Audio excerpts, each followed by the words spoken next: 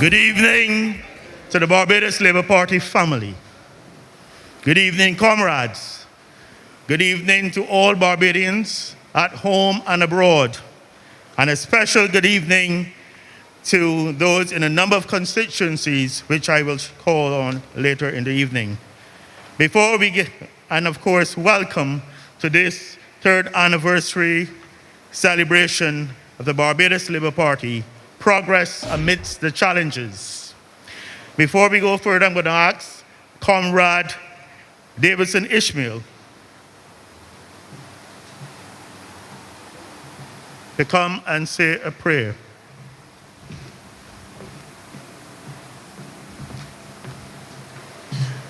Good evening to one and all. Let's stand, please. Let's pray. Almighty God, we want to give you thanks and praise and honor and glory for life, for health, for strength, and for your grace that you continue to extend to us, not only as a party, but as a country. We thank you, O God, for this occasion, the third anniversary of our historic victory, and our return, O God, to be able to give a better life for our people.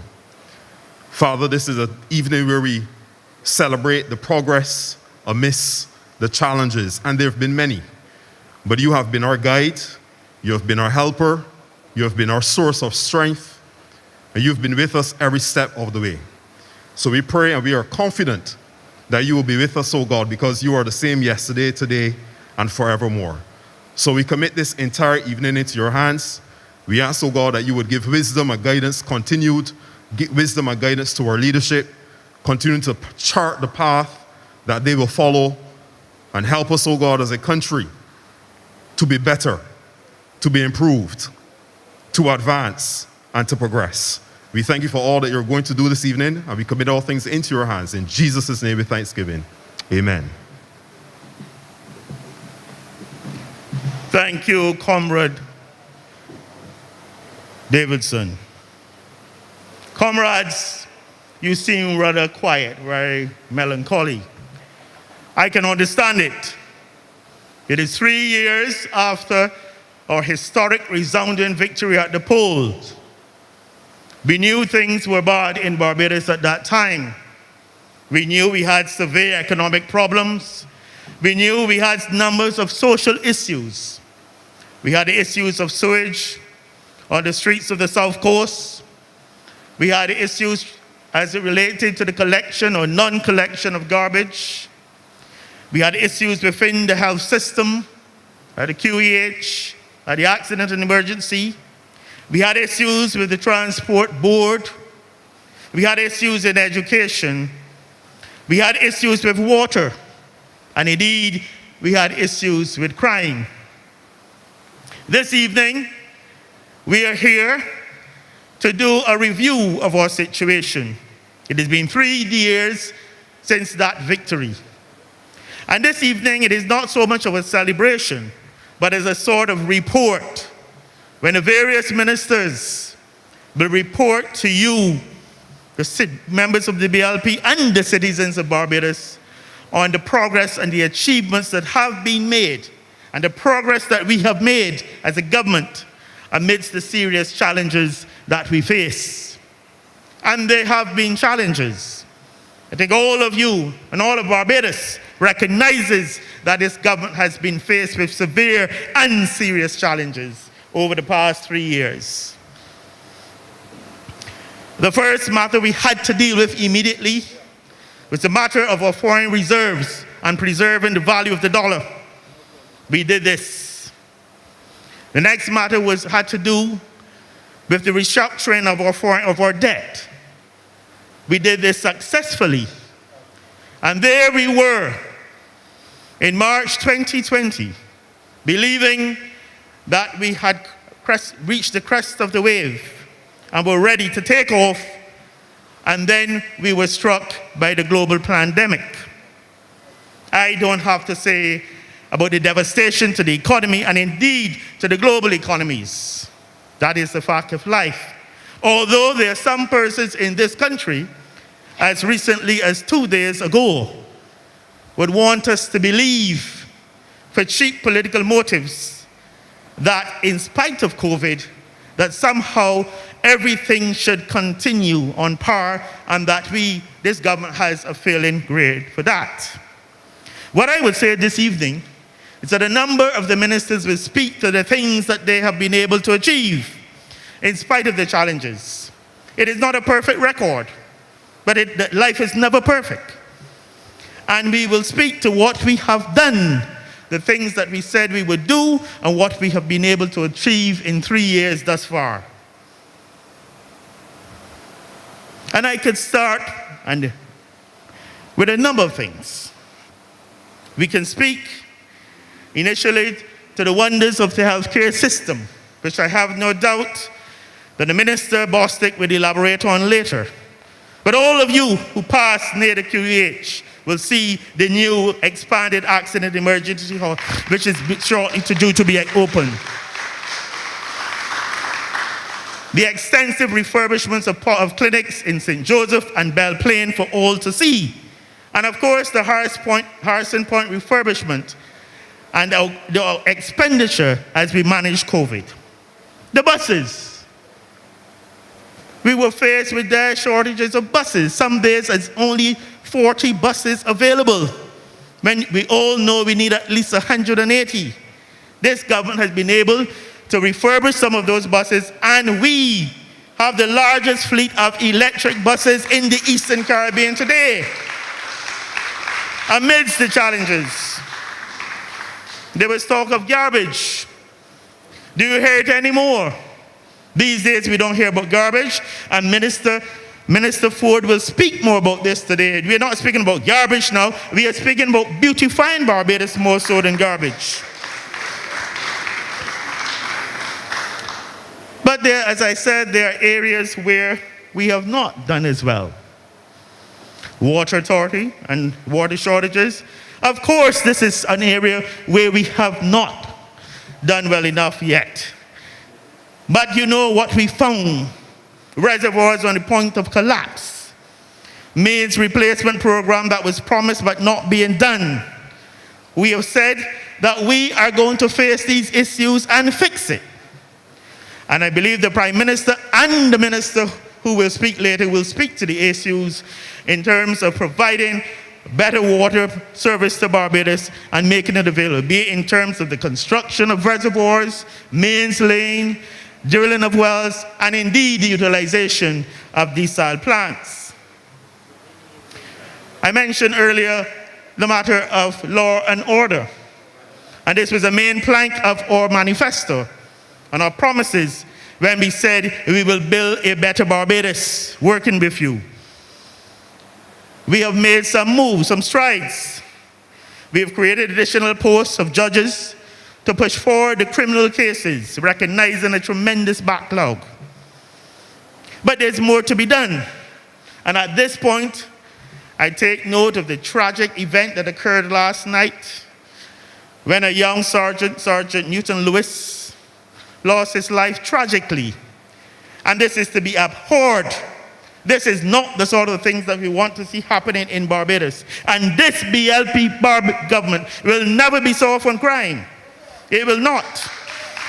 And I know that the Attorney General will address this matter, but we have been making progress there in spite of the problems that we might encounter when we were trying to make bail more difficult for persons who committed serious crimes, and we see others rejoicing. Those are some of the measures that we as a government wanted to put in place to control crime and violence in this country. But we will not give up. We will not give up. And I want, on behalf of the Barbados Labour Party, to express sincere condolences to the Lewis family and the friends and indeed his work colleagues, and to let them know that our thoughts and prayers are with them at this point in time, and that this government will not resile from dealing with the issues of crime and violence in this country. Ladies and gentlemen, we started a bit late, and those who know me well know that I like to be where we should be.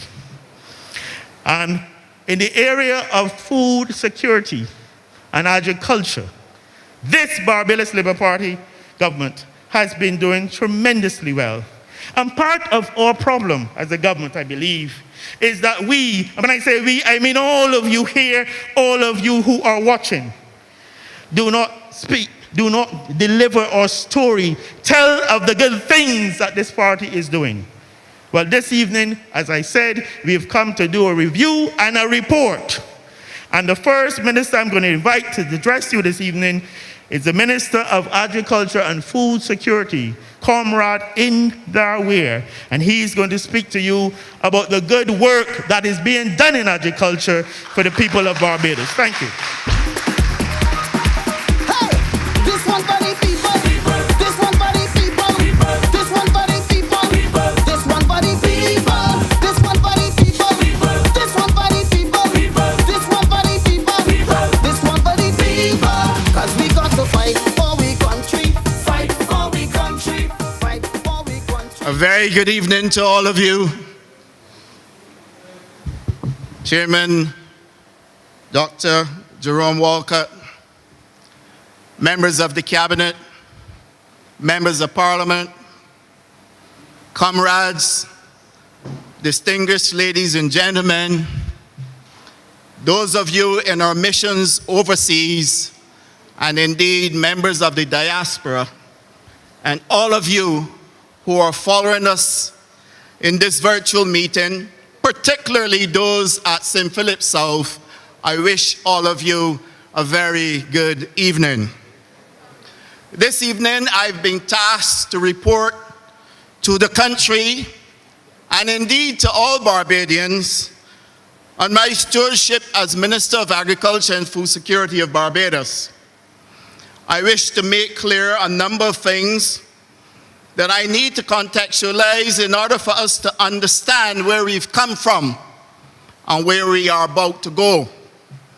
And indeed, if I do not set the records straight, then we will continue with the misunderstanding that takes place in Barbados for two fundamental reasons. One, a lack of information, and two, people who don't seek knowledge and are prepared to remain in ignorance. I have heard several times over and over that we haven't done enough in agriculture in Barbados. And I've heard the pundits, but I like to listen, because every time I'm criticized, it is an opportunity for me to do better. And therefore, I never shy away from criticism. I've picked up a ministry, ladies and gentlemen, that has been ignored, and I've said this repeatedly, particularly so in the last decade, when all of the focus was on everything else, including investments in all types of activities that will certainly need for further investigation. Agriculture in Barbados was not given fair attention. We have had issues, ladies and gentlemen, with the availability of water to farmers, and this is not to be ignored or treated too lightly. When I went to the ministry and I met with the stakeholders in the sector, the one thing that they drew to my attention was a lack of availability of water. But how did we get to this point? We got here because even at the beginning of the 20th century, when we started to talk about climate change, and when the buzzword going around all across the globe was global warming, no attention was paid to the impacts of such a change in climatic events on Barbados and indeed on agriculture.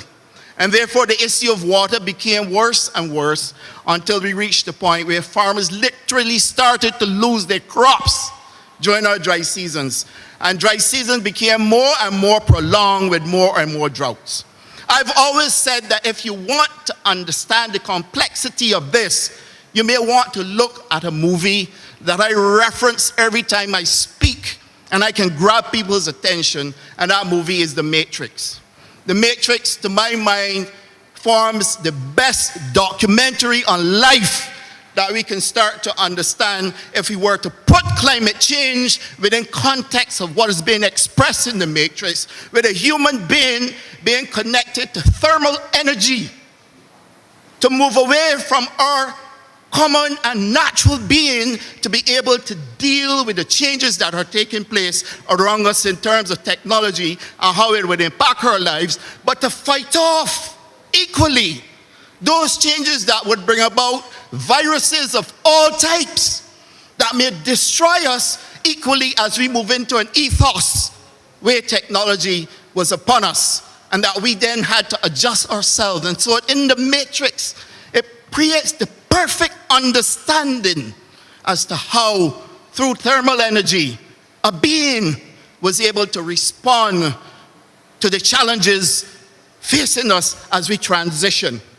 And in agriculture, we made no transition whatsoever, none, as it related to water availability to farmers. So that when we started to have the experience of climate change, prolonged droughts, flooding, we were not ready. I have heard on many of the call-in programs, people lamenting the fact that we should have been doing water harvesting over decades. And in the last lost decade, this had become a story to be told over and over. Water availability. We also had issues with soil fertility. Soil management was a major problem and still is a major problem. And I'm not one who's going to come here and try to give you the impression that this is something that one ought to run away from or equally back down from. Because I am backing down from nothing, and I'm certainly not going to run away from the responsibility that the Prime Minister gave me to position agriculture in Barbados. Soil management, a major problem. And Minister Adrian Ford and I speak about this all the time, because climate change, again, will have some impact on what we do in terms of soil management. The availability of clean planting material. Farmers complaining over and over about problems they're having by having to repeat the planting material for sweet potatoes. Anthracnose affecting yams and eddos completely going out because of poor management systems and lack of germplasm. And then, of course, if that was not enough, we had problems with the availability of equipment to provide cultivation services for farmers, particularly small farmers. And then we had, of course, to be able to transition from total open field agriculture to an introduction of a mix where you have technology in agriculture coming along with open field agriculture and identifying those crops that would do better and you would get greater harvests from with the introduction of technology. So therefore, ladies and gentlemen, that was my problem. Did I give you a problem statement? Of course you can create one. The sector has been ignored for prolonged periods, and we were asked to transform it in 3 short years, giving us some growth, which we had in the year 2020, 1.9% growth in agriculture when every other sector was down. And perhaps I need to repeat. The sector had 1.9% growth. And here's what we did to achieve that. First thing we did, we knew that we could not continue allowing people to be left by the wayside. The government had to introduce a program under the BERT program where people would have been retrenched, and we had to find a way to facilitate and accommodate those persons. We at the ministry, my team and I, created the Farmers Empowerment and Enfranchisement Drive, which is now known as the FEED program. Under that program, it started off with applications. It was launched in May 2019. 800 applications in the system that was prepared, that was designed to carry a maximum of 2,000 farmers over a 3 years period. We then had to determine how we would schedule the training because these are people who didn't know anything about agriculture and had to be trained. We started off that and we managed to train just over 100 farmers in livestock farming and apiculture, which is beekeeping, and of course in crop production and the use of technology. Ladies and gentlemen, in the second cohort, we had 200 participants. And we have just started a third cohort with 300 participants. And I recognize that due to the COVID pandemic, that because of the amount of time that had elapsed, and we have lost time and downtime due to the pandemic, we have to increase the numbers. Therefore, we had to then ramp up to 300, and we will continue to ramp up. In order for us to be able to keep this program going, we had to make sure that farmers are producing as they're given land. And I am pleased to report that of the farmers that we have trained so far, spending less than $500,000, they have been able to generate $1.6 million in production last year. We are moving now to address the problems with water. And at River, if you go to River now, you will see a project going on at River, which is going to give us 6 million gallons of water at River for the farmers in St. Philip. And we are also going to the Spring Hall Land Lease Project to give them water down there as well by creating dams so that they will have access to water. The government has invested in new equipment. And so we are now able to do a cultivation program right across the island for small farmers using the new equipment and breaking the hard pan, as it is known, under soil management, when soil is allowed to become too overly cultivated, not using the proper techniques, and then the soil becomes thick and hard. And that program is also in place. We've been able to start a medicinal cannabis industry in Barbados, creating an entirely new sector and giving Barbadians an opportunity also to participate with 30% ownership on all foreign investment and 100% ownership for all Barbadian investment. And that industry started, we launched on the 18th of January in spite being in a shutdown. And we are progressing with over 50 applicants coming forward for us to be able to review and then do all of the due diligence before we can then give or issue licenses to them. Our work is certainly cut out. But what we have addressed are the critical issues, the major ones.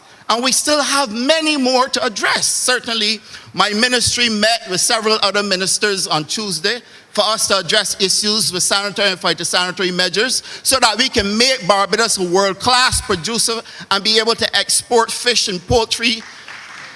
And at the same time, create space for farmers when tourism comes back. And Minister Lisa Cummins and I will be meeting next week to be able to deal with this matter as well.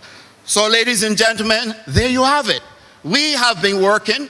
I am almost there with the Prairie Larceny legislation that people have been asking for. Yes, we've had a few setbacks, but we are getting there, and I'm happy to report that this will come in addition to the LEARS project that we have spoken about during the by-election. So ladies and gentlemen, I am happy to tell you that as minister, I believe that we have done well. I am confident that we will get there. And I wish to use this opportunity to thank my team at the ministry, right across the entire ministry, for the support they have given me, all of my technical officers, and all of those who would have found me to be at times miserable, irritable, pushing them too hard, and at times wanting them to work beyond, over and beyond. But we have been able to do it. And ladies and gentlemen, I want you to join me in thanking them for the hard work they have been putting in and for the support we receive. And to all my fellow Barbadians, I want to say to you, we have had challenge after challenge after challenge, but we have delivered and delivered and delivered and delivered. And we will continue to deliver. And I want the people of St. Philip South to know that as we are delivering, you too will be included. I'm obliged to you. Thank you. BLP, all aboard. What the people want? BLP, wait, tell me what you want. BLP, all aboard. What the people want? BLP, wait, tell me what you want. BLP, all aboard. What the people want? BLP, wait, tell me what you What the people want? BLP. I want to say a blessed good evening to all of you members of Parliament, all of the supporters of the Barbados Labour Party, whether here or in the diaspora. Of course, I want to recognize Ambassador Noel Lynch, as well as Consul General Mackie Holder. They are all in the Zoom, and those within the constituencies across Barbados. I should also say welcome to St. Thomas. Always wonderful, breezy, and welcoming to everybody who comes to this wonderful island, the most beautiful, this wonderful parish, the most beautiful one on the island. Progress amidst challenges, and we have had it rough, from regathering to rescattering with COVID, and then the ash.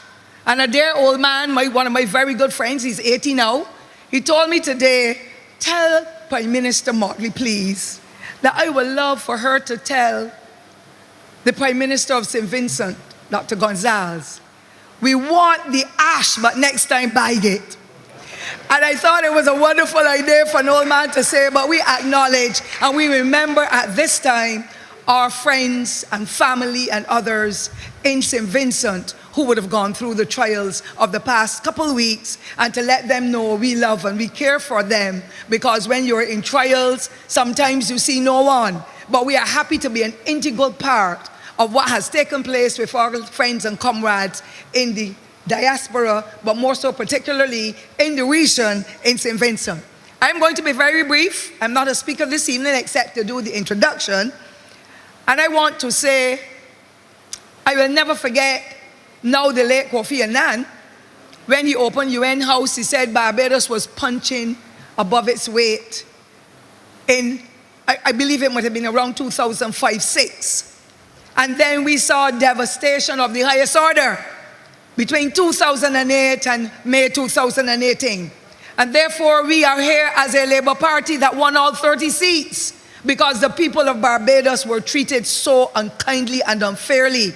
And we have been able to take the mantle, despite the tremendous challenges we've been facing, to be able to have Barbadians holding their heads up and being proud to be a part of what has happened over the past 3 years. I want to thank our Honourable Prime Minister for the excellent work that she's been doing, the vision, an astute leader, and being the first female Prime Minister that even ties it off with the most beautiful of comments in this regard.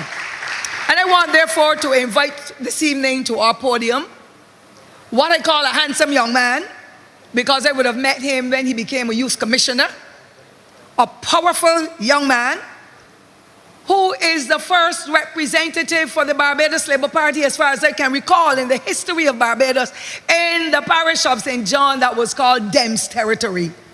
And he has gone in there and has not become complacent at all. Charles Griffith, the Honourable Charles Griffith, Minister in the Ministry of Transport and Water Resources, has hit the ground running. And we have seen a kind of transformation in St. John that is second to none, particularly now in the Barbados Labour Party's time.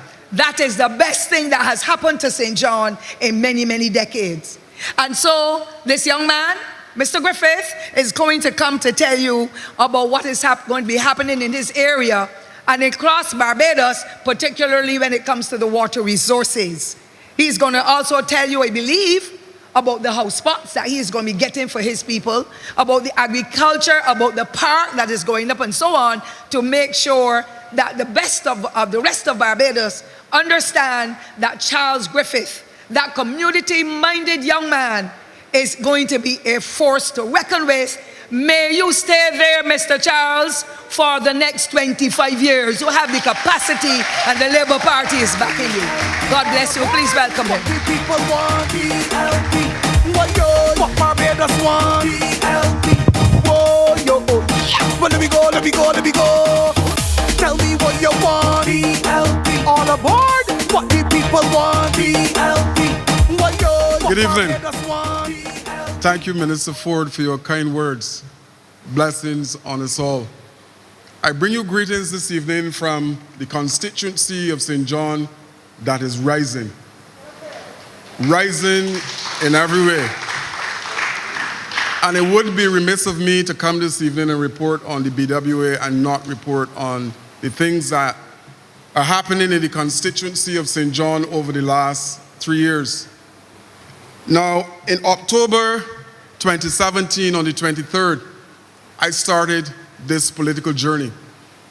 And I started this political journey based on a couple of planks that I said would anchor me in this journey. One, to facilitate the needs and the aspirations of the young people in the constituency of St. John. Two, to ensure that families within the constituency of St. John are impacted in a positive way. Three, to make sure that the landscape in St. John, the infrastructure in St. John would have changed in the period of time along this political journey. And I'm pleased, very, very pleased this evening to report to you some of the things that are happening within the constituency of St. John. For more than 55 years, in some cases 60 years, we have seen for the first time roads being paved in the constituency of St. John. Yes. We have seen areas that were dark, that were impacting females, particularly in the constituency of St. John. 33 street lights were installed in the constituency of St. John. At Poole, there was an area that was just, a mess with bush. Today, we see the birth of Mahogany Park at Poole in St. John. So I am very pleased that in addition to my initiatives in St. John, that this government would have helped to facilitate the needs and the aspirations of the young people within the constituency of St. John. And what do I mean?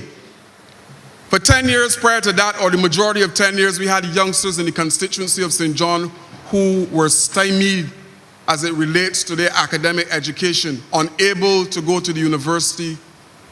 But thanks to this government and our leader, I have youngsters in the constituency of St. John that are now returning to the university to complete their first degree. St. John is definitely rising. Only today I was in St. John with the media house showing them 50 acres of land that will soon be farmed, and over 45 youngsters who we deem to be on the blocks. But my grounding is in youth work. So when I say to you that I intend to facilitate the needs and the aspirations of youngsters within the constituency, I have at least 45 youngsters who predominantly line on the block, who we would say operate outside of mainstream society, that will be farming that land at Wakefield in St. John. St. John is definitely rising. And when I say to you that I took the steps of putting together a St. John Development Council. A development council because I am cognizant that this particular journey cannot be done by me alone. So those youngsters, those sharp youngsters from the constituency of St. John, to date would have successfully staged 2 2020 competitions in the constituency. They would have facilitated CV clinics for youngsters from in the constituency of St. John. And these are the things that this political journey is about. So I'm reporting, forgive me, about the growth and what is happening on the ground in St. John, because St. John is rising. At the same time, I have families in St. John with houses that were in a state that, problematic. And again, through rural development and this government, we have seen pit toilets, and we have seen houses repaired in the constituency of St. John. But I also pledge on October 23rd that initiatives like that are coming to the constituency of St. John will not be published, because I believe that those persons must live with a certain level of dignity. St. John is definitely rising. Are we there yet? Not by a long shot. There's still a lot of work to be done. Sports is one of those areas that I need to focus on. Culture is one of those areas that I need to bring back to the constituency of St. John. Are we there yet? Not by a long shot. One of the vexing things that is also touching my constituency and several constituencies is the problem that the chairman would have mentioned earlier in relation to water. And it is a misnomer to believe that the BWA, with their qualified staff, is not doing anything at all to rectify the problems that we are facing as it relates to the water situation in this country. And I will share, because Vineyard is now seeing the finish line. 95% of the trenching and the pipes are in the ground as it relates to moving water from Vineyard to Golden Ridge. We are in the final stages of the contractors putting up those 2 pump houses to push that water to Golden Ridge. The last section of the trenching from Eastmont to Pool is actually happening. I passed this evening. The trenches are finished. It's just a matter now to put those pipes in the ground, and soon we will go live. And this is impacting the constituency of St. John, is impacting the whole eastern corridor. The Attorney General is having problems in his area. So it is going to fix the water situation in St. John, St. Joseph, parts of St. Andrew, and parts of St. Thomas. But that is not the only fix that is coming from the Barbados Water Authority. I want this evening to salute the staff of the Barbados Water Authority for the work that they're doing in trying to rectify this problem. Thank you on their behalf. But in the north, we have problems in the north. We need to replace at least 37 kilometers of pipe in the northern sector, because Minister Phillips will tell you that what they're getting in the constituency of St. Lucie is almost coffee water. But it's a problem with the mains. It is not a situation that the BWA is pumping coffee water. We have mains that are in place for approximately 50, 60 or longer. And I want persons who are watching this to understand that when you blow over $1 billion at the BWA, that it is a situation now where we end up with this particular situation. Do you understand that the Democratic Labour Party, and I'm not advocating this, but the Democratic Labour Party got the story of Robin Hood wrong? Because in that story, Robin Hood robbed the rich and gave to the poor. The Democratic Labour Party robbed from all of the poor and kept it for themselves. Even that story they got wrong. But I digress. And I'm suggesting that at Colleton and St. Lucie, we're putting in 2 desal plants to augment the water situation in the northern part of this country. So at Colleton's, you'll have 2 desal plants. We're also adding another plant at Hope along with the one that is currently existing. At St. Stephen's to Lodge Hill is another project under the Barbados Labour Party to put water into those lines. Now, let me explain that the Vineyard project is going to cover the southern part of St. Joseph that is being so severely impacted. This particular project from St. Stephen's to Lodge Hill will impact the northern side of St. Joseph. So St. Joseph's will be taken care of. We're putting 2 tanks, one at St. Stephen's, the other at Lodge Hill to augment the water situation. In addition to that, we're installing a pump at St. Stephen and a pump at Lodge Hill to ensure. In Christchurch, there's a problem in Gibbons where low water pressure is a constant. Almost every Sunday, I get a call indicating that there's a problem in Gibbons, and we're rectifying the situation. The problem is that the Gibbons area is almost parallel to the reservoir. So what we're looking to do to change that particular situation is to move water now from Rising Suns to that particular location in Gibbons. And we are about 45% on the way in terms of fixing that particular problem. The trenching is on the way, and as soon as we have connections, then that problem will be solved. So I am saying to you again that we are on the job. The Barbados Water Authority, we're on the job.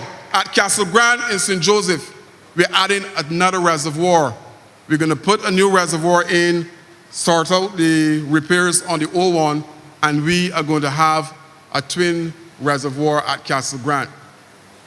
In relation to, we have the hurricane season that is coming. We still have issues in terms of the time span before we rectify the problems. We have 37 tankers on the way to Barbados to help sort that problem. I'm told only today that 5 of them are in the port. The others are on their way to Barbados. So we are working, we're in the Vineyard working to ensure that the water problems that you have in every single area are rectified. Ionics on the Spring Garden, or for some, the Grinder Highway, is now increasing the capacity in terms of pushing water down the West Coast. And this is going to help alleviate the problems that we're having in areas like Shop Hill, in areas of Minister Ford's constituency. That twin with the St. Stephen's to Lodge Hill project will take care of business there. So I am suggesting that we are doing all that is necessary at the Barbados Water Authority. We have ordered additional generators to ensure that if we're impacted this year, God forbid, that we will still have the necessary supply to push through, to ensure that all of us have a constant supply of water. And we're working on it. Every single day we're working on it. We're repairing as well at least 10 reservoirs, because the Democratic Labour Party, when they moved away, there were reservoirs that were paper thin. Imagine reservoirs that were paper thin. And we are rectifying the problem. We are ensuring that at the end of the day, all of us have that supply. So in my brief report this evening, I hope that I was able to share what is being done at the Barbados Water Authority to alleviate the problems that we're having in this country. And before I move, I want to share this. You know, one of my constituents said to me, you know, on June 1st is the start of the hurricane season. And I said, no. For the last 13 years, we've been in the hurricane season. For 13 years, we were in the hurricane season.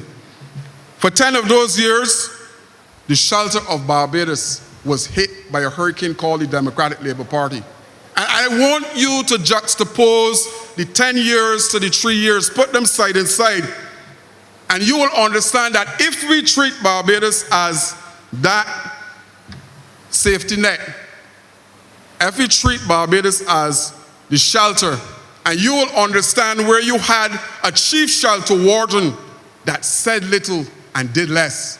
And in 3 years' time, you have a new shelter warden in the shape of Prime Minister Mayor Amor Mortley. Who do you select? The shelter warden for 10 years that impacted us, or the shelter warden for the last 3 years, where we've been impacted by Hurricane COVID and to a lesser extent the ash. But you have a leader, you have a chief hurricane shelter who made sure that we survive, and we're living in the eye of the storm. On, and I'm saying on and on. I thank you for listening to me. St. John is rising. All aboard! What the people want? BLP. Whoa, yo! What Barbados want? BLP. Whoa, yo! But let me go, let me go, let me go.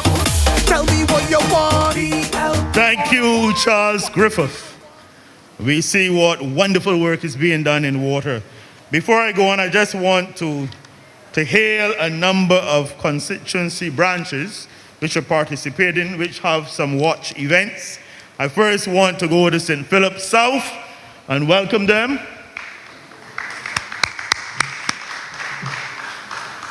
Next is Christchurch West Central.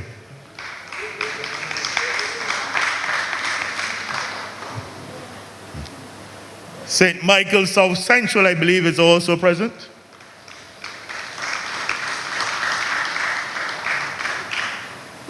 St. Michael South.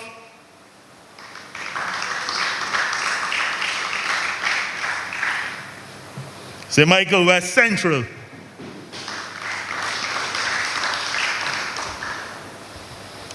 Minister Boss, the city of Bridgetown.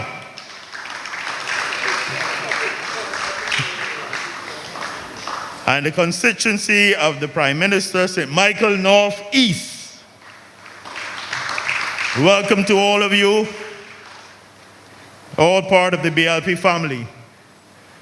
Comrade Charles Griffith spoke about our water reserves and what was being done.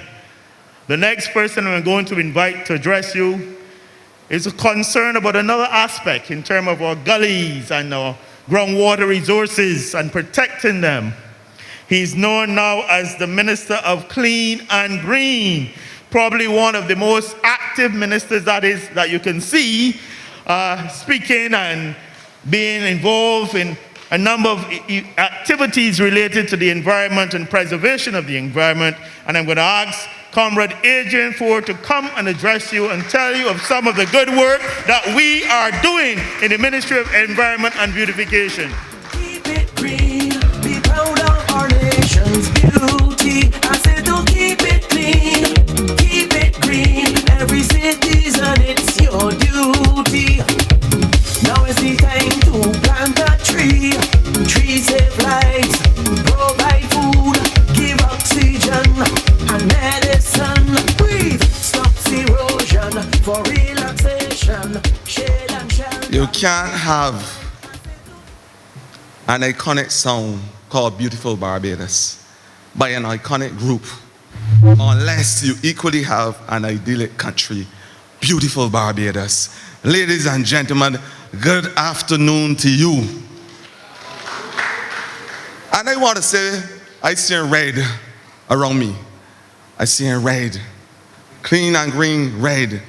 Let me raise my red flag to wish the good epicenter of Christchurch, West Central, a pleasant good afternoon. Continue to fight the fight. I want to start with the old axiom my grandmother told me: cleanliness is next to godliness. I want you to repeat after me, man. Cleanliness is next to godliness. Barbados must be a clean place. It must be a healthy place. It must be a green place. And under my watch, I will make Barbados the most beautiful place in the Western Hemisphere. And when the Prime Minister gave me the mandate for the environment last year, July, I knew within myself that there was an irreversible linkage between cleaning and greening. It is a cleanliness nexus. And so the whole concept of clean and green over the last 9 months, it takes 9 months to get a baby, man. Over the last 9 months, my project went over a number of constituencies. And I come to report on the Clean and Green project in Barbados. I want to tell you that the project involves bulk waste collection, because we believe that we must help Barbadians to remove the bulk waste from around their properties. There is a town hall meeting and a town hall exercise where Barbadians learn about all the intricacies of solid waste management. Along with that, there are media launches across the country, and there is a tree giveaway at the same time. These are the 4 tenets of the Clean and Green program. And I want you to help me here, because I will go through the areas one by one. There are 15 thus far. And the first area we seek to transform is the area in Flat Rock, number 1, in October. If you look at Flat Rock now, where is Tony? You can see the transformation there. A recreational area, an area where persons can go and launch and enjoy themselves. We took an area which was disused. There was a talk about idle land. I call that idle talk from idle people. There is no idle land in Barbados under my watch. Barbados must be clean and beautiful. And help me here with the conking. Number 2, Ashbyland Christchurch.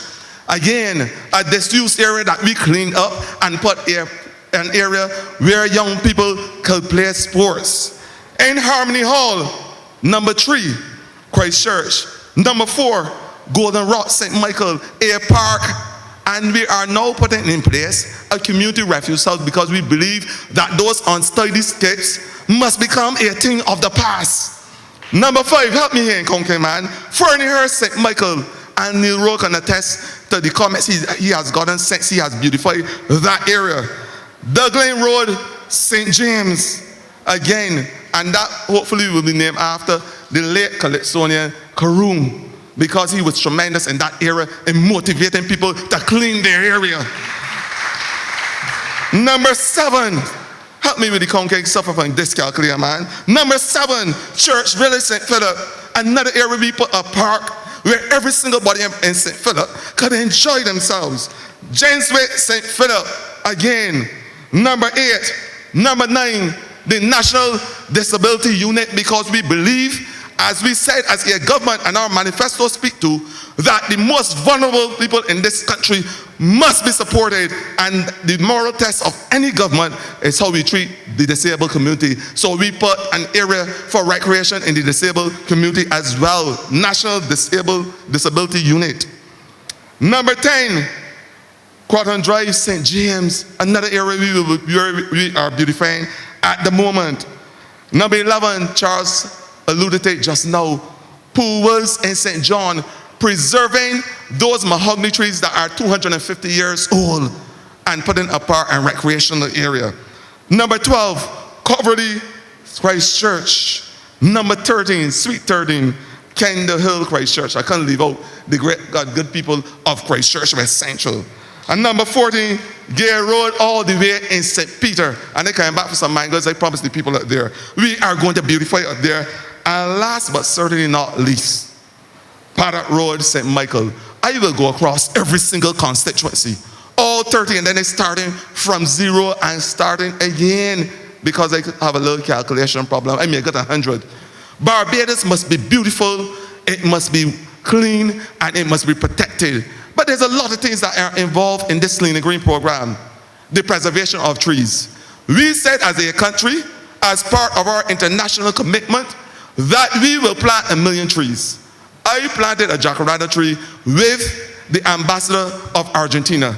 I will plant 1,000,001. And so, not for COVID, we would have started the Edu Green program in the schools with school competitions for school children because we believe, like Maria Marshall said to Orlando Bloom, that the young people must be the active players in this exercise.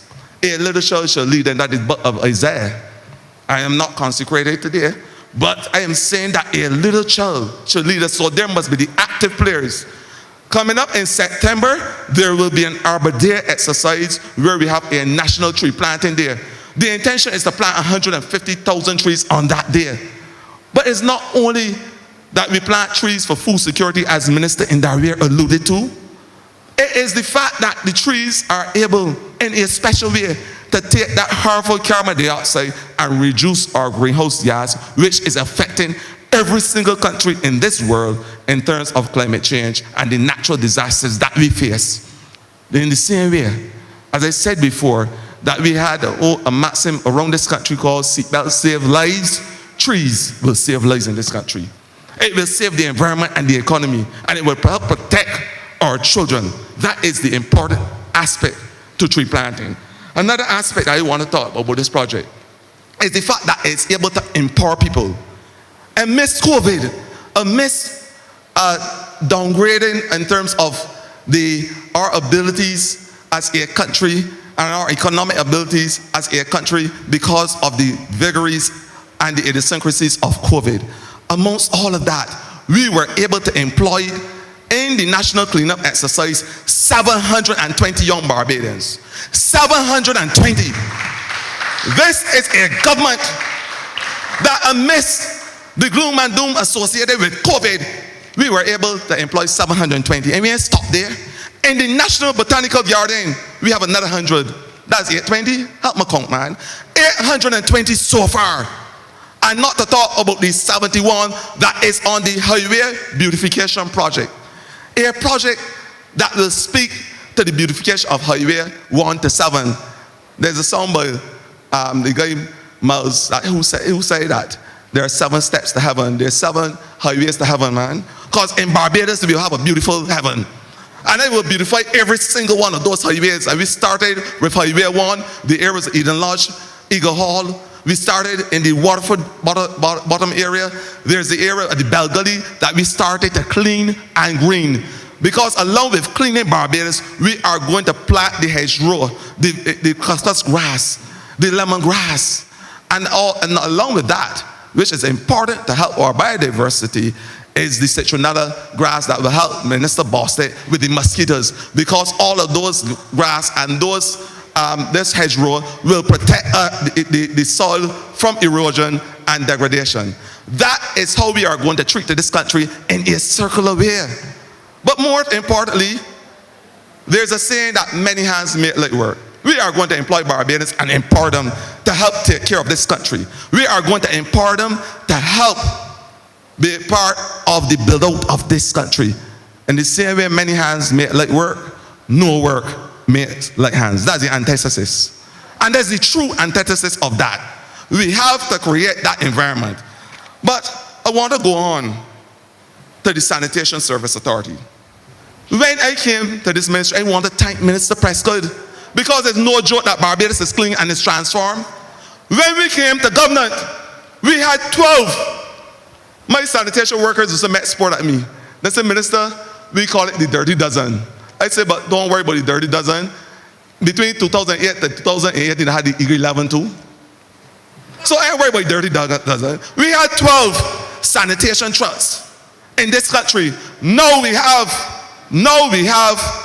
over 41 sanitation trucks at any given day. Look around Barbados, clean and green, 41.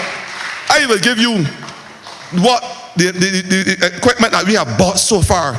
We have 26 compactor trucks. I didn't want to type Minister Prescott for the bottom of my heart. 26 compactor trucks, 2 skid trucks, 2 skid steers, 1 dumper, 2 10-wheelers, 1 water truck, 1 response truck, 1 compactor truck, and 1 caterpillar in that short space of 3 years to keep Barbados clean. And we spent the money to ensure that Barbados benefit at all ends. That is what we're doing on sanitation. The workers, when I first went to meet them at the depot, they told me, Minister, we want medical insurance. What did we do over the last couple of months? The workers now have medical insurance to take care of their health in this country. Never happened before. Never happened before. Medical insurance. And they told me, Minister, you know the recreational facility we got? Come inside. I mean, they went inside, see the roof dropping down. An old facility is not fit for human beings. And they said, no, it can't work. I put $150,000 to repair the recreational hall. Right now, as I speak, the workers have an air-conditioned facility that they can be proud of because we care. This government cares. The Prime Minister cares. And I want to say, last but not least, there's a lot of atmospheric noise about the ProSource and the contract we have. The contracts went out in October with the expression of interest in the public domain, both Nation newspaper and the Advocate. One company met the criteria for the contract and was given a contract. We are going to change the way how we do business in terms of collection of waste. We are going to have recyclable at the source of collection. We are going to have an integrated solid waste management plan like never seen in Barbados, where those big heavy cans will no longer be lifted up by workers, where the trucks will come with mechanical devices at every household to stop the occupational hazards that the workers have faced all the years. We are going to transform this country. And we are going to do it because we care, Mayor cares, the Barbados Labour Party cares, and this government cares. At the end of the day, my friends, at the end of the day, when you look at the mirror and you ask yourself, which image do you have of yourself? I want you to also ask, what image do you have of Barbados? It must be clean, it must be green, it must be beautiful. And I want you to take the pride in industry and be the firm craftsman of your fate in terms of beautifying this country. Ladies and gentlemen, have a wonderful day. God bless. Keep it green, be proud of our nation's beauty. I said to keep it clean, keep it green. Every citizen, it's your duty. Now is the time to plant a tree. Trees save lives, provide food, give oxygen and medicine. From one fort to another. Today is not my time to talk, but I am so proud of what has been said and done thus far this evening in relation to the performance and the scorecard of the Barbados Labour Party, second to none. And I hope that we will continue as we progress amidst the challenges. I want to bring to you a young man a young man who has scored the highest votes in a constituency ever in the history of Barbados. A young man from rural Barbados who is not only young at heart, but has great potential to ensure that the youth of Barbados get the opportunities to empower them and to make a difference. And he is going to speak at this time to you during the closure of Child Month, the month of May, Child Month, where we acknowledge our children and our youth.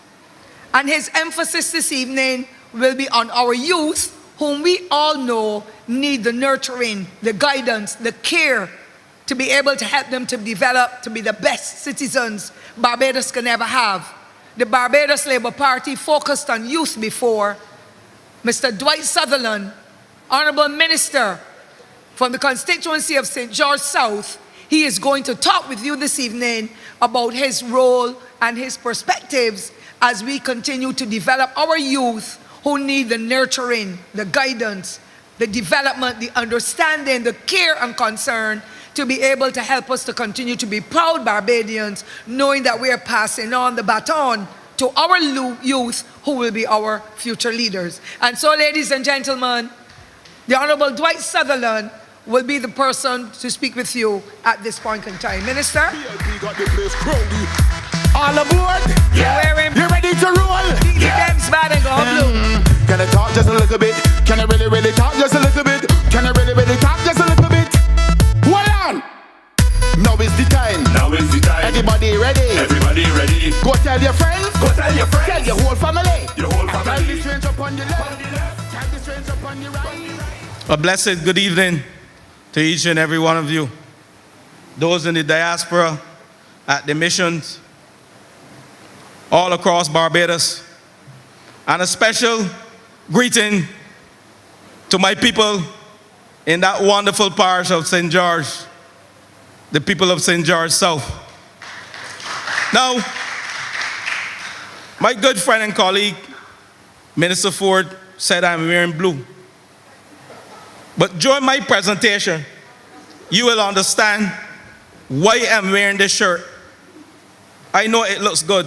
When I left home, I was told so. But I will let you know why I'm wearing this shirt. But it gives me pleasure to address you this afternoon as Minister of Youth, Sports and Community Empowerment on the eve of our 3rd anniversary, having had God's blessings this morning in St. Lucie with my comrade and good friend, Peter Phillips. Peter, I would rather be at Allerton Wesleyan this morning, but I had to be with you this morning. So my apologies to the pastor who I know from Allerton who was watching. The vision of the Ministry of Youth, Sports and Community Empowerment is to build a stable and cohesive Barbados through the empowerment and full involvement of young people and communities in the social and economic development of this country. We believe strongly that young people have the energy, not only the energy, but the creativity to solve this country's problems and to take this country to a prosperous and bright future. And the shirt that I'm wearing this afternoon is testimony to the talent that we have in this country among young people. This shirt was made for me as a birthday gift by a 31-year-old. A 31-year-old who's seeking to revive the apparel industry in a fundamental way, the youth again. And if we are truly to prepare Barbados for 50 years down the road, that is our task as ministers and as parliamentary representatives. As we go there to build Barbados, what we have to do, we have to ensure that our young people are given the opportunity and our young people are taught the right way so that we can leave a legacy and they too can follow on. So we have a mission and a mandate for our young people. In 2018, our manifesto spoke specifically the vision to create new policies that empower Barbados' young people socially and economically, and ultimately to transform Barbados in the best place to live, work, do business, raise a family, and a place we say Barbados of good vibes. We came to office in 2018 and we set about our task. We said that our young people, they have to be integral in part of our decision making. And we set about to have them fundamentally ingrained in decision making in this country. And if you look across all ministries, all statutory corporations, on every single board, you will find what? A young person sitting on boards under the age of 35. And they're part of the decision making. They're not only there to be part of our decision making, but the fundamental vision for this country is to prepare us for 50 years down the road. So we have to give the young people the opportunity to learn and to grow and develop alongside us and not behind us.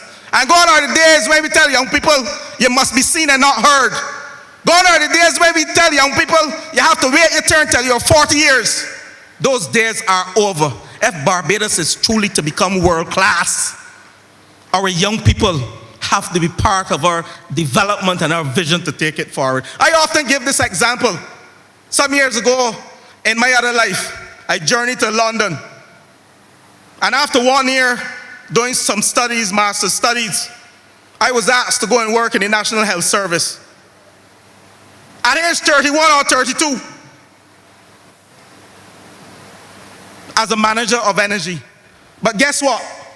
My boss, the director of energy, was a 27-year-old man. Barbados, let's wake up. And this government has shown you that we will lead the way in empowering our young people and position Barbados for 50 years down the road. But my time is limited, and I often hear sometimes you don't need too much time to do things sweetly.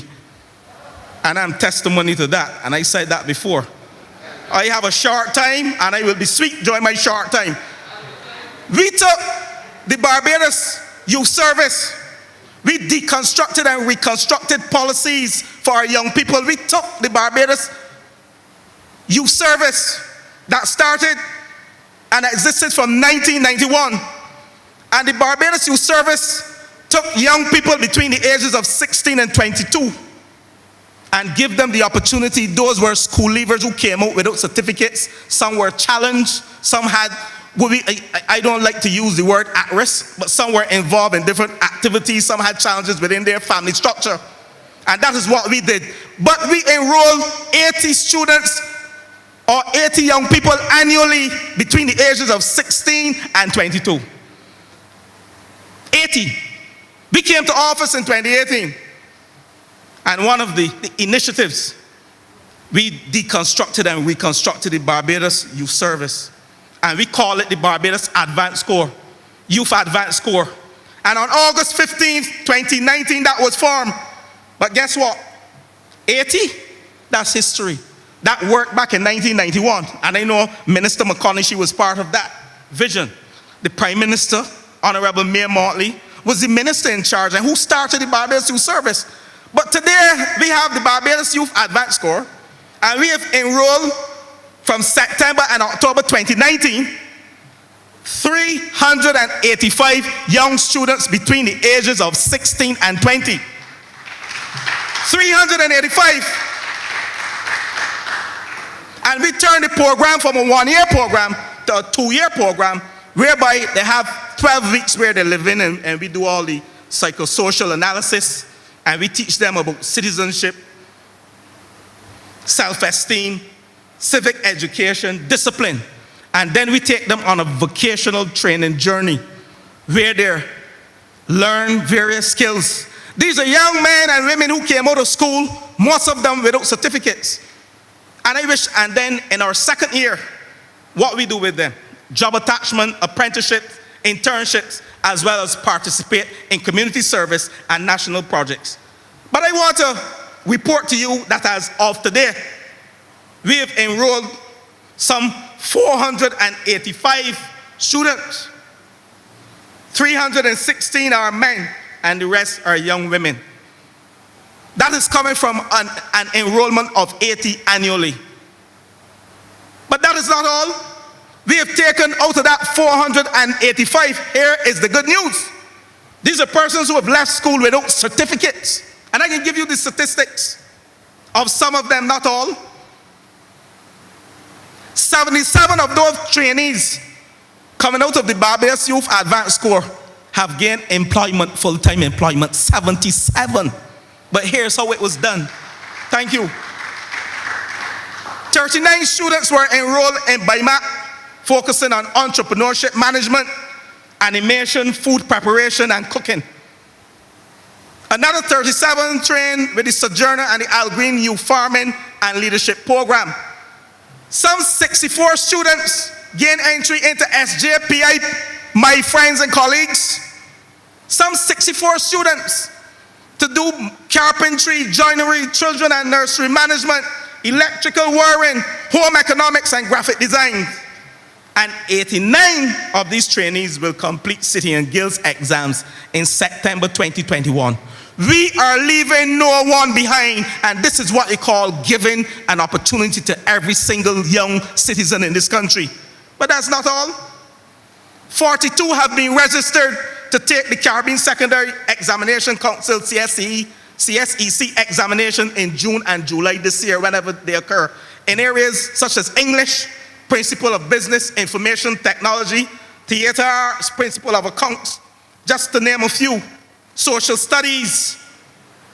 This is not progress, but that is not all with that program. By restructuring or deconstructing and reconstructing the Barbados Youth Service, we created some 114 jobs all across Barbados for our people in areas such as cooks, wardens, counselors, drivers, COVID-19 monitors. And I want to pause here to thank the young member who spoke before me, Minister Ford, who started out on this journey for the good work that he started in this ministry. And I will not let you down, young man. You have passed the baton and are running. But I go further this afternoon. We recognize that we have a challenge in this country. And if we have not recognized that yet, we are not living in this country. One of deviant behavior among the young people. When you look at the enrollment within the prison and the member for Home Affairs, the Minister for Home Affairs, he can tell you, the majority are young people in this country. Thank you. Thank you very much. The majority of them are young people in this country. And it is programs such as the Barbados Youth Advanced Corps and the Building Blocks program that I will speak about now. It's these programs that will help the Royal Barbados Police Force to solve the problems of crime and violence in this country. Because we can't expect the police alone to solve them. We, as a government, recognize we have to put programs such as what I've just articulated to you through the Barbados Youth Advanced Corps and the Building Blocks program. Here's what we did with the Building Blocks program. We recognize that young men, and indeed young women, love to climb on blocks. And we instituted a program called the Building Blocks program back in 2018 to empower all young people on the blocks. I climbed on a block as a young man, just a stone throw away from my home in Allerton back then. But we were engaged in wholesome activities. And I know blocks are not all bad as people want you to believe in this country.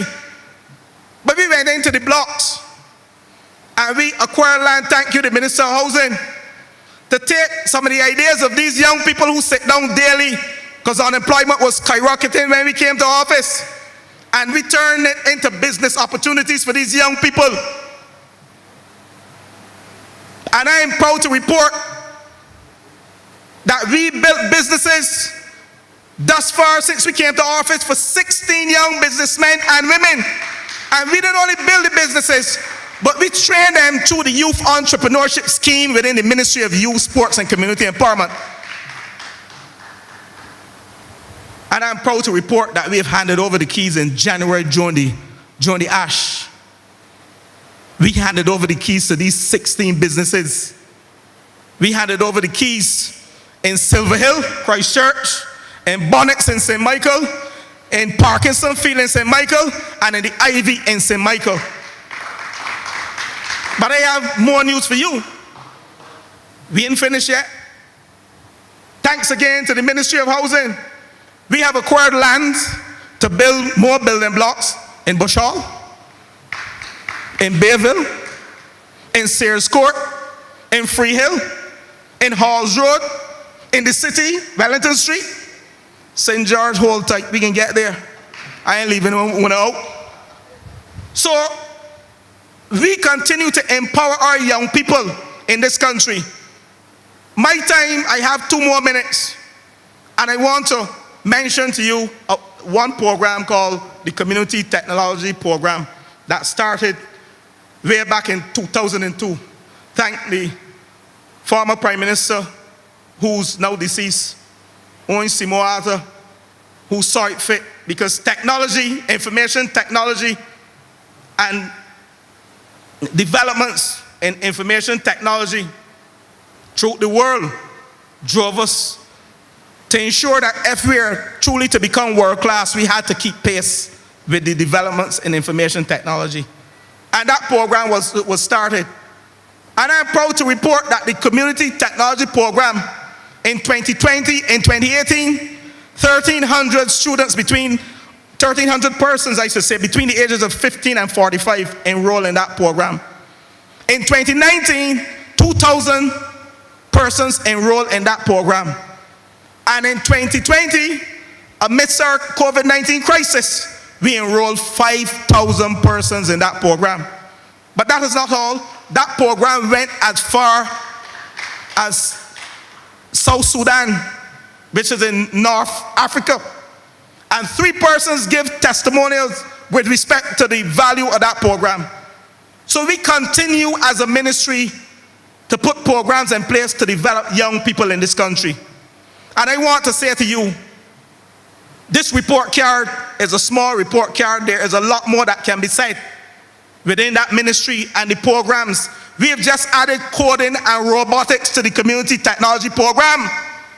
And we are pushing new frontiers for young people, because COVID-19 and its mitigating measures have changed the concept of work and the future of jobs in the world. And we have to keep pace with the world. And if we are supposed to prepare Barbados for 50 years down the road, our young people have to be empowered, and our young people must be given opportunities to become global citizens. I want to thank the Prime Minister for giving me the opportunity to serve in the cabinet on the eve of our 3rd anniversary. I want to thank my colleagues for supporting me, those members in the Ministry of Small Business and Commerce and Entrepreneurship. I spent 2 years there, and then I came over to the Ministry of Youth, Sports and Community Empowerment. But I want to end by congratulating a young man called Zane Maloney, Barbados Formula 3 driver, who competed in the Formula Regional European Championship race in Monaco, and he won gold. And that is what we are about, creating world-class citizens among our young people. He's only 17 years old. Stay tuned for developments among young people in the area of sports. I thank you, God bless you, and good afternoon. All away with the BLP, all away with the family, all away with the BLP, all away with the app. Come let me step with me up, be making it better with me up, climbing up the ladder with me up, be looking back, lad. Everybody know, come get a boat. Comrades, were you aware that so much was happening for young people in Barbados over the last 3 years? Were you aware? Well, now I'm going to invite another young person, or relatively young person. She likes to see herself as a young person. I would say a relatively young person who has been working extremely hard. She's the minister in the Ministry of Economic Affairs and Investment. And some of you might be wondering, what does that mean? What does that have to do with? It has to do, I will say, in a nutshell, with everything to do with the development of Barbados. And I'm going to invite Ms. Honorable Marsha Cadell to come and address you about the importance of her ministry and the hard work that she's doing. And in the 15 minutes, I'm going to ask her also to speak about tourism. Marsha?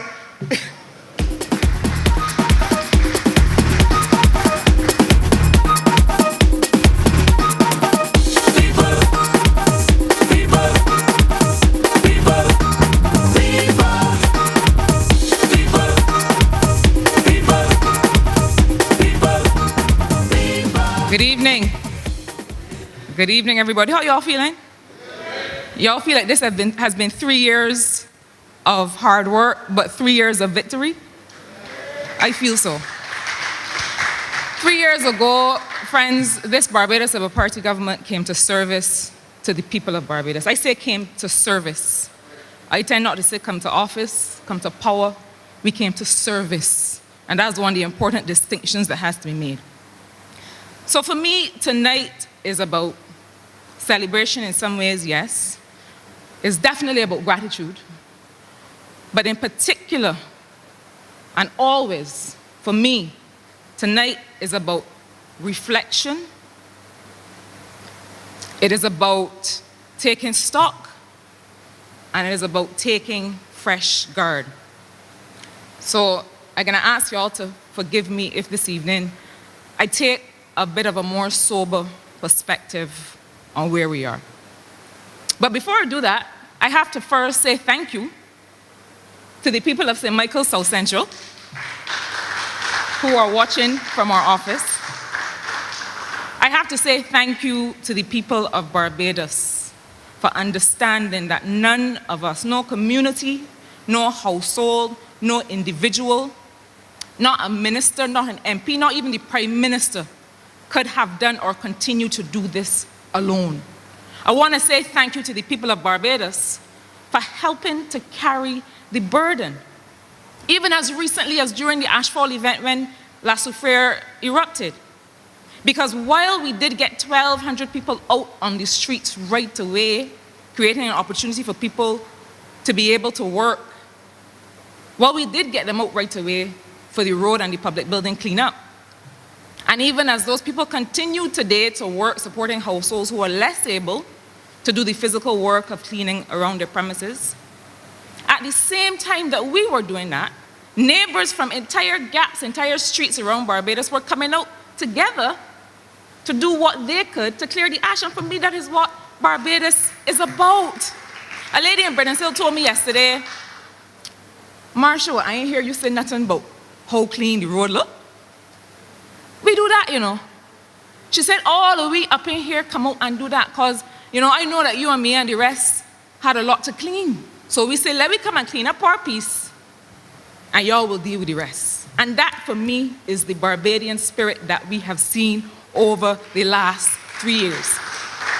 But when we came to service, we knew that it would be rough. But we knew, equally, that Barbados could not afford to plunge any further into decay, any further into neglect. And we had no time at all to waste. And yes, we had to get through a debt restructuring that they told us at the time we could never get done, but we had to. Because paying all of that money in debt service as it was then scheduled to be paid meant so much less money to invest in Barbadians. And it's something that we say all the time, but it bears repeating.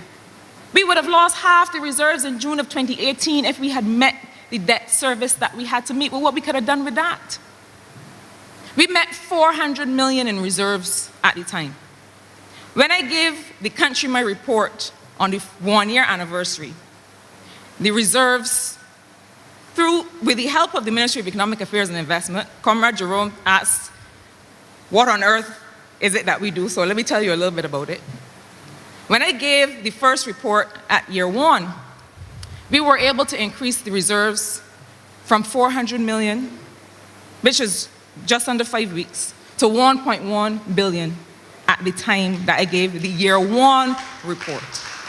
And through the hard work of my team in the Ministry of Economic Affairs and Investment and the entire economic team, we now today can report 2.5 billion in reserves today. That was job number 1 for this country, and we got it done. And even so, even then, our manifesto was still ambitious. And friends, anyone who is around me, from Parliament to Cabinet, to the constituency office, to the Ministry of Economic Affairs and Investment, knows that I always have 2 things. I always have my local South Central manifesto folded up in my bag. And there's one thing that you will always find open on my computer, and that is the Barbados Labour Party manifesto. And why? For the simple reason that we have to stay focused. And so where has that focus taken us? Page 31 of the manifesto holds a commitment that we made then to increase the minimum wage in Barbados. And we said on that page 31 that we would seek to increase it to $8. On April 1st of this year, we increased the general minimum wage in this country to $8.50 an hour. And I want to recognize Colin Jordan on that, because I would tell you stand, but you don't go get up. Everybody could see you. And there were those who said that it was the wrong time, because it seems that they've forgotten our commitment that we took at that first social partnership meeting in 2018, where we said that never again should we place labor on the front lines of adjustment, and that never in this country should we sacrifice labor on the altar of profits and the almighty dollar. That was a commitment that we made then, that we are not losing sight of today. How could a COVID-19 pandemic that saw an 18% decline in GDP, among the highest in the world, be the wrong time to give Barbadians a fighting chance at being able to afford basic needs in this country? And it was an increase that saw only at the very least to keep up with inflation. Because what you could have bought in 2012 when the minimum wage came in, you can't buy that with the same amount of money today. How could it be the wrong time to do the right thing? But even with that minimum wage, we know that we have to look at what is happening with prices, the changes that are driven by events in international markets. You know, when I was a student, they kept telling us that countries like Barbados are price takers, that we don't have any choice. The rest of the world sets the price, and what are we going to do? We small. We got to take it. And they're right. It is our size that often makes us vulnerable, and is our size that would often have others believe us to be invisible. And that is why when we argue, as we've been doing through my ministry for the last 3 years, when we argue for new types of financing to fight climate change, to fight high debt, it is not academic. These arguments that we make are the reason that today, if we were to have a disaster, a hurricane today, we would be able to access right away at least $160 million in climate relief funding. Because we went to the international community and we said, listen, y'all have to do better for small islands. Those arguments are why we now are at the point of having access to financing from the World Bank at low interest rates, where in the previous decade, before we came to service, nobody bothered to try and negotiate that. And they couldn't have, because nobody wanted to hear from the then government about anything to do with financing, because they had proved that they couldn't manage the country's economy. And before, we would have been considered too rich. But shortly we will be. In fact, on Tuesday morning, we'll be doing the final negotiations to have access to $200 million for the first time in probably over 2 decades from the World Bank, so that we can help take Barbadians through this crisis.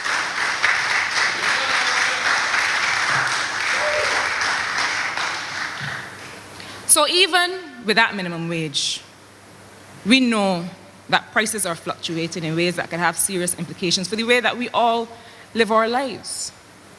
And we said, and some of those who are today calling for meetings on the topic as if it is a brand new idea, some of those people were there when we agreed to review the existing prices and incomes protocol with the social partnership. And we agreed to doing that with a view to seeing what scope we have to agree on certain key prices, at least for a minimum period.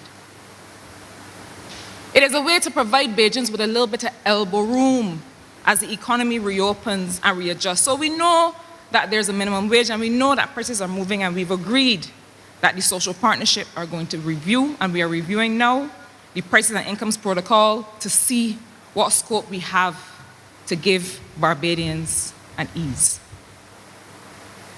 And again, whatever it is that we agree is going to be done on the principle of burden sharing. That is the principle of solidarity that has gotten us this far over the last 3 years. And we know that for businesses, prices are linked to profits, and profits are linked to labor and keeping people employed. We know all of that.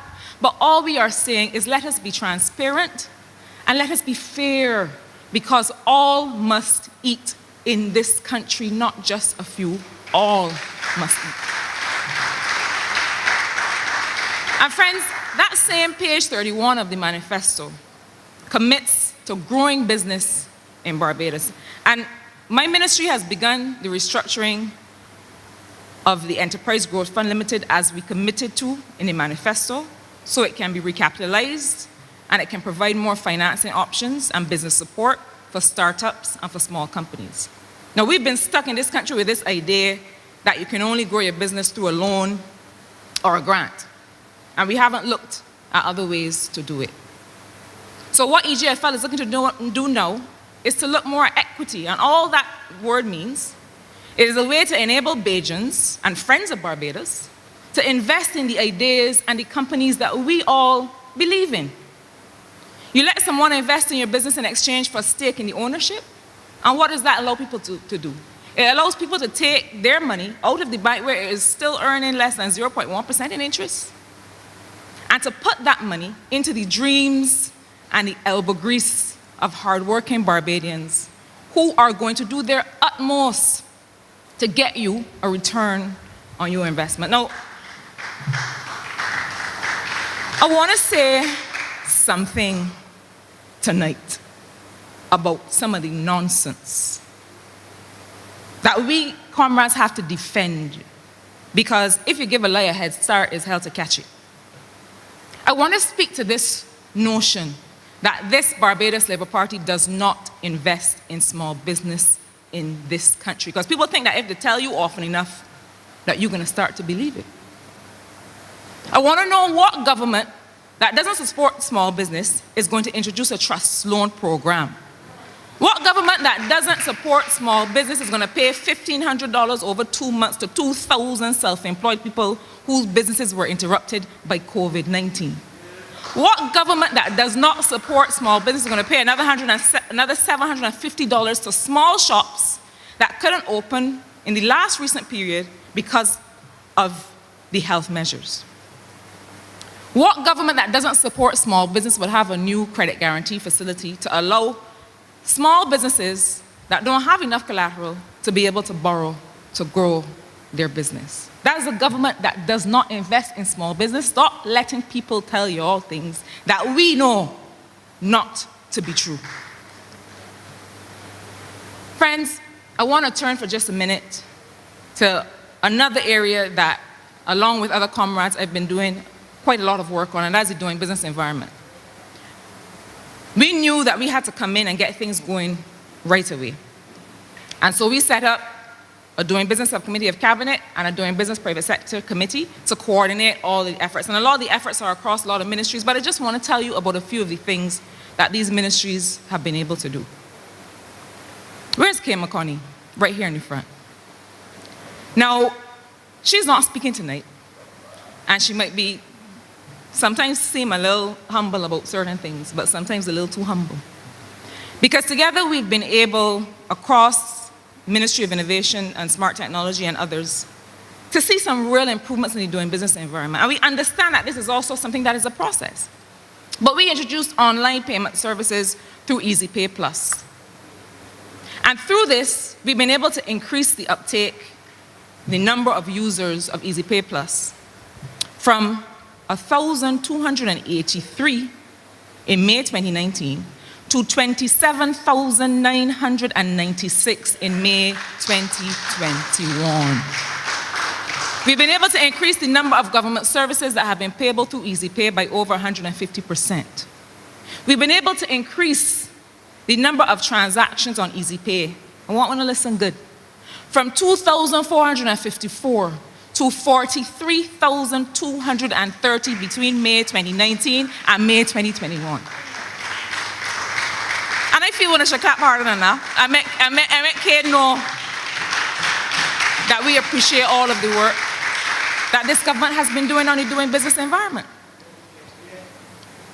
Now, one of the first things that we also did in July 2018, was to come together to look at the planning legislation, because we knew that that was another area where people were having a very difficult time. And it's been a work in progress. But one of the last things that we had to do, we moved a lot of services online. We were able to increase the response times for town planning. But the last thing that we've been able to do more recently, that I'm very happy to report this evening, is that we've also moved payments for town planning applications online. So you could put in a formal application, you could pay for a certificate of compliance, you could pay for a building start, you could pay for revised plans. And I know that for many of those who are hearing me, that is extremely good news. Because I want to say something that I always have to emphasize. When we talk about doing business, we're not just talking about big companies. We're not talking about the large companies that employ 1,000 people and 1,500 people. We are talking about somebody who wants to put on a shop at the back of the house to make an extra dollar. And the work that we do every day is to make easier the lives of all Barbadians. We've also been able to move the police certificate of character online. And over 16,000 of those have been issued online today. You know how good I feel when somebody tells me, I got my police certificate of character in under 24 hours? That means that they're not going to lose the opportunity to get a job. They're not going to lose the opportunity to go and get a job interview. The renewal of driver's licenses has moved online. Today, over 5,000 have been renewed, and 1,500 of those delivered by the Barbados Postal Service. We've had about 105 of government's forms digitalized and put online. And I think that sometimes we have to hear from people the difference it has made in their lives. Because there's a lady in my constituency who has 5 children. They're now all back at school, and they're going to 4 different schools. And she wanted to apply to the feed program. And she said, oh dear, what are you going to have to drop off to? And I'm going to have to go at Ministry of Agriculture. I said, no. Come here by me in the office and use my computer and do it online. It took her 7 minutes. And she could have gone and dealt with all the other things that she has to deal with, because it's about making people's lives easier. Now, the telecommunications work is another area that a lot of work is happening in. And I know that Miss is doing a lot of work to make sure that we work with the Fair Trading Commission to make sure that the quality of service issues are dealt with. Now, I don't have a lot of time, and I feel that this is sneaking up. But I want to say something very quickly. The Barbados Employment Sustainability and Transformation Plan, the BEST plan, is something that I know a lot of y'all have heard a lot about. And it's a $300 million plan that we approved in September 2020. And there has been so much chatter about it. I want to say something very clear. The BEST plan was not put together to save hotels. It was not put together to save restaurants. It was put together to save the jobs of regular Barbadians, 40% of whom work in the tourism sector in this country. If anybody asks, tell them I tell you so. And to date, we have re-engaged 1,800 workers across 30 tourism firms. That is not about big business, that is about Barbadians. We have a public sector investment program where we have prioritized $200 million in spending. Not just to get the roads done, not just Adrian Ford to get the place clean, not just to be able to do the things that we need to do in water and in healthcare, but in doing that, to be able to employ So many Barbadians who never thought that after COVID they would see another opportunity to work in this country. Again, don't let me get it twisted. It is not about big business, it's about people. So, friends, I am happy to have been able to do my part over the last 3 years to make sure that we have many hands carrying this burden and lifting the weight across Barbados. But the thing that I have been the most grateful for is to see how Barbadian people have rallied to this task, how they have realized that this is one Barbados, this is our Barbados, it is the only one we have, and it is up to us to save it and to bring it together. So I say to you, comrades, this evening, that it's been 3 years and we've done a lot, but this Barbados Labour Party government is only getting started. Make sure that we stay the course and make sure that we stay focused, because we have a lot bigger and better things to get done for the people of Barbados. I thank you.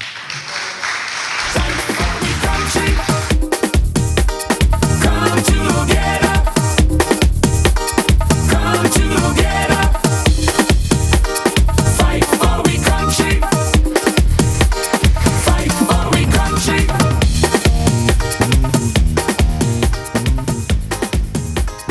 A young bright spark, promise galore, and really, really fighting hard to ensure that Barbadians are empowered. Marsha, that's you I mean, Madam Minister. And when you see the youth doing this, you know there's so much more to come. I want comrades all, brothers and sisters and friends who are zooming in with us this evening,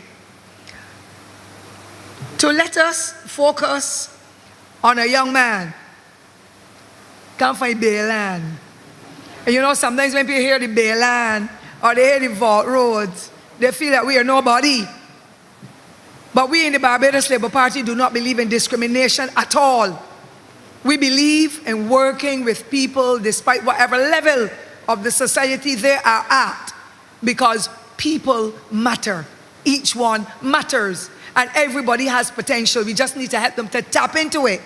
And so this wonderful young man who is a social policy expert, and I see it coming through his veins every day. He has responsibility for the blue economy. The Honourable Member of Parliament for St. Michael's South, who made me feel extremely proud. I did not participate in it, but when I heard of the program for Barbadians to go to learn to swim, it blessed my heart, because we live in an island state and we feel it is to go in the sea, ain't got no back door. Well, Minister Kirk Humphrey has got one of those achievements under his belt to make sure that Barbadians learn to swim, to be safe, and to make a living out of that exercise. He has got a lot of upgrades he wants to talk to you about. It's not my duty to speak to them, but to let you know that he has hit the ground running. And therefore, we are expecting even more from him, because he has a fire in his belly to make that tremendous difference. And so, please welcome the Honourable Kirk Humphrey, the Minister of Blue Economy, and all the other names that go with that.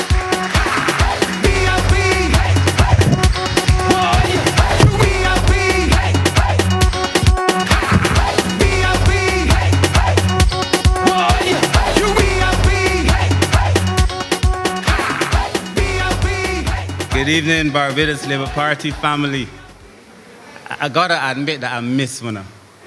I miss one bad. I want to thank the people of St. Michael's South, on whose great shoulders I stand, that give me the opportunity to be here. I want to thank all the members of this Barbados Labour Party, everybody in St. Michael's South. Naturally, I want to thank my own family, my parliamentary colleagues, the Prime Minister, of course, and just every single Barbadian now, wherever they are, they're watching this or not, I just want to thank Barbadians.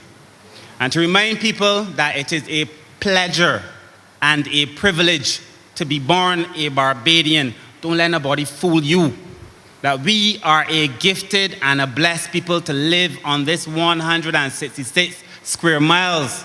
And many people do not have what we have, the many natural blessings that we have, but none of them have the Prime Minister that we have. And therefore, I know that we are blessed. Hey, it's my people.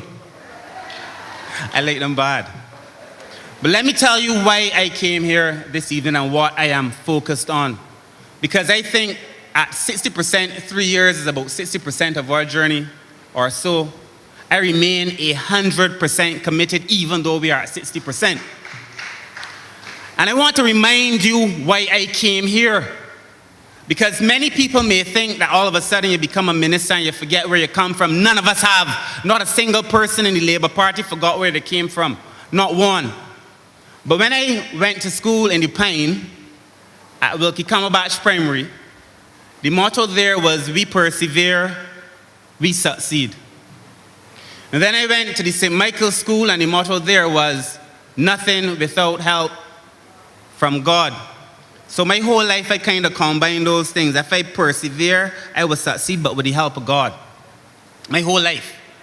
And as I became old, I stumbled on Proverbs 31:9. It is my personal thing.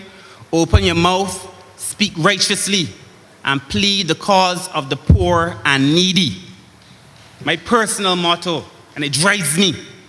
So when I was given the opportunity to lead the Ministry of Maritime Affairs and Blue Economy, I did so recognizing that I had a chance to plead the cause of the poor and needy in this country, and so I set out to do.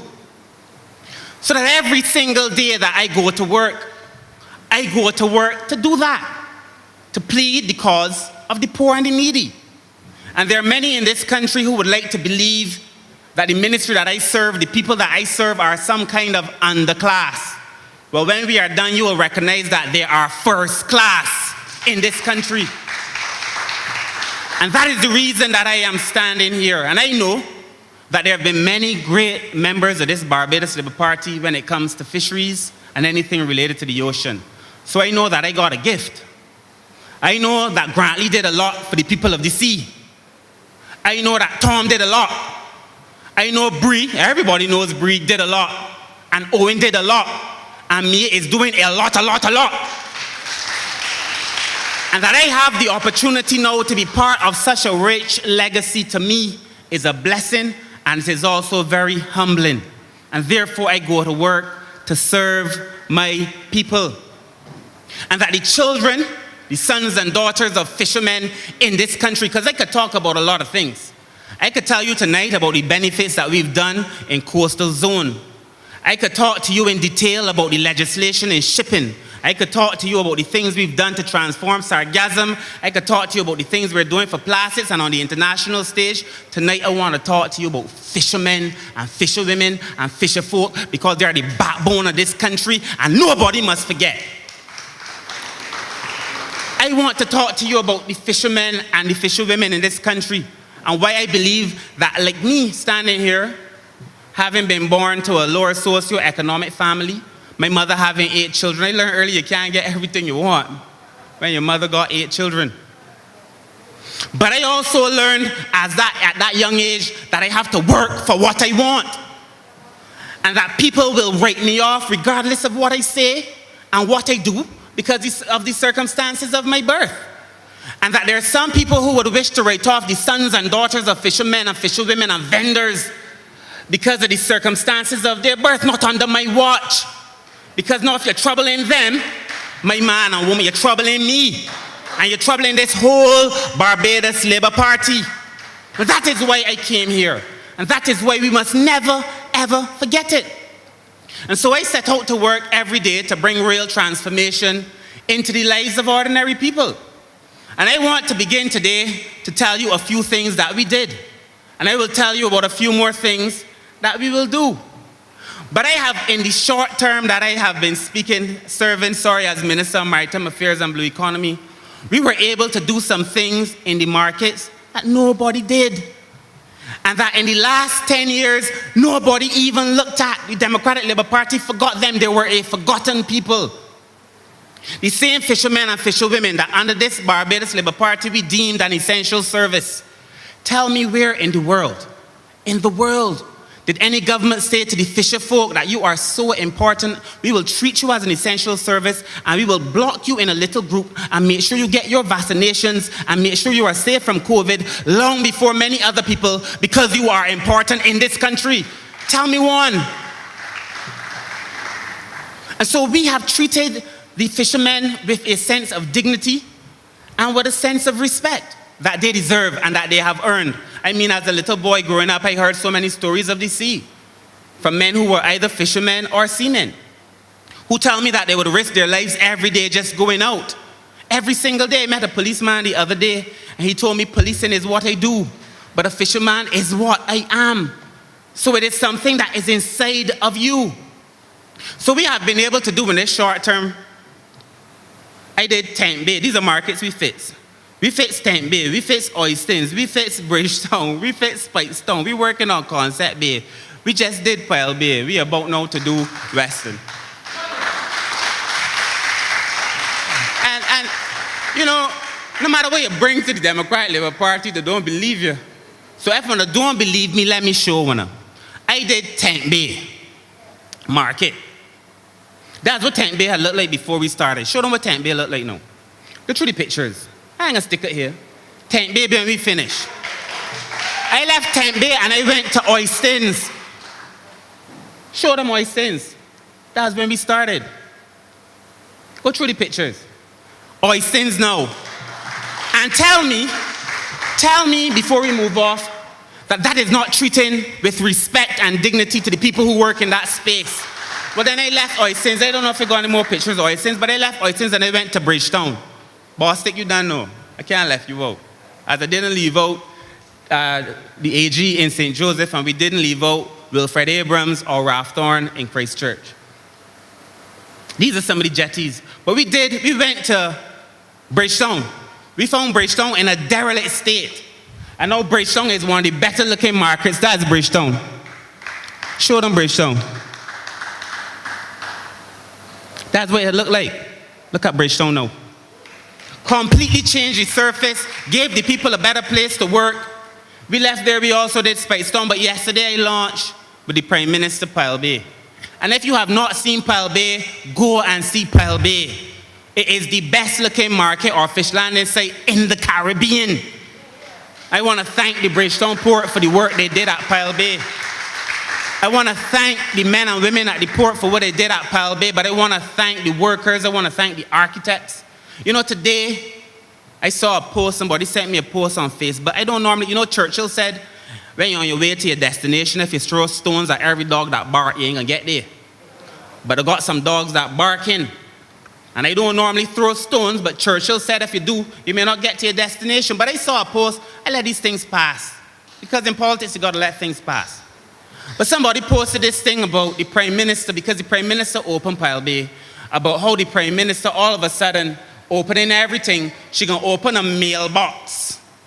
And she might even open a toilet bowl. That's how they're talking. You understand?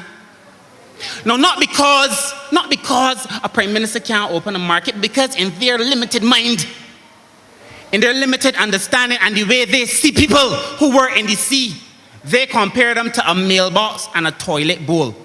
People in St. Lucie, when they're walking around, deal with them. They call one a toilet bowl. When they come to one house, flush them out then. Flush them out. But let me tell you very quickly about Pile Bay, because I didn't plan to talk about it, but it upset me. It incensed me because it is so insensitive. The Prime Minister, I called her in the middle of the night. She would tell you. I WhatsApp her. I went to her a couple of times in Cabinet, Jerome.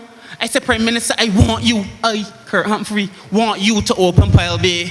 But she didn't even know that I was opening Pile Bay on the day. I said to the Prime Minister, when we were opening Pile Bay, I want you to open Pile Bay, but let me tell you why, so people understand why. Before we became the government, it was the Prime Minister then, Mia Motley, just opposition leader, who said to me, we have to do something for the people in Pile Bay. I didn't come on it on my own. My good friend Neil Rowe, who is sitting there, would also be telling me, Kurt, we have to do something for the people in Pile Bay. Nobody, as much as the two of those, telling me every day, Pile Bay, Pile Bay, Pile Bay. It was the Prime Minister who worked with the Bridgetown Port to get it funded. So it was only natural that when I opened the place, I would choose to ask the Prime Minister to open it.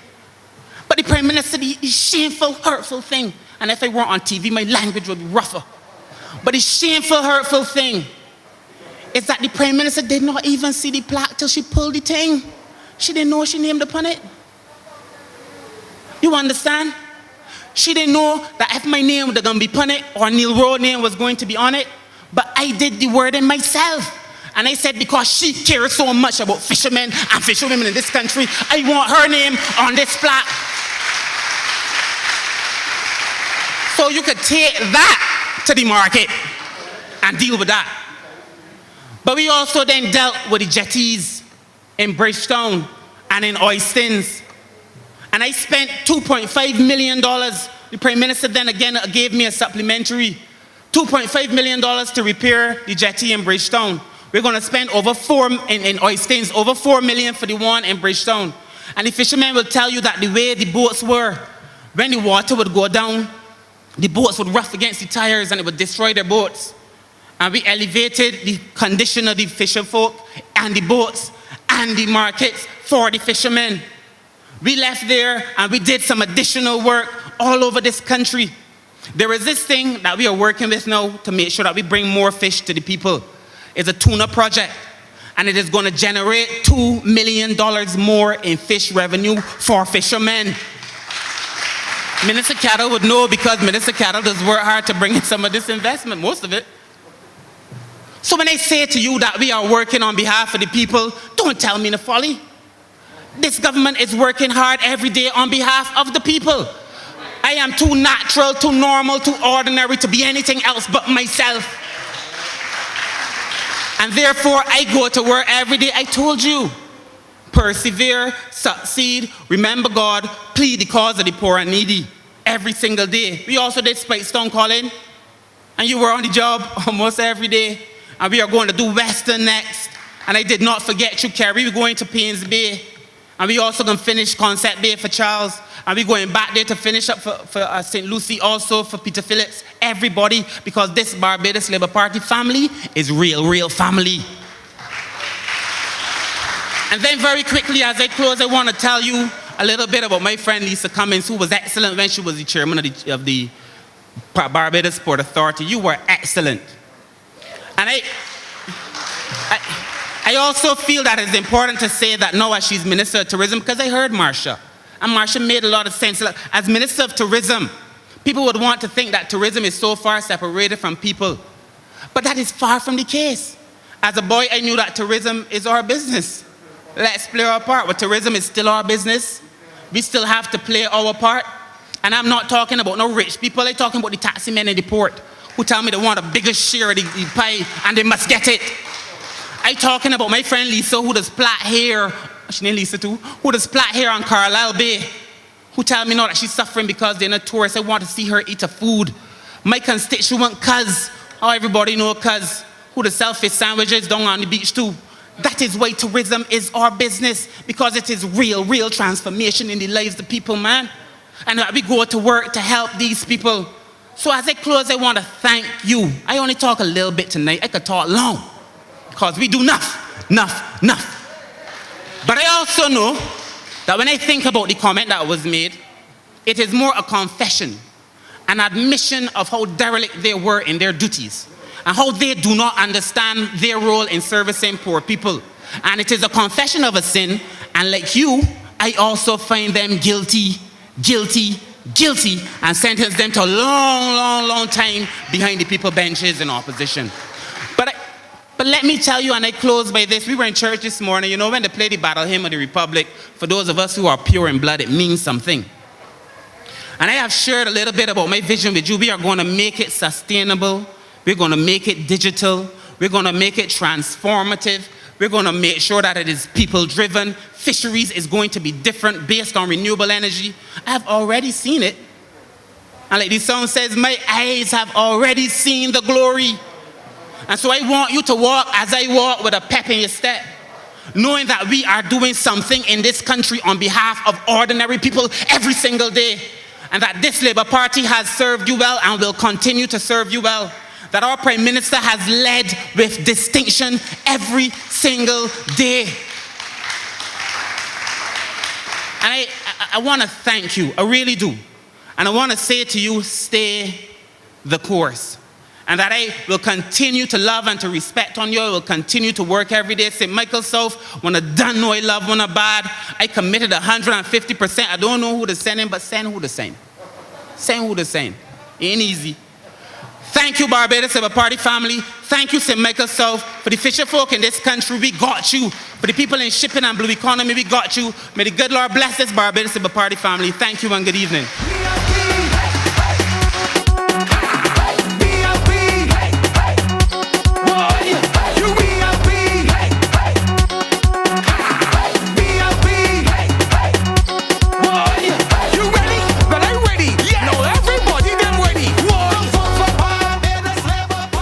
Comrades, you've heard him. For those who speak about a cabinet being too large, from what you've heard this evening, you appreciate the amount of work that is being done. And Kirk, you forgot one thing, the emphasis, single-use plastics, for what you're known in pushing that and promoting the use of that. I would also say that, unlike the other side, we focus on refurbishment of these markets, not in renaming them. There's the difference. The interest in the fisher folk, not in names of people. I'm going to be different now. The next person I'm going to invite to speak, some of us call him Scrooge, but then again, I'm also called Scrooge in cabinet. He delights in playing the saxophone, but prefers the clarinet. He likes Bob Marley. They used to call him Bourgeois at Combermere. And he is the one, the minister in finance, in the Ministry of Finance. None other than Ryan Strawn, who is going to put it all together now and tell us how we have been able to face these challenges and do so well. Thank you. Ryan.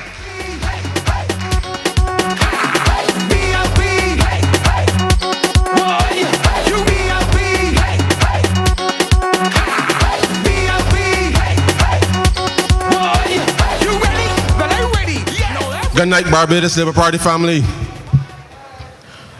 Just one very serious correction before I begin, because you always have to set the record straight, lest people think that you lack credibility.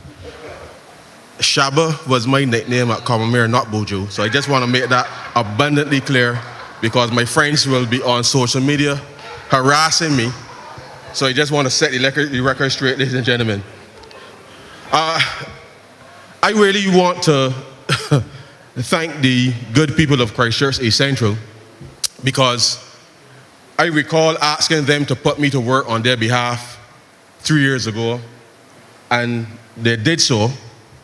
I also recall asking the country to put the Barbados Labour Party to work on behalf of this country, and clearly the country rewarded us with the victory that we saw 3 years ago. And the last 3 years, comrades, ladies and gentlemen, this Barbados Labour Party has done more work in 3 years than the last government did in the entire 10 years put together. You have heard from Endar, starting out at the beginning, to Kurt just now, chronicling the things that this government has been able to achieve and respond to as set out in our manifesto. And you would remember we had a mission-critical agenda which focused on some very serious matters when we took office in May of 2018. And we have set about a task of addressing all of those vexing issues. But the one thing I want everybody in Barbados to understand about this journey is that you can't get everything all at the same time, and that this government coming to office and finding the public finances, basically the treasury, ladies and gentlemen, the treasury lick up. The treasury the lick up. And we immediately set about stabilizing the finances of this country. And I'm not going to go through all those details. But the reality is the record of this country in the last 3 years was predicated on the discipline of the management of the public finances that we have been able to bring about, that assured us the opportunity to be able to allocate resources, financial resources, scarce resources, in order to address a lot of the issues that were confusing and humbugging people in this country every day. But it is a journey. And we ain't done yet. We ain't done yet at all. And so I want all of you listening on social media, and as Kurt said just now, don't take our word for it. You have felt and seen what the transformation of Barbados has been over the last 3 years. So do not let anybody fool you about where Barbados is today, because we all know that had not for the intervention of COVID, Barbados would have been in a completely different place today. But I want to say to you that in spite of COVID, and I see the Honorable, the Colonel shaking his head, and I really must say to the Colonel, I applaud you, sir, because under your leadership, we've been able to put this pandemic under control. And I take this opportunity on your behalf, sir, to urge all Barbadians that as we have just emerged from this recent lockdown, that it is up to each and every one of us what we do, how we do it, that will determine how quickly this economy can recover. It really is up to you. We have done what we can do from a macro perspective. We've allocated resources to be able not just to fight COVID, but as all the other ministers have indicated, we have been delivering to ensure that we can respond to the needs of the people of Barbados. And that will continue to be our mission until such time as the people of Barbados determines otherwise.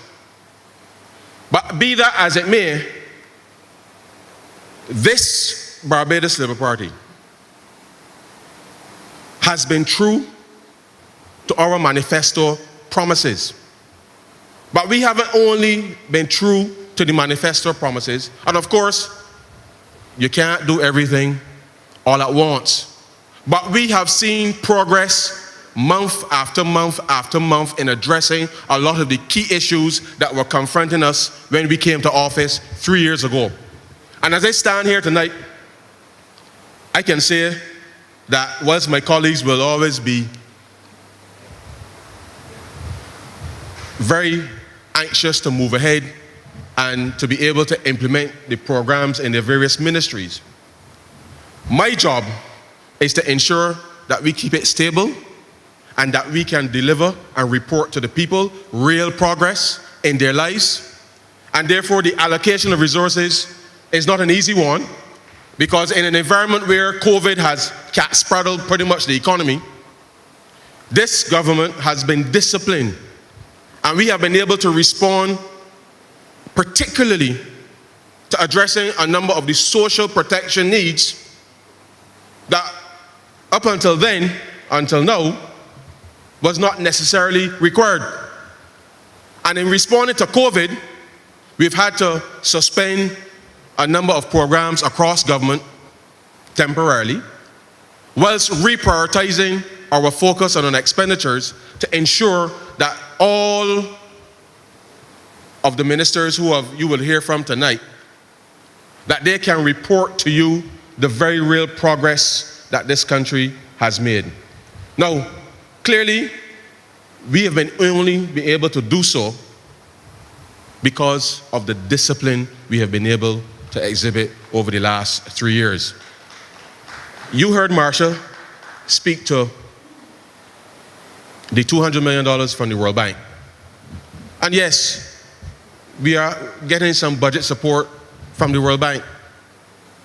But the reason that we are getting budget support from the World Bank is not in any way a criticism or feeling of anything that any of us in this room or in this country has done. COVID-19 has intervened and required us to borrow money that we would not ordinarily have had to borrow. Because with almost 20% of the economy not functioning, our ability to finance the programs that all of the ministers have been able to articulate here this evening, and that we will continue to address, requires cash. And therefore, until such time as tourism can recover, we have to finance our way through that.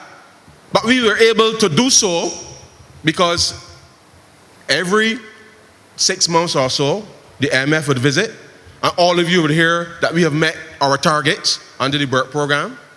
And they're not just targets for an academic purpose. They actually mean something. Because when we go and we say that we need assistance to do X, Y, Z, we, the Barbados Labour Party, your government, we have credibility because we continue to right-size not just the public finances, but equally to ensure that we can keep the social fabric of this country intact. And as I speak to you tonight, I know that there are thousands of Barbadians out there who are still facing uncertainty because of COVID. Because of COVID. And this government certainly has responded to the task, because not only in relation to providing the funds for those persons who were unemployed, not only through the NIS, not only to provide the funding to be able to sustain the jobs within the tourism sector, as Marsha indicated in the BEST program, but equally we have been able to put, through the Adopt a Family program, $600 into households who required it every month to be able to keep them as whole as possible through this period of time. But the only reason that we were able to be in a position to do that, ladies and gentlemen, is because we took early decisions to reshape the public finances. So we were indeed in a position to respond. But I ask any of you tonight, if you feel in any way that the Democratic Labour Party, with sewage flowing on the streets, no buses, no garbage trucks, how you feel they would have dealt with COVID, because there was a clear inability even to manage that. And this government took the right decisions at the beginning. We continue to make those good decisions, and we are in a position to help average Barbadians to get through this. I tell you, it ain't easy. It ain't easy, because money don't grow up on trees. I ain't see a money tree yet. It means that each and every one of us, in whatever we do, whether in the private sector or the public sector, we have to make sure that we are doing what we can every single day to keep this economy going. And I reiterate the Minister of Health call to all Barbadians and residents who are here.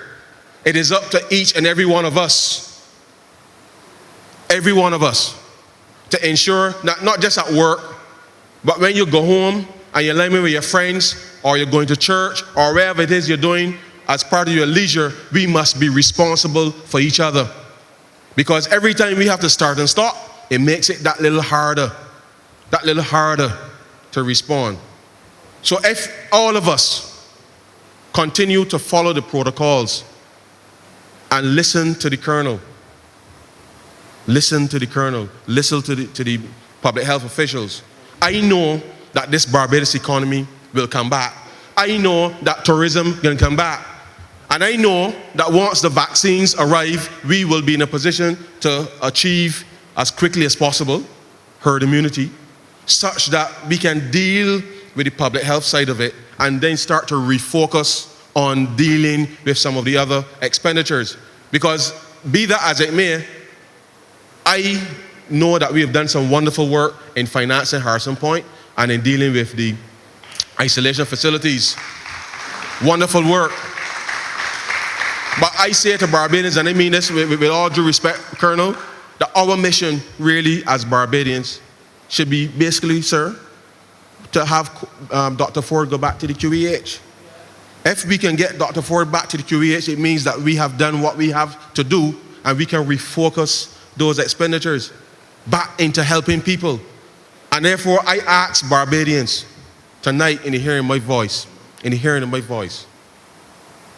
we are doing what we can at the macro level to ensure that you and your family, you and your friends, you and your communities can survive. But we require you to play a critical role in helping to be able to turn the tide around as it relates to the management of this pandemic.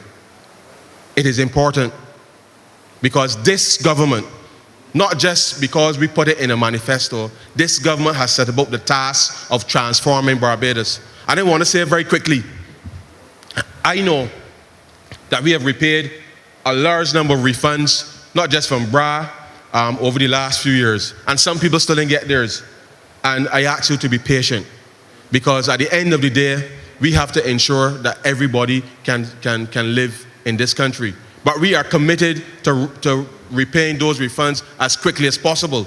But equally, it means that as we put in the technical and the technological interventions and we move a lot of processes online, that it means that we must now start to change the way that we interact with government. And if we change the way we interact with government, then it means that we can redirect those resources away from those administrative matters to be able to deal with the things that are humbugging people. And we've already started to do so. And I say to all Barbadians, we are transforming this country. We are on a mission to ensure that you and your children can have a bright future. And therefore, this Barbados Labour Party will continue on its original mission. It was mission critical then, it remains mission critical today, and we will continue to fight for you, your family, your communities, and Barbados. And when each and every one of us go into any meeting, any part of the world, whether by Zoom or physically or otherwise, I want all of you to understand that we are all singing from the same hymn sheet, with the same purpose, which is to ensure that Barbados and its people will always be represented, and that our interests will always be defended, no matter where we go. And we will defend our interests in St. Lucie, to Christchurch, to wherever globally, because we believe that Barbados remains a beacon of hope for the world. And therefore, this Barbados Labour Party will continue on that path. And I ask all of you tonight, within the hearing of my voice, to stay the course. The Barbados Labour Party will continue to fight for you to ensure that we can deliver a better life for all of our people. Ladies and gentlemen, God bless you and good night. All away with the BLP, all away one family, all away with the BLP, all away with the BLP. Come let me step with me up, be making it better with me up, climbing up the ladder with me up, be looking back, lad. Everybody now come get aboard. We're taking the more. Thank you, Minister Strawn. Always dynamic. I know that you guys are saying that I love the men, right? I always love men and boys. I also love women, because together we can make the proudest Barbados ever in its history. I want this evening to hail a great friend. And I'm not being any tales out of school. Everybody knows that Dr. Duguid is one of my favorite people as well. And he has been doing excellent work. Barbadians are calling all over the place and bringing their reports to say, or the records to say, help me with one of them houses. Dr. Duguid is one of the most dynamic in the history of our ministers of housing. And I therefore welcome the Honourable Member for Christchurch West to tell you about these initiatives. All aboard, what the people want. BLP, whoa yo, what Barbados want. BLP, whoa yo, yeah. Well, let me go. We making history, we heading out for victory. We voting BLP, that is the best for the country. Good evening, everyone. How is the Barbados Labour Party family feeling tonight? You know, give me a chance to share with y'all a little story. When I was a young MP, in my exuberance, I looked at the then St. Matthias School, now Arthur Smith, and I said, this has a wonderful hall, but I could put in some windows, some louvers like this. and change what was a hall into 4 more classrooms. So rather than being a hall that was only used on mornings, that area became a classroom that could be used 5 days a week, and that school was able to bring in 120 more students into the Arthur Smith School. I want you to clap for that. But the downside of that was that the school lost its hall. So the children had to congregate basically on a field, or when it was wet, the car park at the school. And sadly, at the end of 10 years, I did not seek re-election. And I did not get to fix that second part. But then, the then leader of opposition, now Prime Minister, called and said, "William, we want you back. We want you to come back and represent Christchurch West again." I said, "Mia, so said, so done." And I joined the fight again. And it is 3 years tomorrow that I have been in that fight. And I want to tell you, I took back up that mantle and I made sure that we rebuilt a new hall for the children of Arthur Smith School, because I promised them that I would do it, and promise made, promise kept. But that is only one thing that I did relative to the constituency. And I have to tell you, there are 2 parts to my presentation: constituency work and ministerial work. And you have to understand, all of the ministers that you see, we have 2 jobs. We work as ministers and they all report to you as ministers. But we also have 6,000, 7,000, 8,000, some of us, constituents that we also have to represent and we also are responsible for. And I want to tell you, I'm going to single out, apart from the hall, 2 important things that are important to me that I did in Christchurch West. Just 2. I ain't going to talk about all the other roads. I ain't going to talk about the houses. I ain't going to talk about the jobs. I ain't going to talk about all them things that we did. What I saw at that, what was the Life of Barbados roundabout. First, it was the Garfield Sorbers roundabout. Then became the Life of Barbados roundabout. It was where my constituency office was for years, at that corner. And I recognized that all that needed to ease the traffic flow there was a turning bay going into Ford's Road. And I saw it was not only something to benefit the people of Christchurch West, but it could benefit the whole of Barbados, the whole of Christchurch coming into that area. Whether you were coming from the mall side, or whether you were coming from the Graham Hall side, or whether you were coming from the BET side, everybody came there and caused a problem, especially on mornings. It was traffic jam after traffic jam after traffic jam. I said, that will become a thing of the past. And I worked tirelessly. Then I was the Minister of Transport Works and Maintenance. I made sure that we had the designs. I made sure we went through the process. I made sure we had it done. And today we have that turning lane, and that traffic jam is a thing of the past in Christchurch West.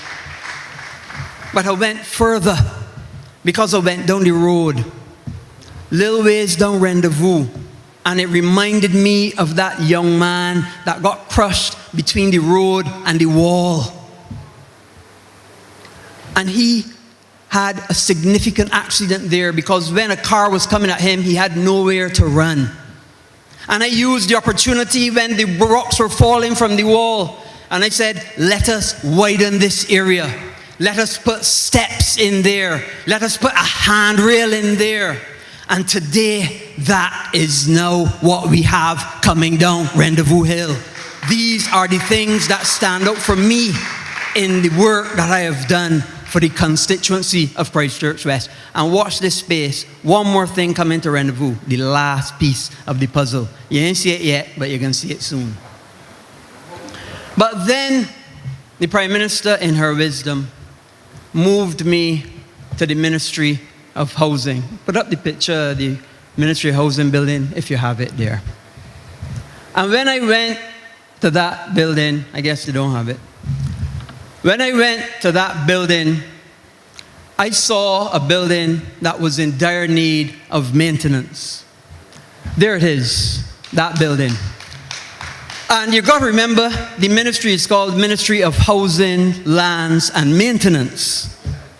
Now, it could not be the Ministry of Housing, Lands, and Maintenance housed in a building that needed maintaining. A building that had not been painted for 20 years when opened by Glenn Clark and the late Owen Seymour Arthur. And I used to pass that building many times and said that needed some maintenance. And I worked tirelessly with the ministry, and through the rejuvenation program, we were able to get that building painted and refurbished and improved for the first time in 20 years. But we didn't stop there. We then rejuvenated the guardhouse at the old Barbados Water Authority, a place where I used to go and pick up my wife day after day when she worked for the Water Authority. We're going to move on to the warehouse and then the 3-story to be able to get that whole compound improved. We then looked at the Sanitation Service Authority building, the former Sanitation Service Authority building, a building that the former administration had built, and we had paid $9 million. $9 million we have been paying for that building, and not a boy was in that building. Not a boy could benefit from the uses of that building. I said, no way to that. We are not like that former administration. We have come to do a job, and we're going to do it to the best of our ability. And we went in, we assessed what the problems were. We said, okay, we know what the problem is. It has a carpet, we have an issue with that. It had a floor that had nothing done to it. We knew what we had to do with that, and we went through, did a scope of works, got $1 million, and refurbished that building. And today, MIST is now taking up possession of that building, although they spent $9 million before, and not a boy had benefited from that building. We're doing the Supreme Court building. We're doing the welfare building on the opposite side. And then when we finish that, we also have the old school meals building to do, because we recognize that we pay a lot in rent, and if we can get these buildings rejuvenated and put back into service, then it's a benefit for the country, it's a benefit for the people, it's a benefit for the contractors that get the work, and that is exactly what we intend to do. Because every day, the people of the ministry, the people of National Housing can tell you, I go to work to put people to work in this country. And let me tell you, I ain't going to work to putting up big businesses to work. And I want you to put up the picture of the fellas putting up the house. Put up that if you have it. The fellas putting up the house in Carpenter's Glade. A little video if you have it. Then the big contractors working at Carpenter's Glade. These are small contractors, masons, carpenters, putting houses, framing houses together for the relocation project, so that people don't have to live on a dump there by the airport and inhale radon and inhale methane and suffer from microcytic anemia, because one life lost is too much. And that is why we are working to not only put people to work, but to house people as well. Now let me tell you all a little something, and I take issue with this. Put up the ad that I sent y'all. I woke up the other morning to read an editorial to suggest that the ministry that I head is not being transparent and is giving bids to people without a tender process. But I said, but that can't be right. Because I know in this same newspaper, we published an ad asking for people for expressions of interest, and I want to read it word by word, because I could not believe that a newspaper that of so long, that had people of integrity like Harold Hoyt, would then get into fake news and alternative facts. I know I didn't imagine I would have to come and take on a whole newspaper tonight, but I have to set the record straight. Because if you let a lie get away, you find hell to catch it. And I want to read this. Notice Sunday, June 14th, 2020. Construction opportunities, affordable income housing, expressions of interest. The government of Barbados, through the Ministry of Finance, Economic Affairs and Investment, and the Ministry of Housing, Lands and Rural Development, invites expressions of interest from suitably qualified persons. You hear that? People who know about building houses, we want you to come and say what to help us build out this country. To install the appropriate infrastructure for planned housing developments of approximately 200 houses in each development on government-owned lands in various parishes across the island, and or to construct 2- and 3-bedroom, hurricane-resistant, affordable income houses on the above lands in accordance with the standard building plans provided by the government. Proof of capital adequacy must be provided by interested bidders. Bidders may also opt to provide loan financing to prospective purchasers. Well, look at here. Here in the nation. The said same place that suggests that we had a no-bid contract. Well, how could we have that when 18 people responded? And of those 18, we then picked who would go where. And please, let me not mix my words at all. The pre-conco is only the first. We have others. Do not judge us on the first. Wait till the whole program is executed.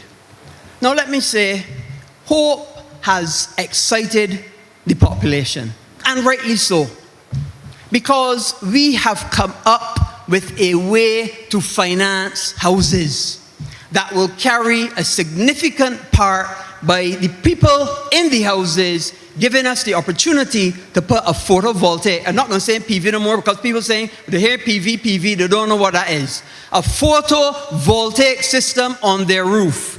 That means that it captures the energy of the sun, changes it into electricity, and that electricity is then sold to the light and power, and you get money for that electricity. That is what a photovoltaic system is. And that is what hope is essentially about. And that is what we are continuing to do. So we've started at Lancaster. When we move from Lancaster, this is called Hope Direct. From Lancaster, we're then going to Colleton. From Colleton, Poole. And we're going to keep going till we satisfy as much as we can the demand for houses. So we have those that are making 2,000 to 4,000. That's the Hope Direct program. And we have programs for every single income. For those making 4,000 to 8,000, that is the Hope Premium, like the one at Chancery Lane. Next, I'm going to do the one at Lower Burney. And from there, we're going to go to Searles. And from Searles, we're going to go to St. Lucie again. So we have something for 2,000 to 4,000, 4,000 to 8,000. And watch this space. I have one coming now for people making under 2,000. I'm working on that. It is going to be transformational. The Prime Minister says it is a housing revolution. And I agree with that because we're going to change the landscape of how people benefit from housing in this country. But I want to go further because we ain't only stop at the rejuvenation program. We ain't only doing Hope Direct, Hope Premium, and Hope Basic. But you know, we also built 15 houses in Todd's, putting the average contractor to work. And when we finish those, we move into Applewitz and Rice's. And we're going to do 10 at Rice's and 4 at Applewitz. Why? Because we recognize that we have to get our people working. This is an economy that lost $2 billion. This is an economy that has people out of work, applying to the NAS, thousands and thousands. At the last count, it was 40,000 people applying at the NAS. So if that is not the most urgent thing to get our people working, then what is? What could it be? And people forget the hard work that we did in the care package program. 85,000 care packages. Well, which government in the world did 85,000 care packages to their people? Almost, 30% of their people, 80% of the households. And I was happy to work with Minister Santia Bradshaw in putting that and making it a reality. And then, of course, came the ash. 1,500 people working on the roads, 180 people working on the buildings, bringing it all together to get that ash under control. Another program that I was working with, and I was so proud to see how Barbadians responded, not only in their communities, but also the people that we put to work. And they were so proud and happy. You know how many times they call me, they text me. When I go out and talk to them, they say, Minister, we're so happy. We're so happy that we get this little chance to get a little something for my children. We're so happy to get a chance to go to work. You know, I worked for 2 years. I worked for a year. And it made me feel proud to understand and to remember. You know, it's not only a motto, it's a fact. Mia Motley cares. It's not a motto, it is a fact. So let me tell you, we've done a lot. We've done a tremendous lot of work. I didn't even get to tell you about the work we're doing at farmers, building houses. I didn't get to tell you about the work that we're doing also at Lower Burney, building more houses. I didn't get to tell you about one of my favorite projects, the wells program, covering over the wells and redoing them and fixing them. I didn't get to tell you about the lighting program and upgrading all of the lighting programs, all of the light infrastructure in the housing estates. We are working.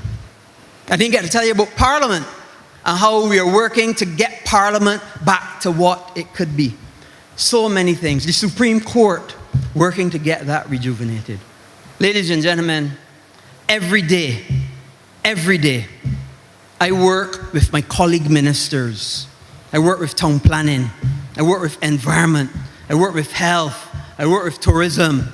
I work across the board because we are a strong, cohesive team working together to improve the lives of our people, because we were given a job, we were given a mandate, an overwhelming mandate, and we are up to the task. We got this, and we are going to provide for the people of this country. Good night, and God bless you.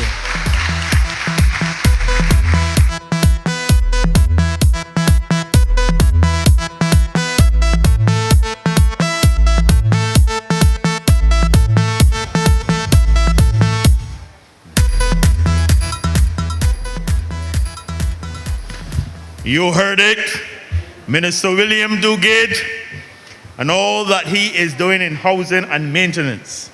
I'm going to move along quickly because we are losing some time, and invite to address you another extremely hard-working minister who has reported that his ministry has resurfaced over 70 roads, and I'm not speaking about highways, since the Barbados Labour Party took over.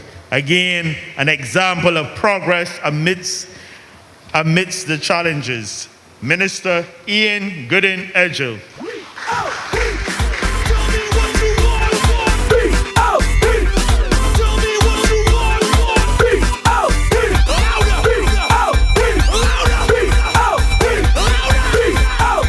Good night to the Barbados Labour Party family. And let me take this opportunity as well to say good evening to the people of St. Michael West Central who sent me here to serve them.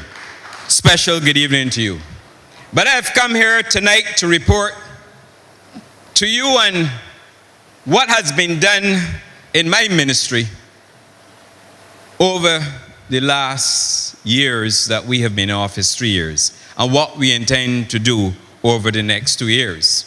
When the Barbados Labour Party was elected to office, we made a commitment to put buses back on the road. We told you that we were going to develop a plan to fix the broken public transport sector and the system that we inherited. And we told you that we were going to restore an efficient and reliable service to all parts of Barbados. And what did we do? We came to office. Minister Duguid was there. They found that they had $24 million owing due to suppliers. We paid that to give the board some breathing space. We said that we were going to conduct an urgent repair program to put as many buses as possible on the road. And what was the result? I went to the Prime Minister's chairman of the Transport Board. I asked her for $6 million and she didn't flinch. She said, go ahead, Minister, and she approved it. We repaired over 90 buses. We re-engineered another 30 buses with a new powertrain unit that saved us $2.12 million on diesel alone and over $4 million in parts, and gave us with the re-engineered powertrain units another useful life of 10 years with less exhaust emissions. We had to fix the transport system because on the last occasion, you know that we had long lines. We increased bus availability. Do you see any more long lines and people waiting for hours at bus stops in Barbados for public transport? You know why? Because it has been vastly improved. We have fixed the transport sector because on the last occasion that any buses were bought in Barbados, it was when the Barbados Labour Party was in office more than 12 years ago, and not a single bus, not one, was purchased by the Democratic Labour Party during the 10 years in office. That is the record of the Democratic Labour Party. And let me tell you this, over the 10 years they're in office, they would have accumulated over $600 million in deficits. Don't you know, ladies and gentlemen, that if they had only taken that money, that we could have bought 800 new electric buses if they had any vision for foresight. But today, a proud Barbados Labour Party can report to you that our plan worked. We told you we were going to modernize our infrastructure.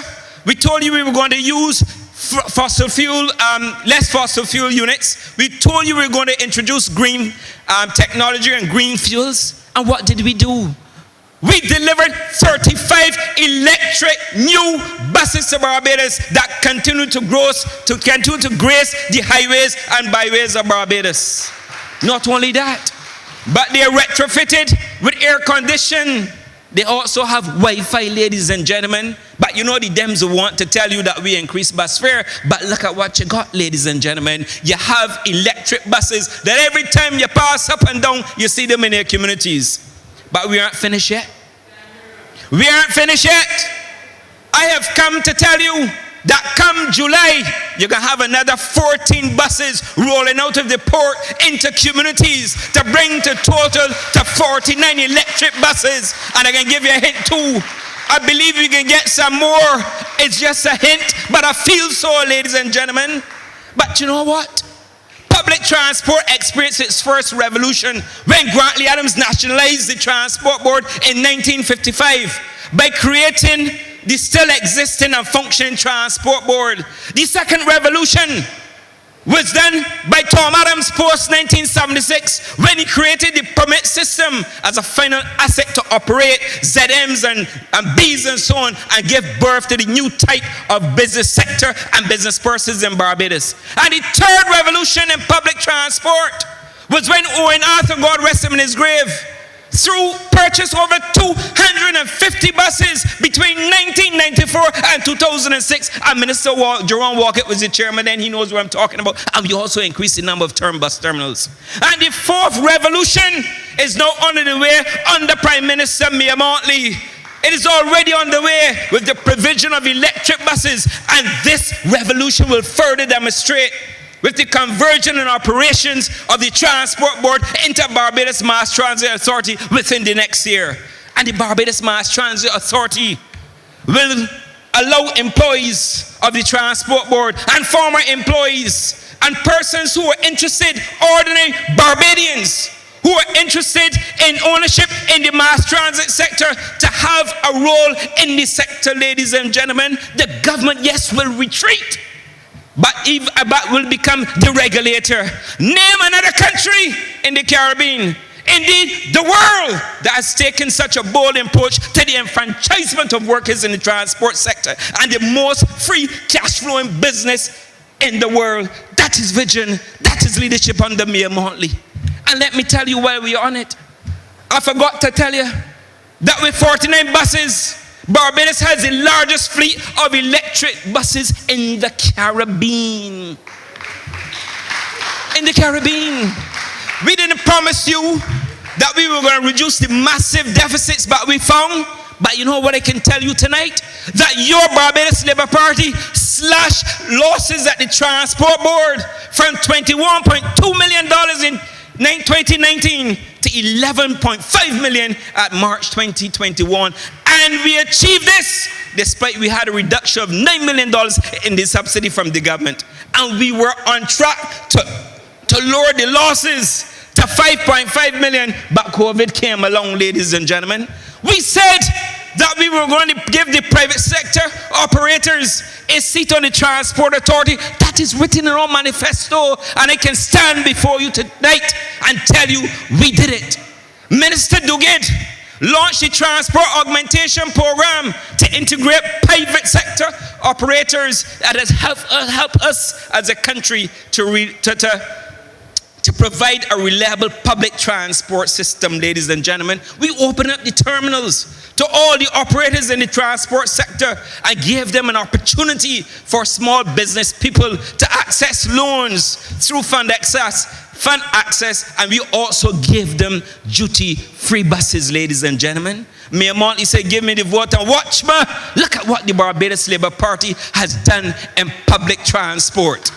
And I say to you, that when the Barbados Labour Party is finished with public transport, the sector will never be the same again, because we are removing the financial strain on the taxpayers. We are modernizing the fleet with clean energy buses and incentives for the ordinary man and woman in Barbados to buy electric buses as part of the expansion of the enfranchisement program to ensure that we go forth. I could go on and talk about public transport, but whenever the general election is called, I'm going to be all over Barbados defending the Barbados Labour Party's record and telling you what the good things we have done in respect of the Transport Board. No more long lines, no more long waits thanks to the Barbados Labour Party and electric buses. But I know time is getting short, and I want to take it to Highway 1 because the Barbados Labour Party took a bold initiative to reconstruct 6.5 kilometers on Highway 1 as part of phase 1 of the highway. That highway was in a state of disrepair for years. We commenced last year, November 2nd, and during the 28 weeks, we lost 3 weeks due to inclement weather, 1.5 weeks for the closure during the Christmas New Year period.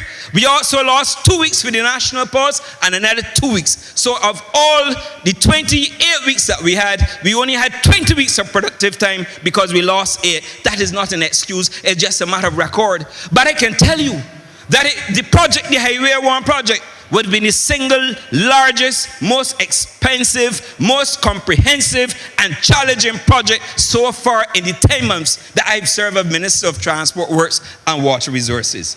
The project represented the most logical construction of a highway in recent memory. And you know what we did?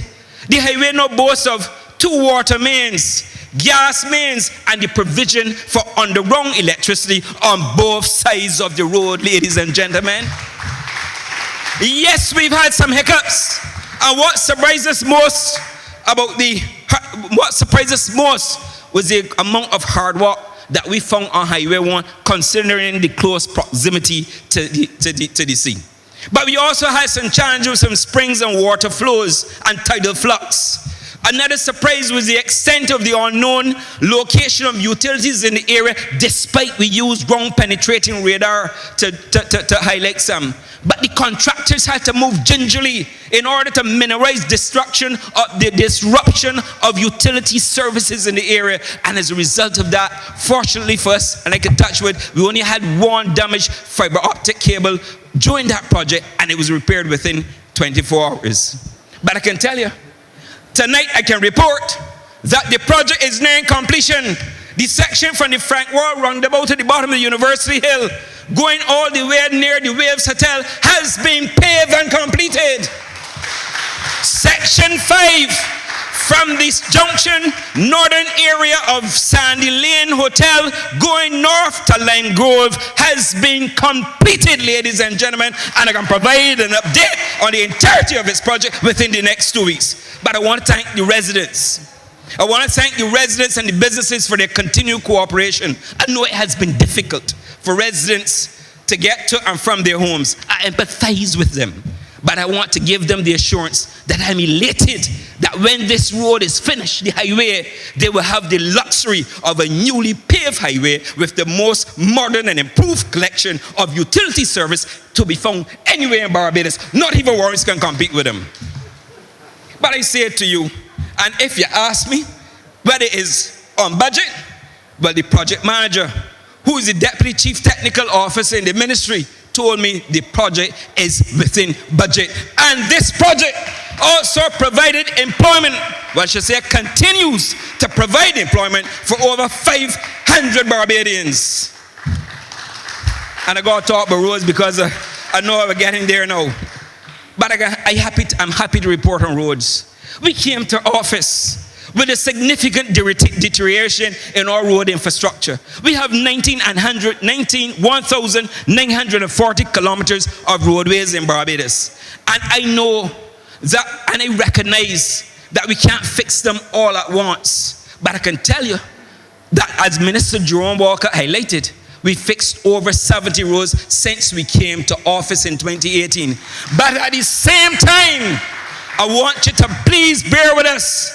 And I want you to bear in mind that we cannot correct a decade of negligence, road negligence, in 3 years. Ladies and gentlemen, we have done a wonderful job, starting from with my predecessor, and I came to office. And I can tell you that since between October last year and the end of the last financial year, March, we did so many roads in Barbados. I can assure you we did 7 roads in Barbados. Well, I can take you through a dossier tonight, but I don't have time.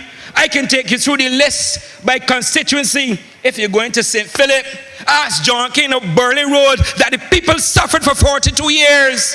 Go in the Pine and you can see the work we did.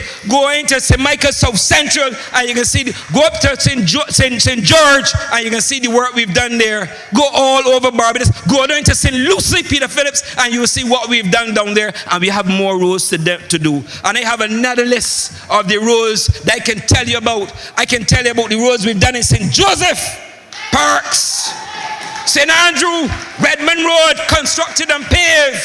And I can tell you that we have more roads to do. And I can tell you tonight too, that very shortly we are going to be officially launching the Complant program for the first time in the history of a government. Certainly, for one single project, and I went and I researched it. For the first time, in the history of this government, the Barbados Labour Party government, under the leadership of Prime Minister Mayor Motley, will commit $230 million to redevelop roads, 30 roads and bridges in the Scotland District. And the Scotland District consists of St. Thomas, St. John, St. Andrew, and St. Joseph. So when I tell you that we are going to be creating history by being the first government to ever spend $230 million as one project in the Scotland District, I tell you, and the Complant Board already approved the loan. And we're going to unlock 20% of that. And very shortly, we will have the formal launch of the Scotland District. I can tell you about the calf loans that Minister Cattle helped us to negotiate. $100 million in loans, 55 more roads to be done all over Barbados. I say to my colleagues, don't worry, I have the list. I have the list of roads to be done on the Scotland District. I have the list of roads to be done under the CAF program from Bridgecote to Cottage. I can go from Maxwell, from Callendar to Thornbury. I can go from Crab Hill to Archbay. Ladies and gentlemen, I really can tell you more, but time is against me. But let me tell you this in closing. We have more miles to cover in our ongoing journey of providing better and much needed relief to all Barbadians. who daily make use of the services within the ministry that I lead along with Minister Griffith. But I want to thank the commuters. I want to thank the pedestrians for their cooperation as we carry out this most expansive and impactful road program. And I want to thank the officers in the ministry as well for helping us on this journey. And I also want to tell my constituents who are used to see me canvassing every day, but since I was a happy backbencher, but then the Prime Minister called me to serve. But I want to thank my constituents for allowing me the time to work on these several demanding projects for a grateful nature. I thank you.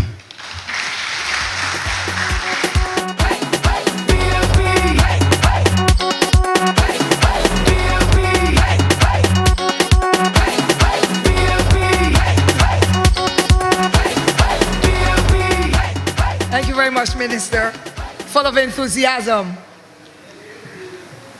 I want to take this opportunity, comrades, because we are watching the time as well, to introduce to you one of our wonderful, dynamic female members of Parliament.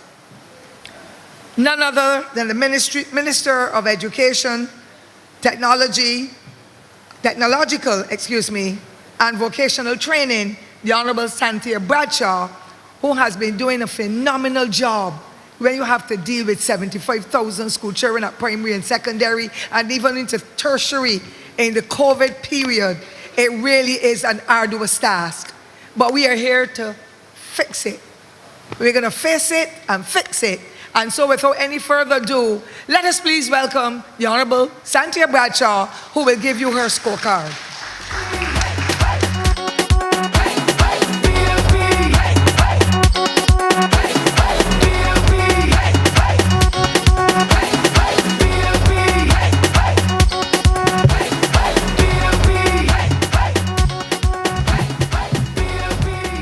Good night. It is so different to speak in this format, but I think it is fair to say that the one thing that the Barbados Labour Party administration is determined to do, regardless of COVID, regardless of a pandemic, is to make sure that it gets its voice be heard across this country and across the world to account for its leadership over the last couple years. Tonight is a very special night for me. It is the eve of what I consider to be one of the historic moments that I will certainly hold dear in my lifetime.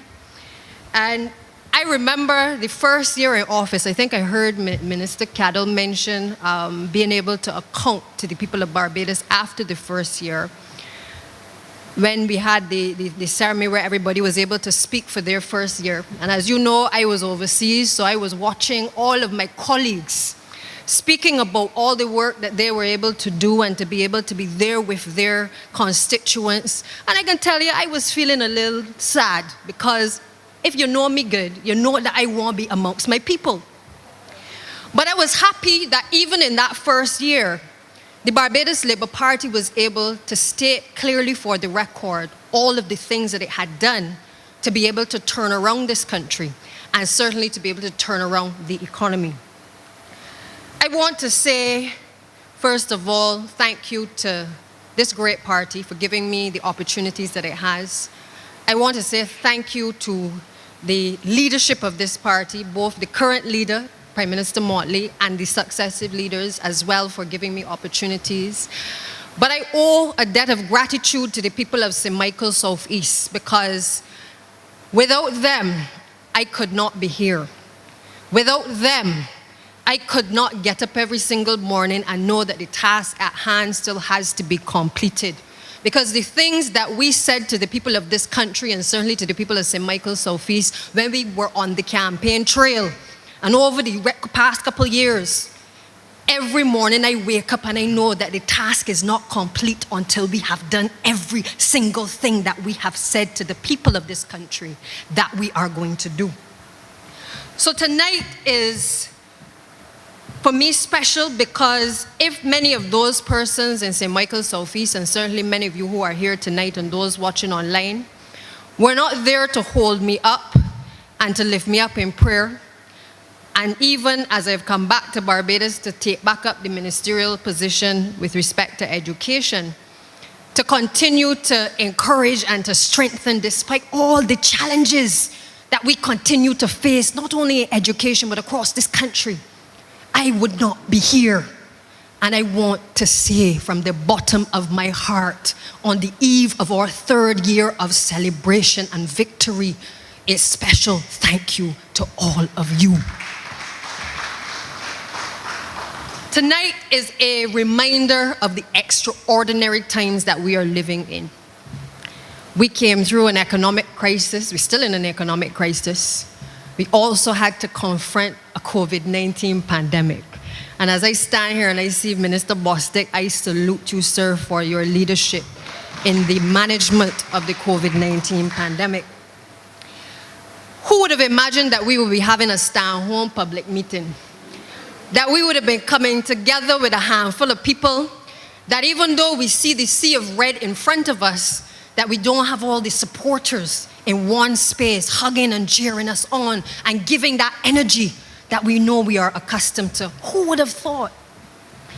Who would have thought that we would have found ourselves in a situation where we would have then had an eruption from the La Soufrière volcano in St. Vincent, spewing ash across the length and breadth of Barbados. Certainly, I heard about the ash fall when I was a child, but it was never of the magnitude that we have come to encounter over the last couple months. But what tonight demonstrates that regardless of the fact that we've now been reduced to wearing masks and we have to social distance and we can watch all of our people online and all our people can be gathered, the truth of the matter is that the Barbados Labour Party has committed to you, the people, that it will continue to report on its achievements, it will continue to bring to you the challenges that we are facing, and it will continue to give you the hope that is necessary that you can see the transformation in this country that you, the people of this country, deserve. In spite of all of the setbacks, all of the challenges, all of the criticisms that we have encountered, and I know you know there are many. We listen to the call-in programs, we hear the people complain. Democratic Labour Party now got the voice all of a sudden. But the truth of the matter is that no matter what we have had to encounter, all of us, all 29 of us, because Johnny went on his side lately, but he's still in his heart-to-heart with us. All 29 of us have never moved from our commitment to the people of this country to see it through to the end in terms of the transformation of what we know to happen not only in our society but in our economy. We have recommitted on every occasion to the citizens of this country. We have made sure that the damage that was done to our reputation globally, that we see Prime Minister Motley and others out there on the front line trying to put brand Barbados back on the map. And it makes us proud, because there was a time when you didn't even want to hear Barbados' name mentioned because you're feeling like you want to run for cover because the rest of the Caribbean was rising and Barbadians, we didn't even hear anything about Barbados from our then Prime Minister. But we've had extraordinary leadership. We've had extraordinary leadership in the form of the Honorable Prime Minister. We have had the support of the Barbadian public. And whether they are Barbados Labour Party supporters, whether they are Democratic Labour Party supporters that lean towards the Barbados Labour Party, whether they are right-thinking Barbadians, they understand that nobody else can do what we do in the last 3 years. Because you hear the sentiment expressed, no matter how hard things are. If you had left this country in the hands of the last Democratic Labour Party administration, all of we would have gone to glory. We'd be dead. So don't let us fool ourselves. We question our ability, and as I listen tonight to speaker after speaker, and I know every speaker after me gonna say the same thing. They're gonna highlight the achievements, because in the midst of everything that is happening, all the hardships, all the things that the constituents come to us and say we ain't get yet, we also know that every single one of us are out there on the front line trying to keep this country together. You know, the thing about it is that what I came and found in education is no different from what any of my colleagues found in any other ministry. We came to government and we had to clean up a mess. I can't say the word I would like to say, but we had to clean up a mess. A mess like what was on the South Coast that Minister Abrams had to clean up, and he did. He faced it and he fixed it within the first couple of months. All of us had to renegotiate contracts. We had to ease our hand out the lion's mouth. We had to clean up the sewage, bring in the buses, as you heard Ian say to you. We had to fix roads that had been left to languish for decades under the Democratic Labour Party administration. And more importantly, we had to restore investment opportunities to this country. But as I said, education was no different. I came to office in 2018, bright-eyed and bushy-tailed, ready to do the transformational things in the Ministry of Education. And what did I encounter? Every single day, there was an environmental issue that presented itself in the Ministry of Education. If I wasn't being called to deal with termite infestation, I was being called to cull birds somewhere because the bird droppings were taking over a hall. The rodents were infesting some part of a school. The roofs were in disrepair, and I can go on and on. The bathrooms. This photo shows a bathroom at one of our schools. No separation whatsoever for our young women in this country. And we said, no, it can't happen. We saw roofs in disrepair in this state that had just been allowed to be ignored, that they were simply putting a little plaster on the sore. But the truth of the matter is, the problem was not going away. In fact, it was getting worse after a full decade of neglect. I also had issues of violence in school. And I ain't to say that the violence came under the Barbados Labour Party administration. The pot was brewing for the last decade before we came to office. And why? Because a number of the programs that should have been implemented to save a lot of our young people were not being implemented. The focus wasn't on saving our youth. It wasn't on providing opportunities for young people. It was basically making sure that they were able to find as much coppers in the treasury that they could take home with them. But it wasn't a focus on the young people of this country. We also had to come to government, and immediately we did it, to deal with the issue of reversing the position that the Democratic Labour Party had taken in relation to tuition fees. And we made a promise to the people of this country that poor children in this country must be able to go and obtain a university or education. You know, when I hear Ms. DePisa talking about reforms in education, I ask myself the question, where was the president of the Democratic Labour Party's voice for the people of St. Lucie? And Peter are going to talk for you tonight. Where was the voice at the time when the Democratic Labour Party took away the opportunity from our mothers in this country and our fathers in this country to be able to have to send their children to school and to have to choose which child can go to get a university education? We didn't hear her voice then. And the question, therefore, is if we didn't hear her voice then, why do we want to hear her voice now in relation to education? We decided we're going to put some money into the schools. And I want you to bring up the photos fast, because they're telling me 5 minutes, but I can talk for 5 hours on this. We started with these schools, bathroom repairs, $2 million we put in. We did mural beautification projects across the schools using images of Barbadians and being done by Barbadian artists. This is Grantley Adams School. Go back to Grantley Adams School for me, please, I beg you. This school was left to ruin by the Democratic Labour Party administration. And the only conclusion I can draw is that this school, because of its name, was not a priority for the Democratic Labour Party.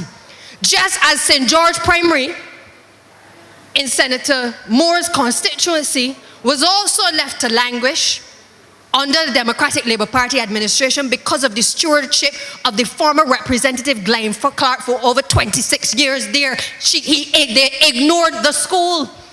We took on Lawrence T. Gay Lawrence Tigay, as you all know, had endless problems. The smelling something is sewage, some issue every single day.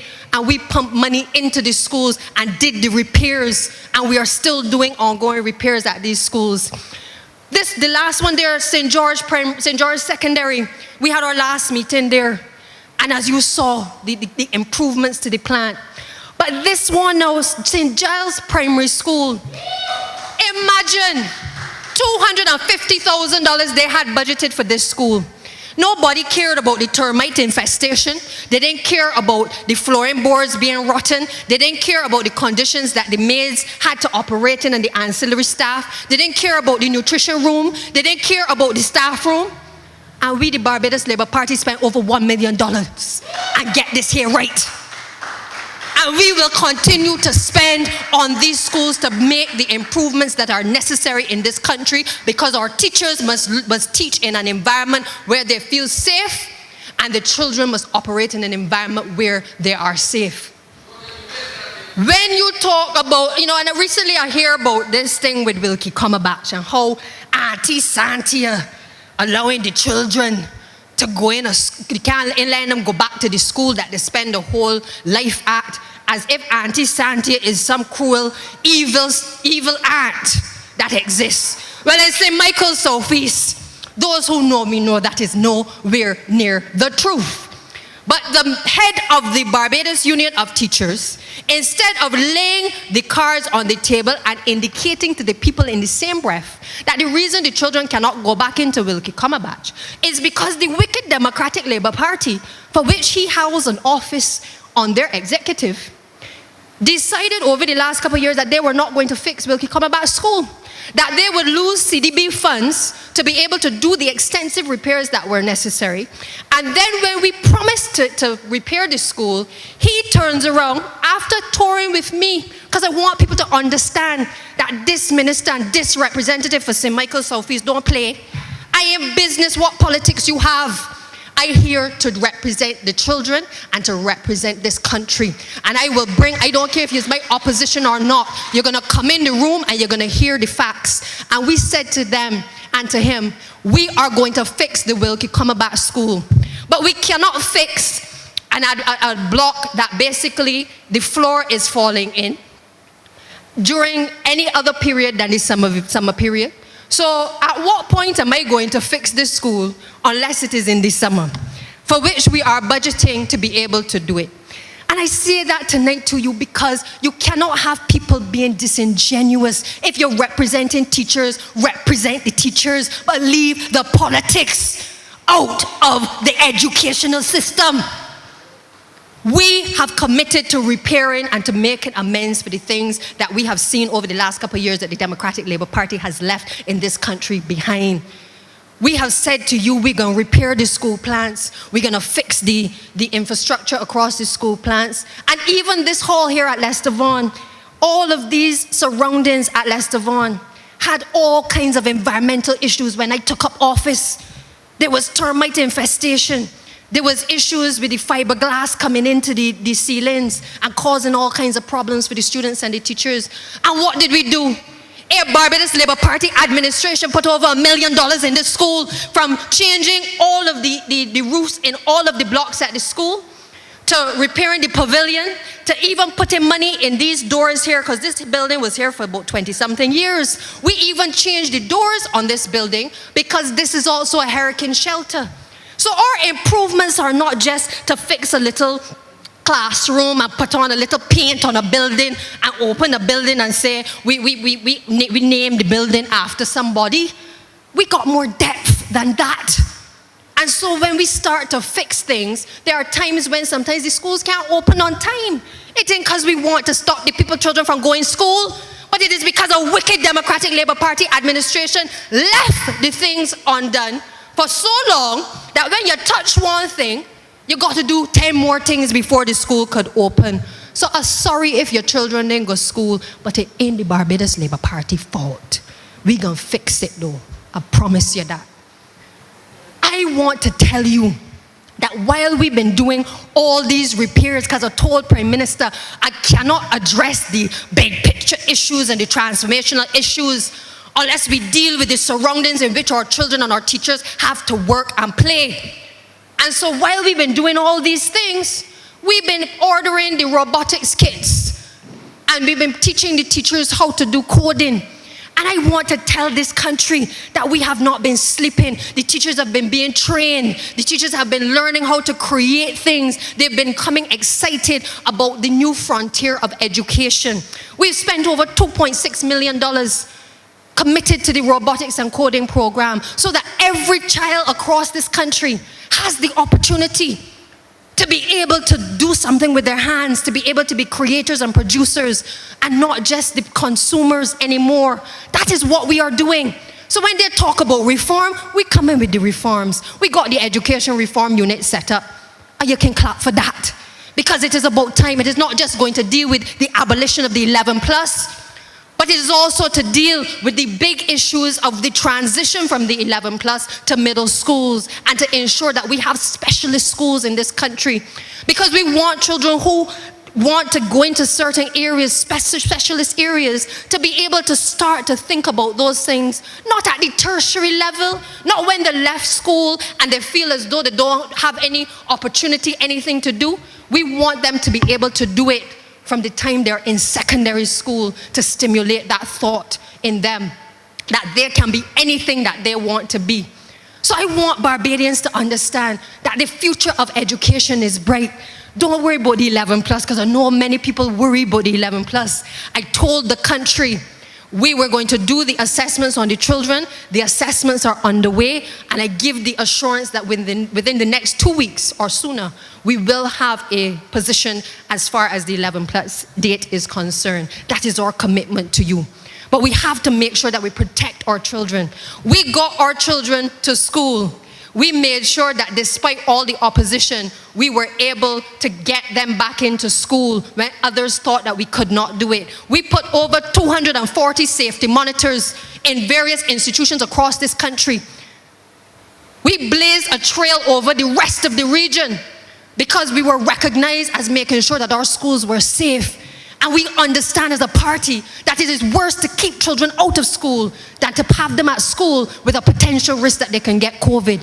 The loss of instructional time is too great. And our promise as a Barbados Labour Party administration to this country is that we will not rest on our laurels. We will not go back like the Democratic Labour Party has done and distort the history of Walton Barrow and say that education was supposed to be free, but he didn't mean that education was supposed to be free forever. We ain't gonna do that. We understand the importance of education. And so long as there is breath in the life of the Barbados Labour Party, we are going to give the education to the people of this country that they deserve. They are telling me my time is up. I want to thank you. I love you. Thank you to the people at St. Michael Southeast. You heard that the Lower Burney project is coming. It is intended to give hope to the people in the Pinelands and Wildy area in the housing units, because we have to ease the pressure on the people who are struggling in this country, and that is our commitment to the people of this country. Thank you.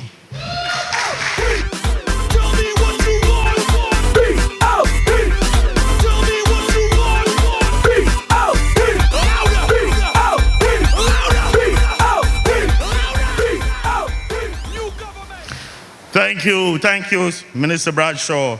Moving right along because we are running way behind.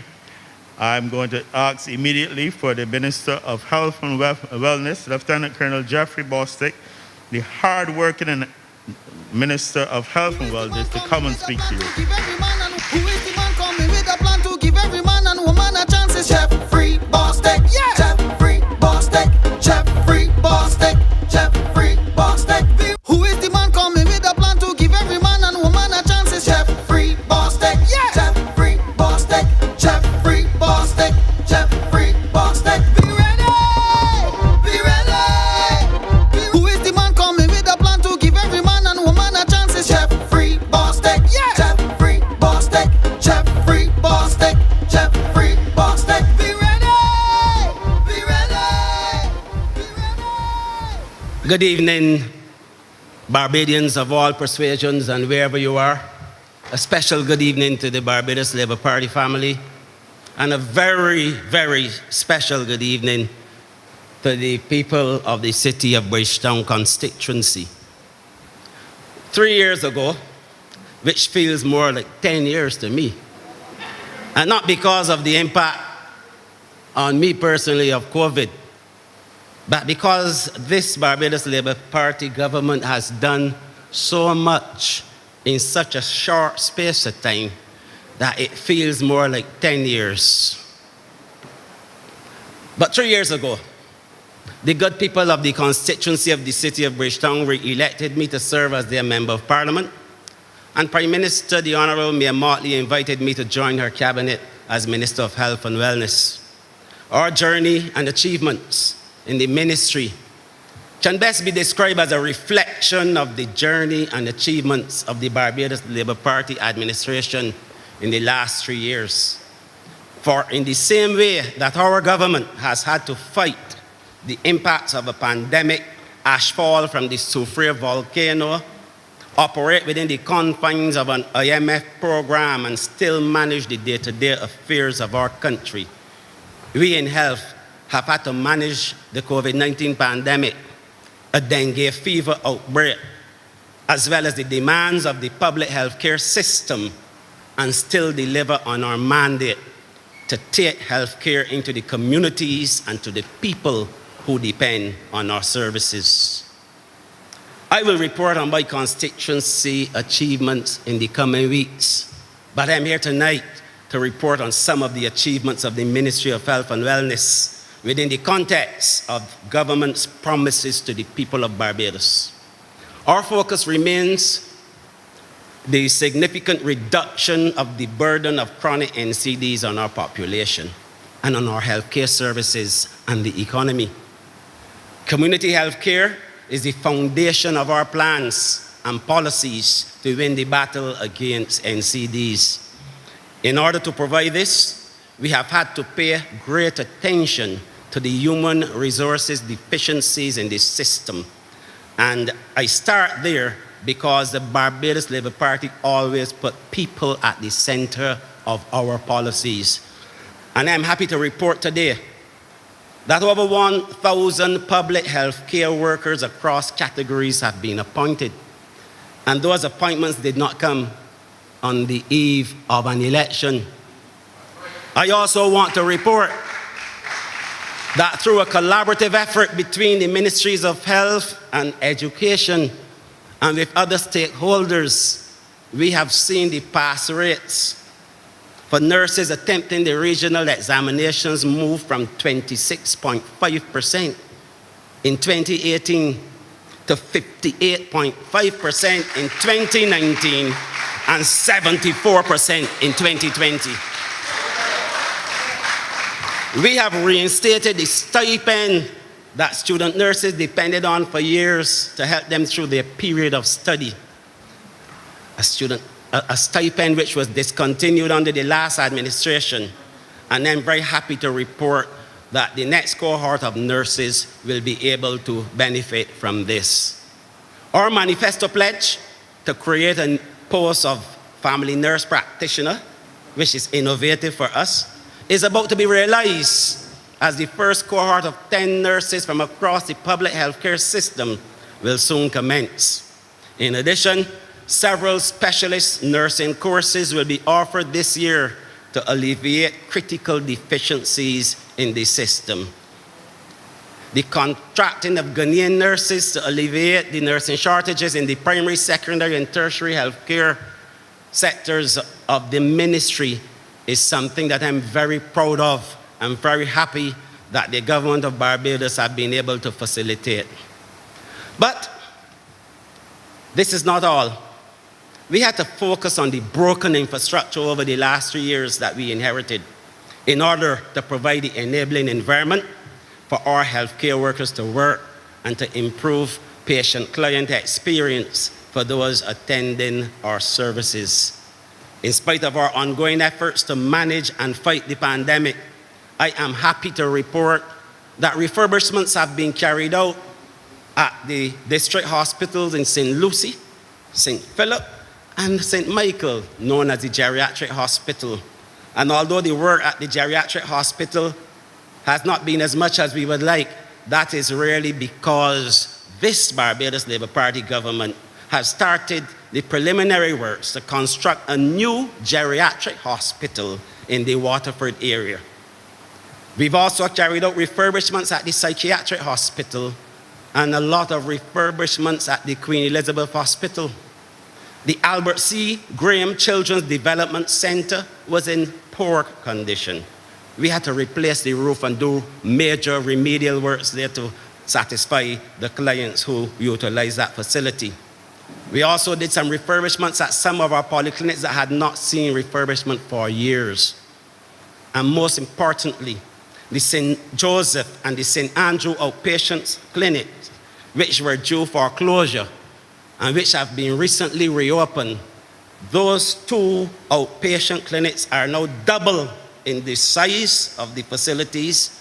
We will start opening them to the public by 1st June, and we will offer the services that we were offering before, but the intent is to offer daily services and increase and expanded services at those two facilities. And I have charged the staff at those two facilities to make those centers of excellence for the delivery of NCD services in this country.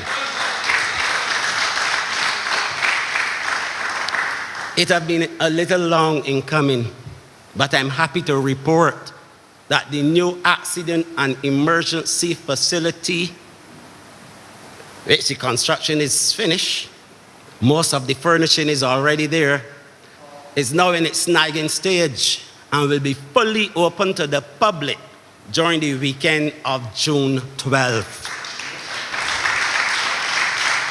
And this is very important. What is it that you can expect to see in that facility? First of all, it is going to be double in size, and the sitting area, indoors and outdoors, will be 3 times as much as we have right now at the accident and emergency department. There will be a new screening and triage zone that will facilitate more clients.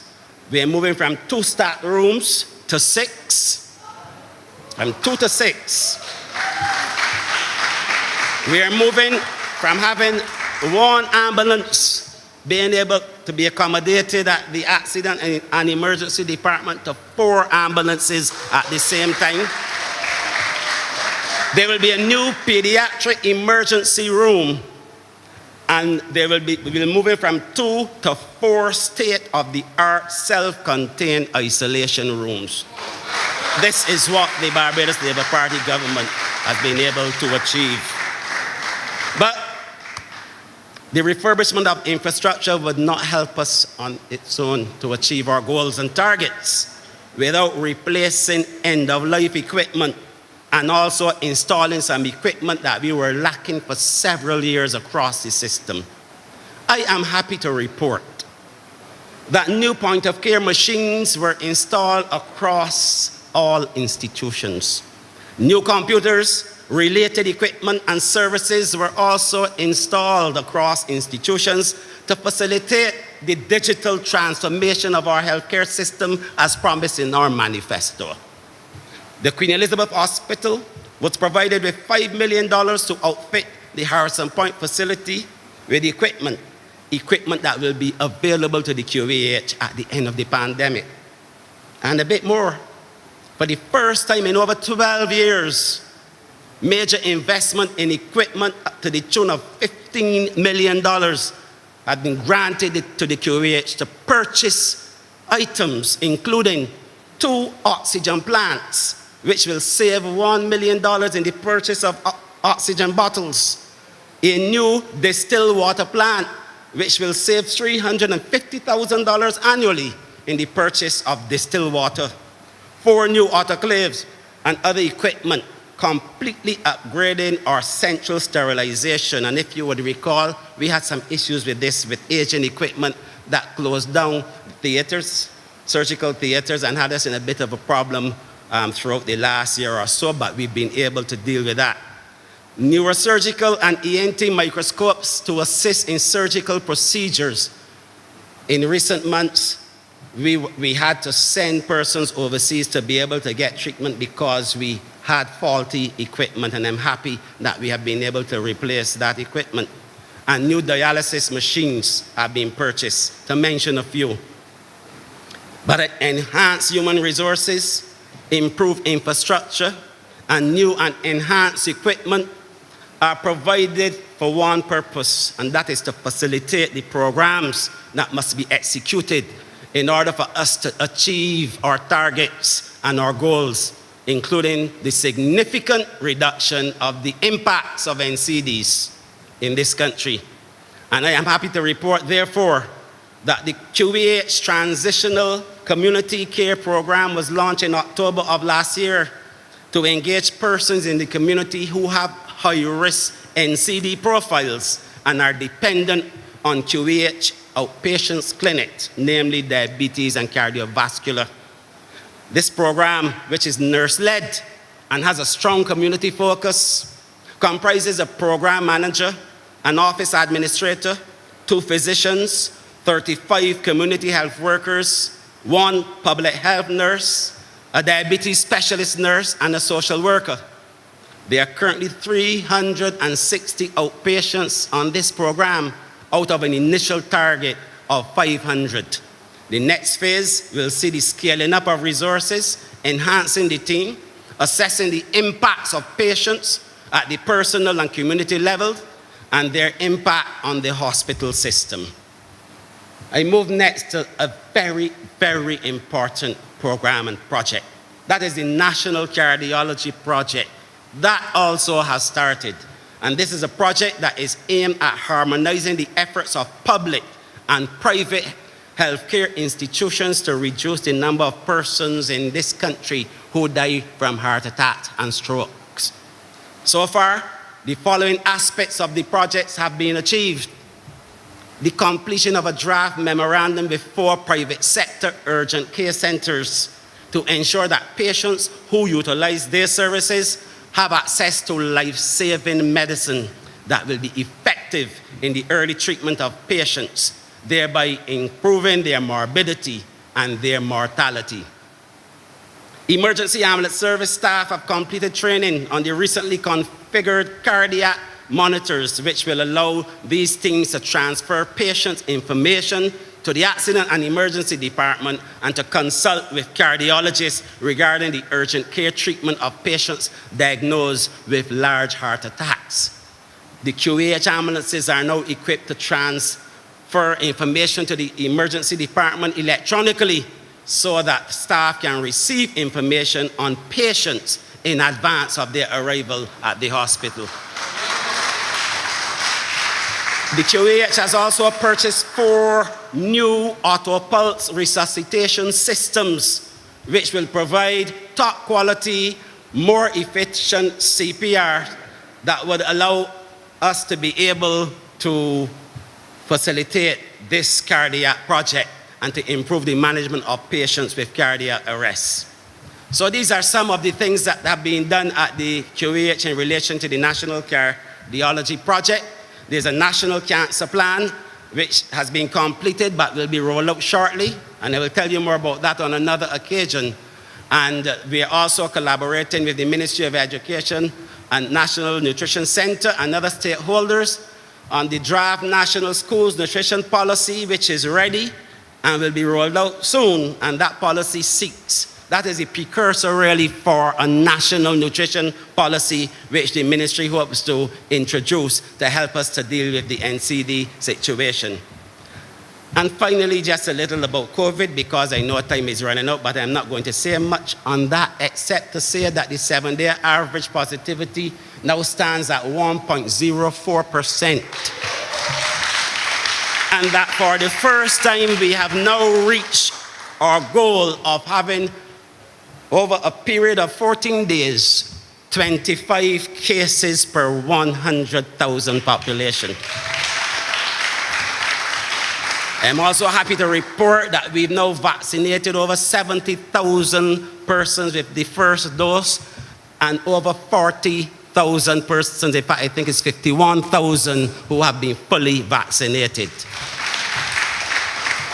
But I close by saying this, and I didn't say much about COVID deliberately, I could say a lot more about the healthcare system and the achievements, but the truth is that under my watch, and with the most valued support of the Permanent Secretary, the Chief Medical Officer, and the entire team, the Ministry of Health and Wellness must not be characterized by our management of COVID, but rather by the progress that we are making in realizing the dream and fulfilling the mandate given to me by the Prime Minister to take healthcare into the nooks and crannies of this country. And I say that that is something that with God's grace and God being the anchor, we will achieve. My friends, ladies and gentlemen, healthcare is here. We are doing everything as articulated in the manifesto and under another anchor, which is the covenant of hope that I signed a few years ago for this party and for this country. I thank you. With a plan to give every man and woman a chance. It's Jeffrey Bostek, yeah. Jeffrey Bostek, Jeffrey Bostek, Jeffrey Bostek. Be ready, be ready, be ready, be ready. Colonel Bostek, up and on. No retreat, no surrender. I want to take this opportunity, ladies and gentlemen, comrades all, to introduce to you, I should say first, to welcome to Reverend Charles Morris, His Excellency, the Deputy High Commissioner to London, who is also in the Zoom with us. And I'm seeing former Senator John Williams, who is also with us in the team. Welcome to you all.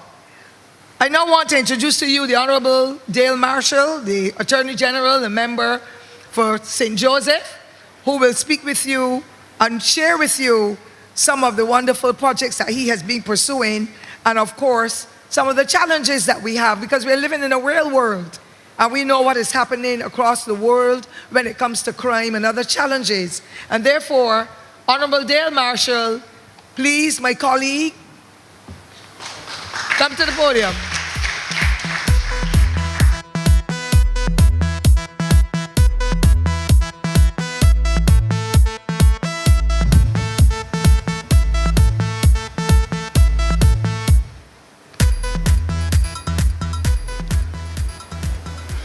Thank you very much, Cynthia. Let me say that it is a privilege to be able to be here tonight at the end of 3 years to reflect on how we in the Barbados Labour Party have made progress despite our challenges. But you'll forgive me for opening up my remarks on a somber note, because last night, Barbados lost a hero. Sergeant Newton Lewis of Rose Hill, St. Peter, died a hero last night. He was off duty at the time, but that meant nothing to Sergeant Lewis. In fact, his wife told me when I spoke with her today that Sergeant Lewis's favorite expression to her was that a policeman is never off duty.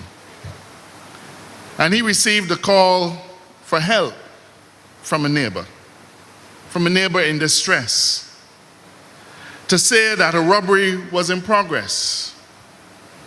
And you know, some of us, perhaps me, I might have said, man, I resting. Let me call the police for you. Somebody might have said, come back tomorrow. Many of us might have said, hold on, let me call for reinforcements. But brave Sergeant Lewis didn't do any of that. He did what he was trained to do.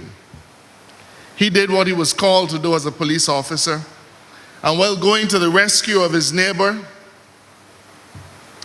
he was gunned down by thugs who care nothing for human life and who were driven only by greed and how to get easy money.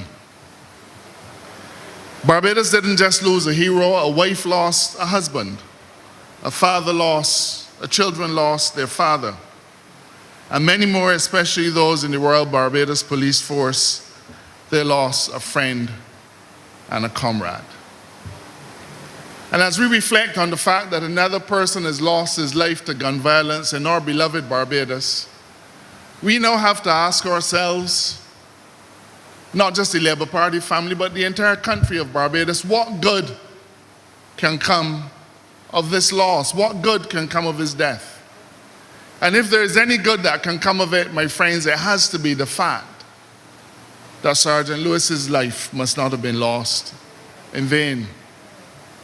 And I hope that the tragedy of last night that overshadows this gathering, even as we gather as a Labour Party family to celebrate an anniversary, I hope that it brings home to all of us, to all Barbadians, that whoever they are and wherever they are, the issue of gun crime, or any crime for that matter, cannot solely be a matter for law enforcement, but that all of us must be committed and concerned in wrestling this issue to the ground. And everybody wants the police to solve this problem on their own while we look on as passive spectators. But this fight against gun violence, against firearm crime, cannot be a spectator event, with the members of the public simply crying out for the police to do more, without looking inward and asking ourselves the very hard question, what is my role in solving this problem?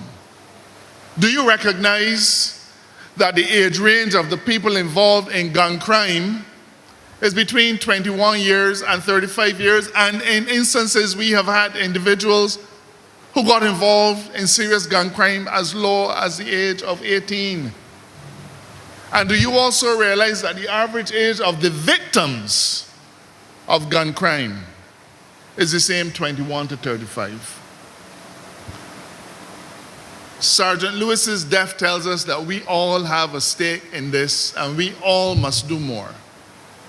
And I open this progress report, this report card, by asking every Bajan, every single Bajan, to join us in this fight. If you see something, say something.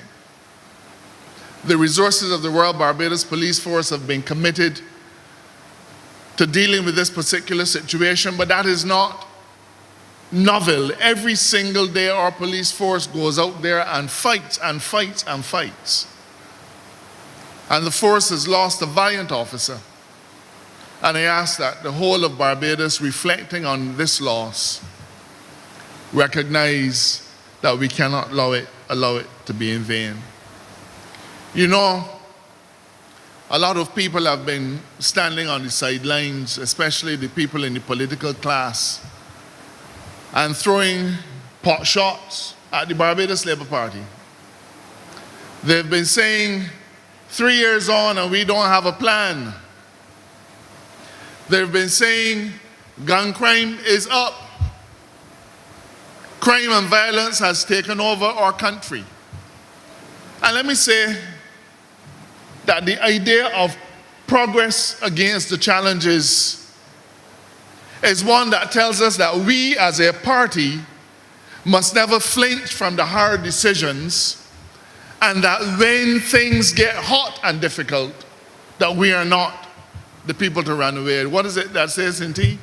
The best steel goes through the hottest fire. And from the day we won the last election, it feels like we've been in fire non-stop. But it is that hot fire, it is the challenges that we have faced that has allowed us to go forth with confidence that the country of Barbados needs us now more than ever. And on a personal note, I know that as the person with the ministerial responsibility for legal affairs and for the police, and as the Attorney General, a lot of the attacks will be coming my way, but I am so blessed to have had my colleagues, my friends, coming up to me with a little bounce and saying, Dale, we got your back.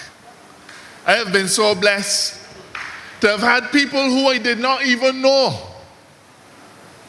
send me messages from all over the world and say, stay strong, stay focused. This is not a race for the swift, but a race for the strong. And despite my father's former profession, I know you might think I sound a little bit like I'm preaching, and I want to avoid that. You know, everybody has been saying, who are our political opponents, what is the plan? And you start out by being a little foolish, because no boxer ever goes into a boxing ring and tells his opponent where the next punch is coming from. Our policing strategies are matters of national security, and the last administration chose not to share any with us. And I reserve the right to share with Barbadians those things that we feel able to share. But for those of you who are cowardly and callously asking for a plan, you will not hear that kind of plan from me or from the Prime Minister or from any member of the National Security Council, because policing is a specialized art. And we need to allow our police officers to do their work. But we have not been silent. We have shared with you what our plans that are associated with the area have been. Let me remind you, because this is our report card, let me remind you that when we came to government, there were just about 1,000 criminal cases that were waiting trial. And we had 2 high court judges. Do the math. 2 single high court criminal judges to do 1,000 criminal cases, it would take them 100 years to finish them all. And we immediately understood that our justice system was not serving us well. And let me tell you, that is the reason why murder accused and firearm accused were getting bail. Because there were cases, Cynthia, Jerome, that dated back over a decade, and the court said a person is entitled to a fair trial, and part of that fair trial has to be a trial in a reasonable time. And the courts were duty bound to grant bail. But I remember the shock expressed by Prime Minister Frondel, short as he then was, when he said he didn't know that people were getting bail for murder. And Adriel Bradford said he didn't know either. I had to ask myself what it is that they knew or did not know. But when we came to government, I found a file in the AG's office which reflected the fact that Adriel Bradford boasted that he was going to amend the Bail Act and stop people from who were charged with certain offenses from getting bail within an 18-month period. And we took it. We didn't have any false pride. We didn't say, well, that was the Dems' idea, so we don't want it. We saw it for what it was. We saw it as an opportunity to keep some of our worst criminals behind bars and allow Barbadians to live and to breathe. And they drafted the legislation and left it there because they were cowards. But we are a party of action. And we took it to Parliament, and they were naysayers.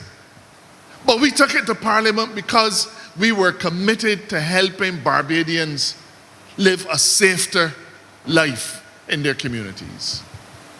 Now, the court has ruled it unconstitutional. And appeal we will. And whatever decision the court gives, we will accept. But we are a party of action and have never cowered behind difficult times. You know, the part of the discussion that nobody seems to want to have is whose problem crime is. Is it a Castle problem, Jeffrey? Is it a King Street problem? It is a Deacon's Road. Is it a Pine problem?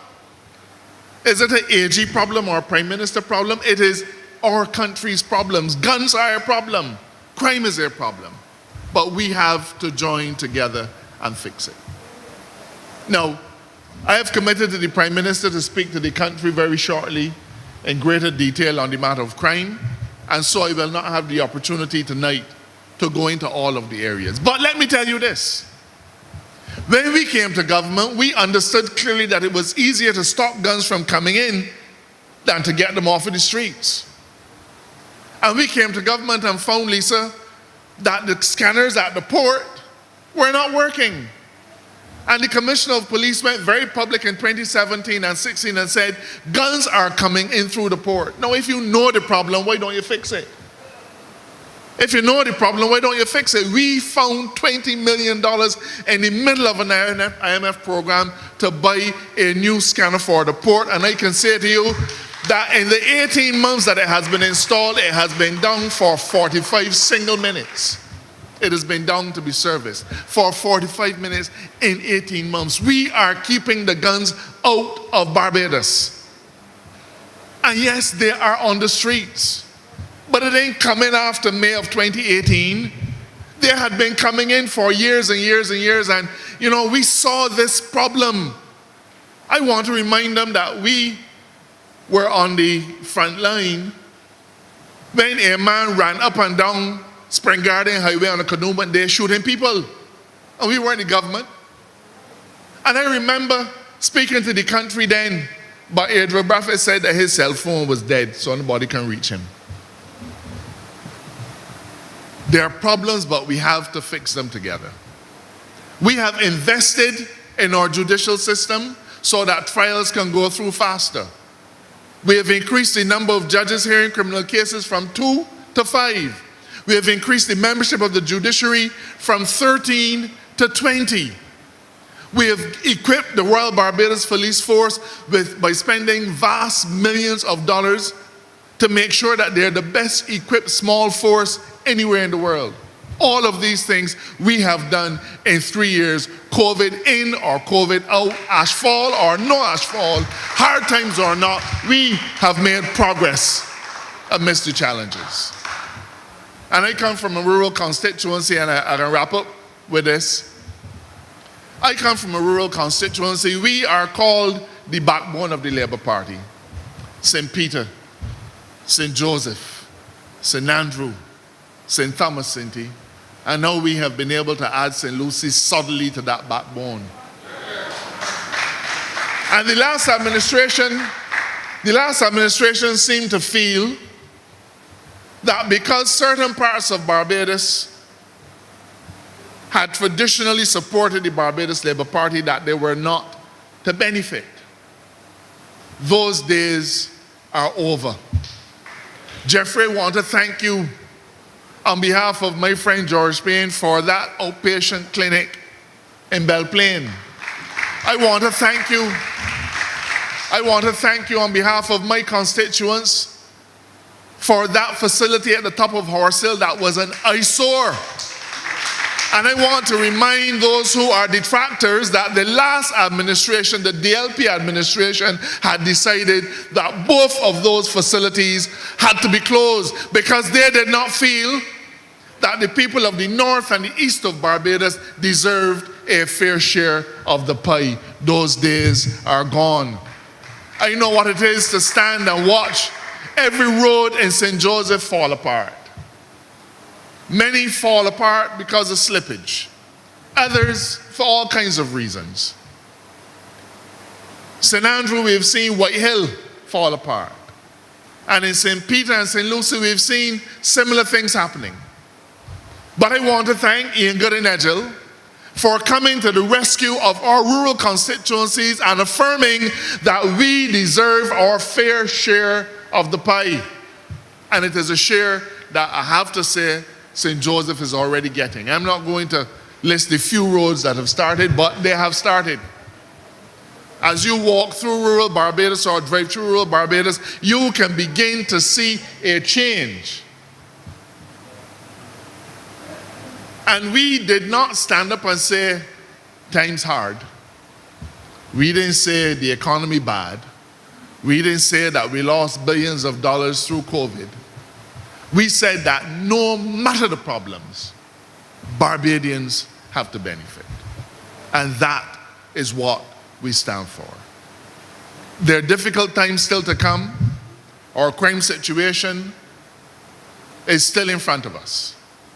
But I am confident that with the support of Barbadians and the support of my colleagues that we will solve that problem and more. Good night and God bless you.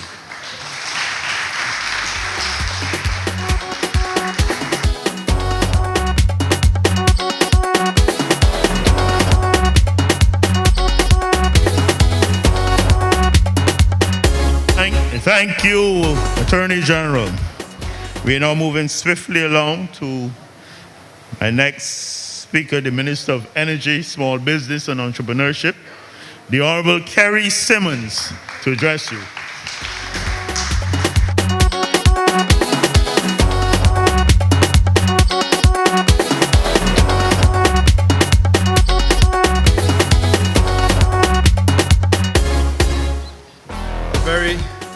A very good evening to you, comrades and friends.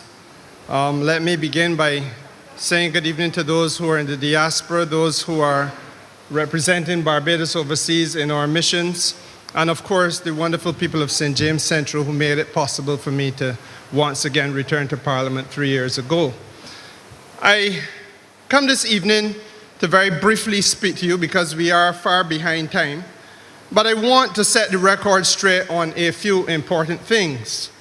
You would have recognized, as I do, that some people have once again found a voice. People who could not be heard to speak 3 years ago, who could not raise their voice to say even the Lord's Prayer, are now once again being heard to piggyback, as the Dems do well, on the pain of the people. Global cruise brought to a standstill means that there's an opportunity for people to revel. What is the Barbados Labour Party going to do about that? They involve themselves in these things on the calling programs, Mr. Ellis. You hear what I tell you? You see what I tell you? They had to shut down again. What are they going to do now?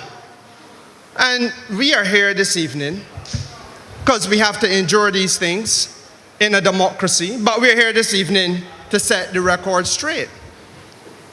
Let me tell you what we did with the shutdown. We faced the reality that small and micro businesses in particular, and let me be frank with you, we're talking more about the micro businesses, because they're the little one-door, two-person operation, one-person operation that does not have any vast reserves to fall back on. So they're disproportionately affected when you have a shutdown of all business. You can't tell a beach vendor who has been confronted with a closed beach and no opportunity to sell to the tourists who will otherwise be on the beach, well, just suck salt. You can't tell the nail technician who is told you cannot go to work and do people's nails and people ain't coming at you to do no work home, stay home and don't bring people in your house, that they must just suck salt. And so therefore, we said that we will find a way to bring financial assistance to every micro business that we could manage. Mia Motley, God bless her heart. God bless her heart.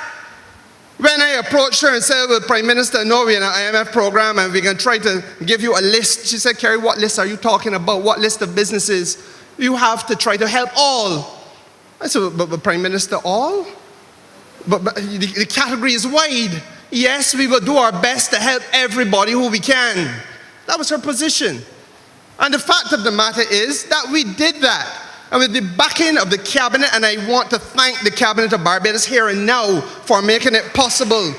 Within the first week of the shutdown, we had begun to marshal $2 million towards the assistance of micro business in Barbados. Do not applaud yet, I now start. Because 4 weeks later, I was in Parliament, again with the blessings of the Cabinet, in order to put in place a supplementary which allowed us to get the benefit of $6 million more. That was $8 million towards COVID relief for micro businesses in Barbados.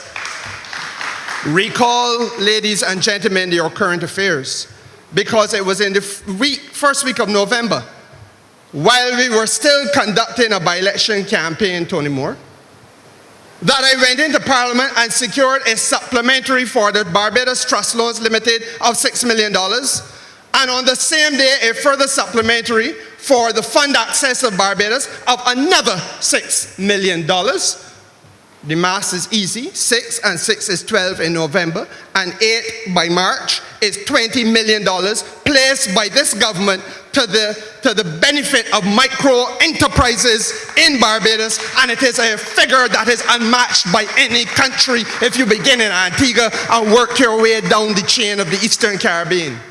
And I don't say that to poo-poo them, because COVID has been a brute and has humbugged economies. Oil-rich Trinidad and Tobago also were able to find $20 million TT. And on the 10th of May, Mr. Colm Imbert, their finance minister, in a press conference had to concede that they were able to reach 1,800 micro businesses in Trinidad and Tobago on the 10th of May. And I know that because my prime minister asked me to be sure when she asked me, you recall, Medic, when she asked me, but how far have we reached, Kerry? And I said, Prime Minister, we are unrivaled in this part of the world. She said, Kerry, you need to be sure. And Colm Imbert spoke on the same day. But you know why I smile? I smile because while he was being proud about reaching 1,800 people, micro businesses with relief in Trinidad and Tobago, and I doff my cap to him, we in Barbados have done 5,800. More than 3 times. So that if they want a record, if they want a report card, let us begin by saying that with regard to assistance from COVID relief for micro businesses in this Barbados, we in the Barbados Labour Party government are able to stand tall in this region. A lighthouse demonstrating a commitment towards assisting people. But it doesn't end there. You heard Adrian Ford speak remarkably well this evening and he touched on an issue that is very important. Because we took up 720 men, young men and women from around Barbados and put them to work on cleaning this country. And I heard again on the calling program, a gentleman who needs to have the vast frontiers of his ignorance removed. He said that this is a crash program. Not true, not true. And Adrian Ford will tell you, as recently as this week, he was called in by me to a meeting with my registrar of cooperative affairs, because we are building a broad umbrella called a cooperative in which to bring those 720 people who have found work in these difficult times. But it can't be just that you find work and you then leave them. It has to be that you sustain them in work, that you train them in business continuity and business administration to some degree, that you help them to understand how a cooperative can work to bring 720 disparate individuals from disparate parts of Barbados together, but with one common purpose in mind, that is sustaining themselves financially and competing in an open marketplace for contracts, whether from government or from private enterprise, to continue to do cleaning and greening across Barbados, to pay for their own equipment, pay their way through business, pay their way to financial success in their household, train them in financial literacy, part of a program launched by this ministry. And again, I continue to say it has been a pleasure to be able to work with members of my cabinet, in this case in particular Dwight Sutherland, because these things would just come together based on the foundation of hard work that began from day one when we took over the reins of administration of this country 3 short years ago.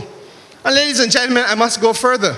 You heard Marsha Cadder speak remarkably well this evening too, and she touched on a matter which is vitally important, the transformative agenda. And if I start to speak to you about the transformative agenda, let me begin, however, by pointing out to you that you know many Barbadians don't realize this. On a good year, you are going to spend $500 million in foreign exchange, importing fuel into this country.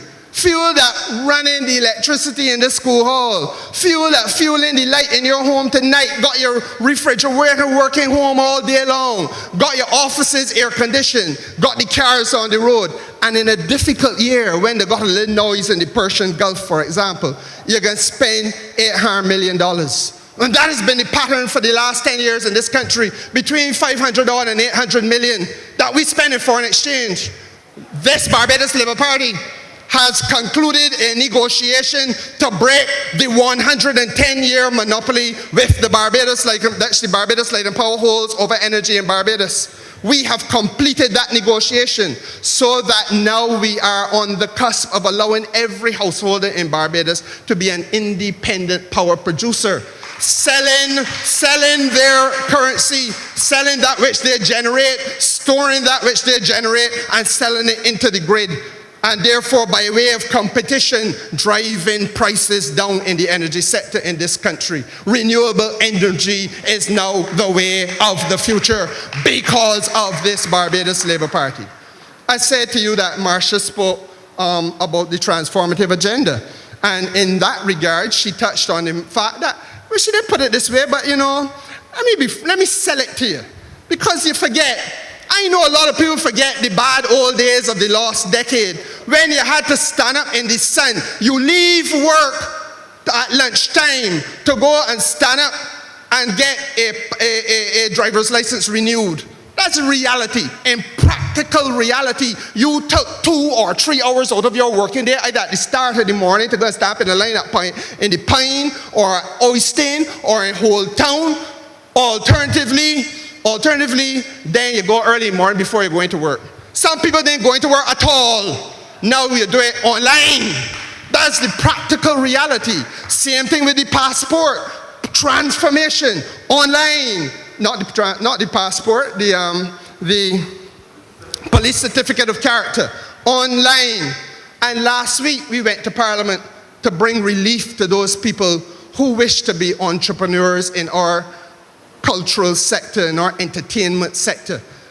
Next time there's a crop over festival in Barbados in the true Barbadian way that only we can do, those people who want to have a banfet, those entrepreneurs legitimately who want to set up a bar and sell alcohol on Spring Garden, or sell alcohol outside of Kensington, or sell alcohol at any event, reggae festival or what have you, will now be able to apply online. You ain't gonna go and stand up in the magistrate's court no more and waste a whole day. I've practiced law in this country for over 20 years. I see people that go down there 4 day morning sometimes, and at 1 and 2 in the evening, they are still out there waiting to hear their name. If your name Kurt Humphrey, a policeman come to the top of the step. Kurt Humphrey, Kurt Humphrey, Kurt Humphrey, as though you thief something, and you go in there.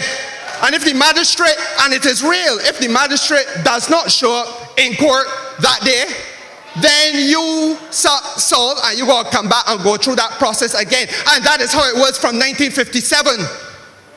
Today, this Barbados Labour Party has transformed that. And put in a seasonal license too, so that you could spend $500 and you have a license for the whole 3 months that you could do wherever you want, because you're licensed to do it. Transformative agenda. And ladies and gentlemen, we ain't stop there.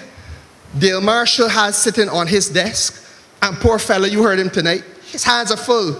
But I am hoping and praying that within 2 weeks' time, Dale, you can find the time to give me the certificate of approval for the vending bill so that we can take that to Parliament too. And why is that important? Because it puts a stop to what is 340 years of abuse, oppression, repression of the commercial activities inherent in the bosom of ordinary black people in Barbados. As far as 1687, the legislation in this country passed by the Parliament that I now sit in, passed by the Parliament that we sit in, deliberately tried to oppress and put obstacles in the way of people who are vendors. You think that slaves didn't try to sell? They tried to sell. And everything was done to oppress them. And in my lifetime, I have seen policemen with dogs humbug vendors in Bridgetown. I saw that. Nobody didn't tell me that. I have seen vendors get the tray overturned and the goods thrown away in the street. I saw that. And now the legislation will say, them days done. If you want me to move, then you gotta tell me where I'm going, and I have a right to be consulted on that. First time in history, through Mia Motley's administration of this Barbados Labour Party. For the first time in history, a vendor will be in a position where if it is that you have taken up my goods and put them somewhere because there's a public emergency and I got to move from where I am, then skipper, if it is a perishable, like fruits, yeah, Arthur, like fruits, a legal right now exists. I must get back my goods before they perish, so let me get them immediately. And onus for the first time in 380 years is placed on the law to deliver to the people. And equally, you got 2 days to hold my goods. If you ain't get them back in 2 days, then you got to compensate me in dollars and cents for the goods that you got though. So we are transforming this thing. And you know, I genuinely feel, ladies and gentlemen, that there's so much I've heard today that we got to do this a little more often. And I beg you, I want to talk a little bit more. But I am cognizant of the fact that we are late in the night already. And beyond me, there's an important speaker to come, because she has given us a level of leadership that is distinguished by any definition. She has lifted the floor, so that the most vulnerable amongst us can recognize that they do not walk alone. They are now keeping the company of all the exalted, because she has lifted all of the lowly ships. She has gone to the region and taken charge of this region as though it were her own, leading by example, and colleagues of hers who were vastly more experienced as sitting in the chair of leadership now look to her direction and example. Not satisfied, she has gone to the global level and is the leader from this region. In fact, the only leader from the third world who has been able to call and pull together the leaders of the world to get them to understand that basic Christian principle, that there must be leadership to protect the most vulnerable and the most underprivileged in our community, and that the weakest of nations, the poorest of nations, the most vulnerable of nations, the most challenged of nations, those of us who sit on the front line of climate change, those of us who sit in a position where we're dependent on tourism, those of us who are vulnerable because of the fact that when tourism is put to a stop globally, travel comes to a halt, your economy implodes. Those of us who depend on trade because we do not have the ability to generate enough to be self-sufficient either in food or the things we wear and the other qualities of goods that we depend on, we must trade. But when global trade is frustrated as it now is, and you see prices surge, where is the global leadership? And that was Mia Motley's call. That has been her challenge. And ladies and gentlemen, we are led by a lady who put herself on the front line in that regard, who led by example, challenged her colleagues globally by her own example. She is a leader who has been with us throughout the day and throughout the night during the perils of this pandemic. I see her enter the building now. And I say to you, ladies and gentlemen, even as recently as this morning,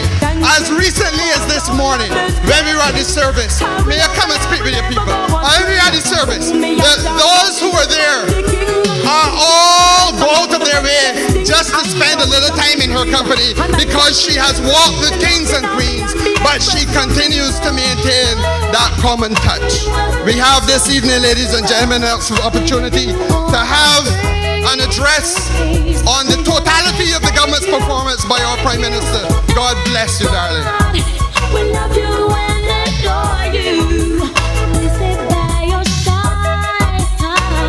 We gotta say thank you, thank you, thank you, Lord. Sometimes we pray and think we pray and no answer. Have faith, stay strong. With God you can suffer. Just remember everyone a burden to bear, but Almighty now give you more than your share.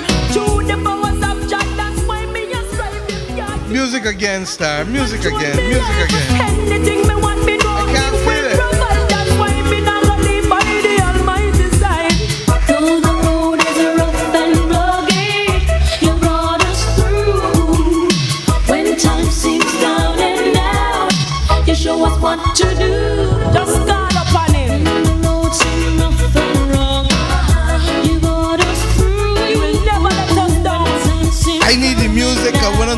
on, sing. That's what you do. Oh Lord, when we look at where we're coming from and where we are today, Thank you. we gotta say thank you. Ladies and gentlemen, comrades all, Barbadians in the diaspora, wherever you are, this song that just played is from my heart. And it was a simple song to say thank you. We haven't come here by accident. We haven't come here by some whim and fancy. Tonight represents 3 years from the night before we met, when we met at Carlisle Bay. Not Carlisle Bay, yeah, Carlisle Bay, Bay Street, when we asked you to give us the opportunity to constitute the government of this country and to give us a chance to change the course of this country. But I've come here tonight to thank all Barbadians, because it hasn't escaped me that is your trust in us and your confidence in us that has allowed us to work with you, so that collectively we have been able to turn the fate of this country around. And you know, it hasn't been easy. It has not been easy.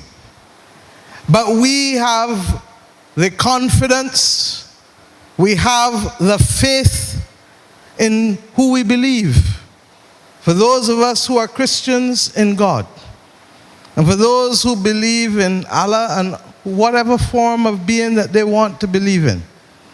But Barbadians have been held together, first and foremost by that faith, and second by the belief that we could once again do better and do what we have always believed, punch above our weight. And you will forgive me if I thank the people of St. Michael Northeast, with whom I have had a relationship for 32 years. Tonight I didn't just come to Leicester Vaughan. I went to Bush Hall, to my constituency office first. And I sat with them and watched some of the speeches. And I went there because just on my phone, I have a picture of the late great Robert Nesta Marley to remind me of two things. One, that it shall be this generation that must emancipate itself from mental slavery. And two, what does it profit someone to gain the world and to lose his soul? And I keep that on my phone every day to keep me rooted. But I also keep in my heart every day the people of St. Michael Northeast, some of whom live just short yonder in Jackson, cross to Japman's and Bourne Village and Exchange Hill and Applewitz, down to Green Hill and Johnson Land, and across to Whitehall and Grisettes and Long Gap, where I share boundaries with 7 of you, and of course Bush Hall. And why? Because I know what it is to see the difference in people's faces when the dreams that they have can become real, when the challenges that they have can be dissipated, and when a government understands that its role is not to serve itself, but to serve the people who have chosen to give them a chance. But I haven't come here only to say thank you to the people of St. Michael Northeast. I've come to say thank you to my team, to one of the best teams any part of the world, and I say so without fear of contradiction.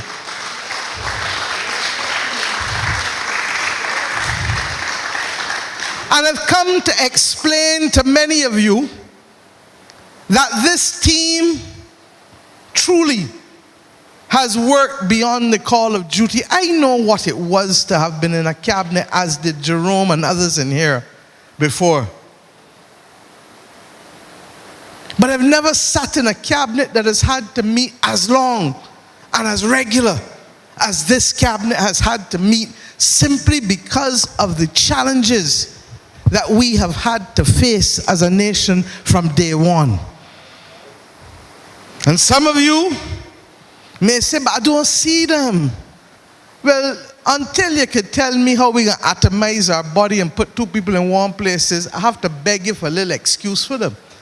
Because they have had to work beyond the call of duty to make sure that, one, we could achieve the mission critical things that many of them spoke to you this evening about. We didn't come here with a rosy hand. And when I opened the manifesto that we gave you, and we asked you to treat to it as a solemn document, and all of us signed, including Joe Atherley. All of us signed. Because I came to public life at a time when people chose not to treat to a manifesto as a social contract, and we told you it would be a social contract for us. But as we did all of that, all I want to remind you is that, and I speak to all Barbados now, without you, without the majority of right-thinking Barbadians, we would not be standing tonight where we are standing. And therefore I have come first and foremost to say thank you from the people in St. Lucie in the north to the people in St. Philip and Christchurch in the south. From St. James and St. Michael and St. Peter in the west to St. Andrew, St. Joseph, St. John and St. Philip in the east. To St. George and St. Thomas where we are in the heartland. All 11 parishes, plus those of you in the diaspora who continue to have your navel string buried here, we say thank you. Because it has not escaped us the magnitude of either the task or the progress amidst the challenges that we have been able to make. And you know why I pull out this manifesto? Because even earlier this week, when we were meeting as a national council, and the General Secretary was sitting next to me and I started to talk, the truth is that you heard almost 13, 14 speakers here this evening, and all of them were truncated because we just didn't have the time. But what has not been truncated has been the progress and the achievements by each and every one of them.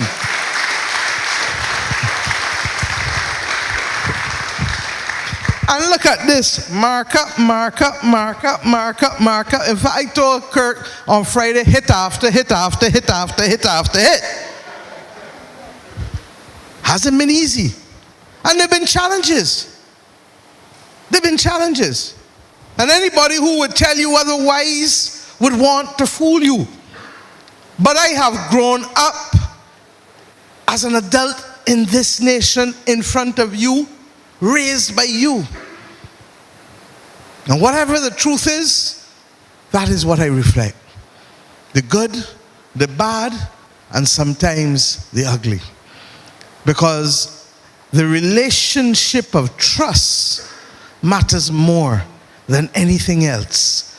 Because what I've learned is that once we set the common mission, and once we are prepared to work together, then many hands make. I can't hear you. Many hands make. And that is the point.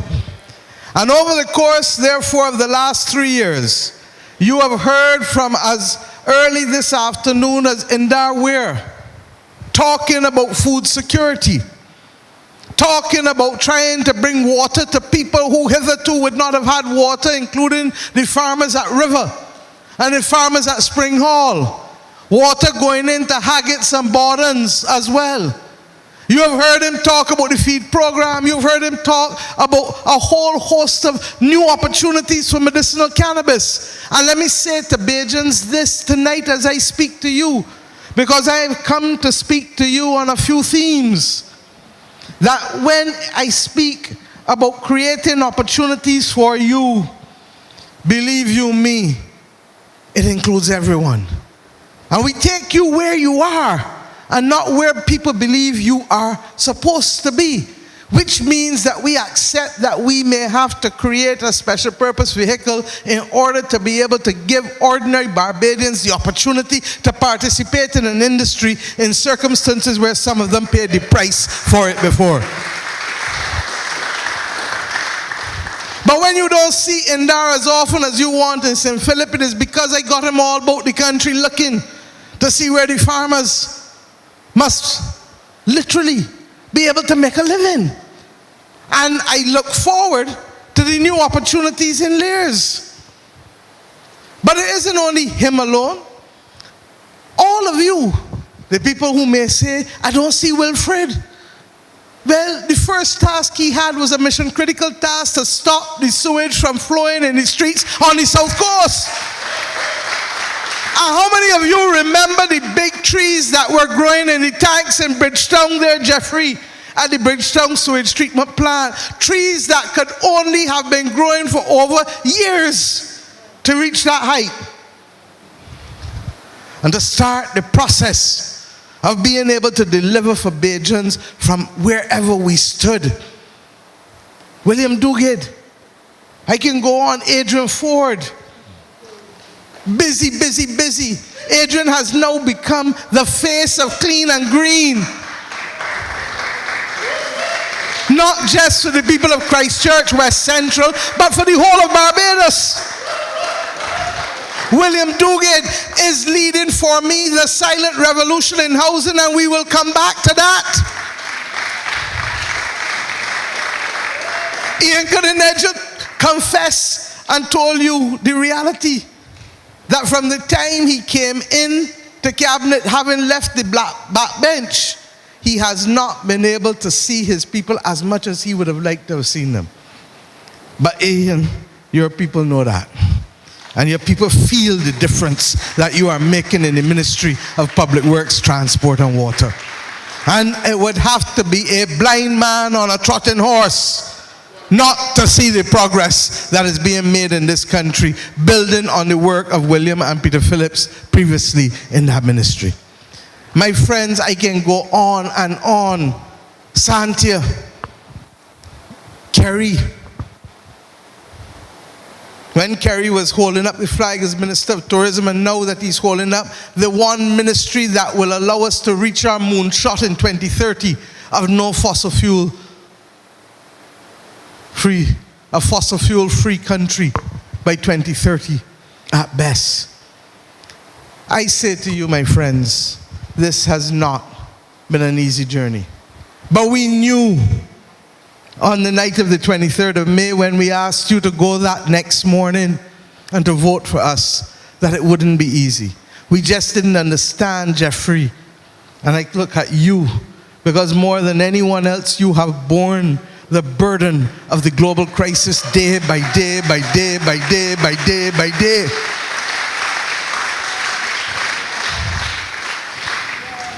And just because you don't necessarily hear them every day, you don't understand that Ryan and Marsha are doing their best to lift up this government, because unless we can pay for it, unless we can make it real, unless we can access the financing, all of the idle talk would be idle talk alone, as opposed to achievements in real terms.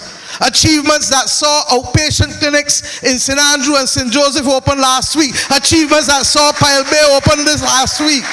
Achievements that saw Kirk do almost every single fish market in this country, with the other two to come.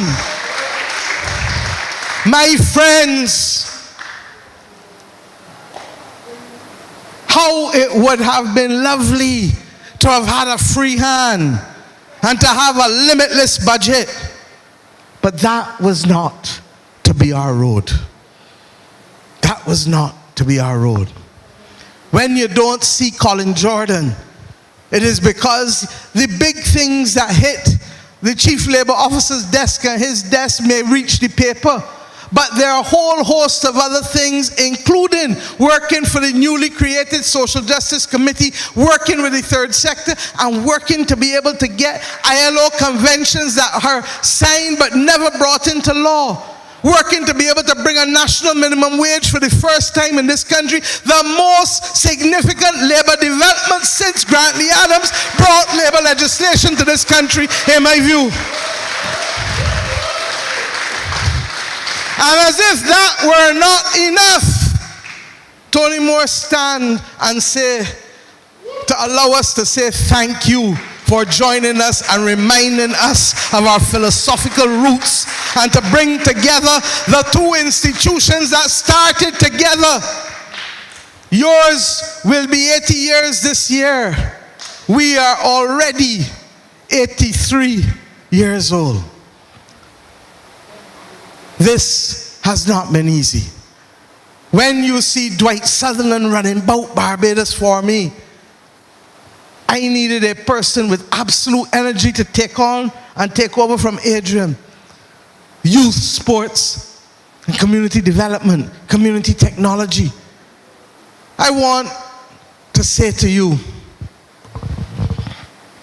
and believe you me, all of the members of my team, all, thank you.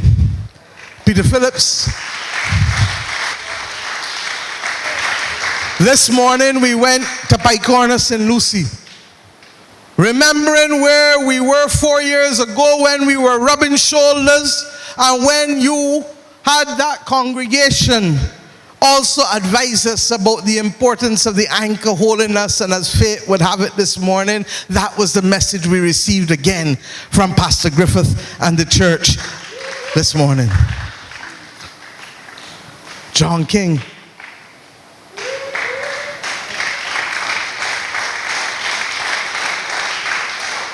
Working with me, and I can go on and on. Trevor Prescott, Mr. Speaker, sir, you are special because you don't get to speak. It is the greatest misnomer in Westminster system. But irrespective of the fact that you don't get to speak, your message, your voice, and your presence for the people of St. Michael Central continue to be felt in this country. As recent as last Wednesday, when you, Trevor Prescott, and I walked Bellevue, and Friday walked Licorice Village and the Bell, to bring to them what has been promised over and over and over. And they started to believe, like the second coming of Christ, they didn't know when it was coming. Bottom line is that we have come to serve the people who we have asked to give us the opportunity. And you know, this morning, I can tell you the truth.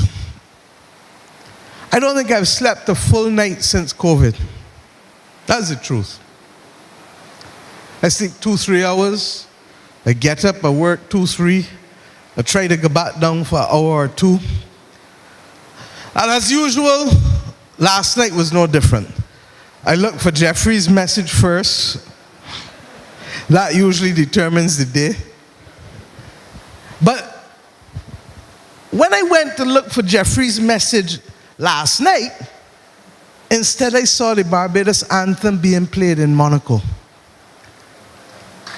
I don't know if the rest of you have it here, because it was so special. Let me keep quiet, I'm going to watch it. Let me come and watch it with you. Look at that. And look at the top. RSGP 1, 2, 3. Isaac Hadjar, your top rookie in second, and Hadrian David for the second time this season. He's on the podium in third. Alice Quinn, a big win for him, outstanding performance. And then we will pause for the national anthem of Barbados.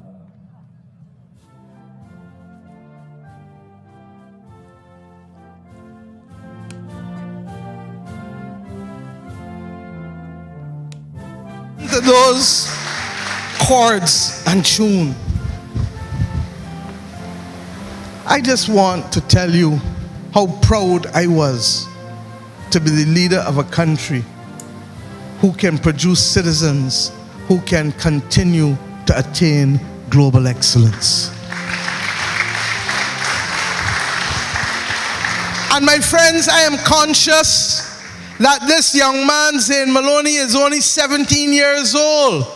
Just as I was conscious that when Rihanna Fenty started at 16, she has blazed a global trail for us. Just as Gary Sobers did for a whole generation of Barbadians, to show people that irrespective of what we face as a nation, that we continue to raise our children to be what we have said over and over, global citizens with Bajan roots. And I would tell you a lie if I didn't admit to you that tears came to my eyes this morning when I watched that race early this morning before coming to the church service, because it underscored much of what we are fighting for in this nation. And there's so many more, like Rihanna and Zane and Gary Sobers and Charlie Griffith and Wes Hall and all the others who have brought glory, Desmond Haynes and Sir Gordon Greenidge, who have brought glory to this nation. Aquila, irrespective of where they have come from, they have found themselves competing to be the best of the best. And at the core of it, that's why we have come to serve. That's why we take pride in the fact that on the turn of the century, Kofi Annan found it possible to reflect that we were punching above our weight. And that is why, my friends, I have come here tonight to say not only thank you, but to show and share with you a few things that matter to me and my government and this country. And you know, one of the first things is that our young people must at all costs be the platform upon which our development must rest. And that is why the paying of the fees at the University of the West Indies was an absolute imperative for this government from day one, irrespective of an IMF program, irrespective now of a pandemic, irrespective of ashfall. And Santia, I have given you nothing else other than the clear assurance that this government will continue to provide for its young people. Dwight, the same thing with the Barbados Youth Advance Corps, started by Adrian and continuing by you. And yes, we've had a lash. And we've had to pause during the course of last year how many we could accommodate, because we simply could not bring people into the residential program as we would like. But we know, even as tonight, Dale, as we salute you in continuing to bring the battle to fight crime in this country, in particular gun crime.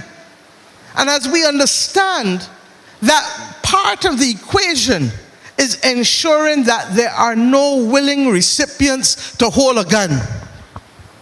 Yesterday, I went to the beach in the afternoon, and a youngster from Fitzvillage, Kerry, came up and he didn't believe it was me. He said, "Auntie," and I waved, and he walked down the beach and he come back up. He said, "Auntie, I want to talk to you." And he started talking to me about what he's done into digital media. When he hears me tonight, he knows what I'm talking about. And he talked then about what he could do as a job. And one of the things that he said that struck me, and I didn't know that we would lose one of our police officers who are committed to serving us last night. And I spoke to his wife this morning, and it's probably one of the hardest things I've had to do since coming to office, as I've had to speak to other victims' families. It's part of the hardest part of this job. And the youngster said to me, you know, somebody came up to me 2 weeks ago and asked me to share in the buying of a firearm. And he said he thought long and hard. And I said, well, you did. He told me he had just come from seeing his grandmother, who was 102 years old. And he said that he studied his head and realized that that path couldn't work for him, and that he might well be the victim instead of being anything else. And I thanked him for being so frank with me. John 3:16. And I thanked him for also going to see his grandmother. And he said to me, the grandmother said to him, you know, when he was leaving, 102 years old, that, you know, you're going to have many blessings. You just take it easy, you're going to get blessings. And he, as he was leaving, talking to me, I said to him, you know, she was right. Because when you left her, you didn't know you was going to bounce me up. And you know now that you ain't going to walk alone. And you know now that you made the right decision when you told the man that you ain't buying a firearm with him. And I share these things with you because it is only through these types of stories that we begin to understand what we are facing and fighting in this country. And to that extent, therefore, we have a responsibility to make sure that our young people at all times are given opportunities in this country.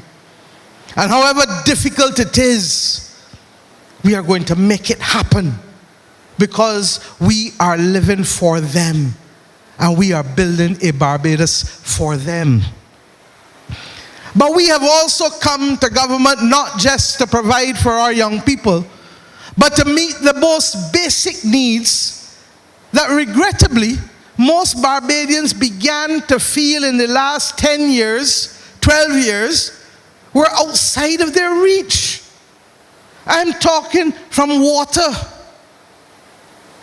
to housing, to roads, to garbage collection, to public transport. And that is why this mission critical manifesto was so important. Because we promised you that we would deal with those problems, and you heard this evening all of them report that from garbage trucks to buses and more coming, to roads and more coming, and to the water issue. And I thank Charles Griffith.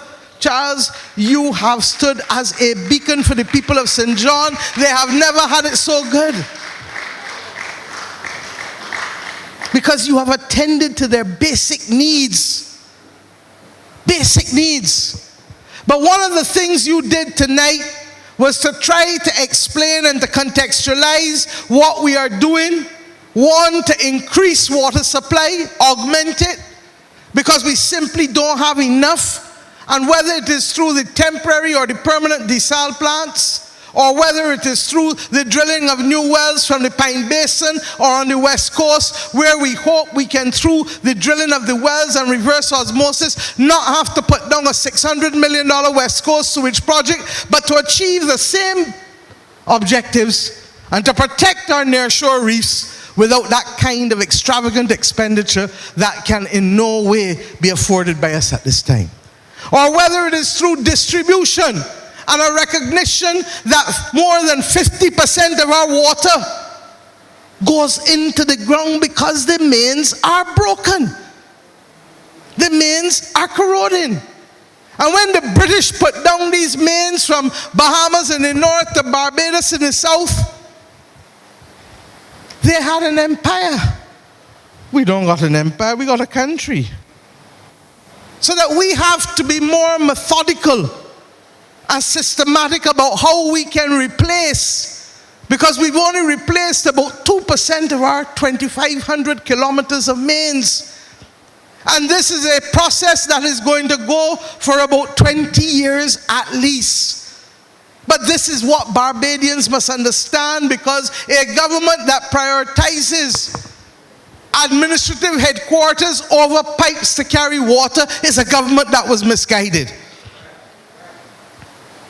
And I say to you that even as we move to deal with the non-revenue water and the leaks and the strategic replacement of mains, we have to meet the needs of ordinary citizens where they matter, whether from St. Lucie to St. Peter to St. Joseph to St. Andrew to St. John, the parts of St. George, the parts of Christ Church, the parts of St. Thomas. And that is why the government has invested in 38 more water trucks, because we have to replace the existing fleet, because a water truck has a hard wear and tear on it. It is starting and stopping, so that it does not have the lifespan of most other heavy vehicles.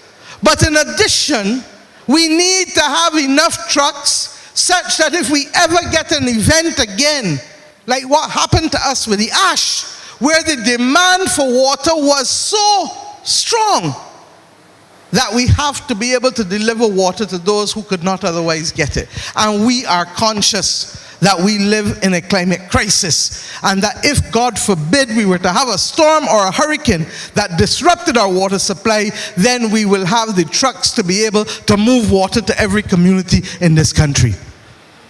My friends, these are the discussions I've been having with the International Monetary Fund, with the World Bank, and the IDB, because at the end of the day, we have to be able to provide the basic needs for our citizens above all else. And you heard Ian also talk about how much roads were done, but more importantly, how much more is to come. Financed through the Scotland District by Complant and the Chinese Exim Bank, 230 million.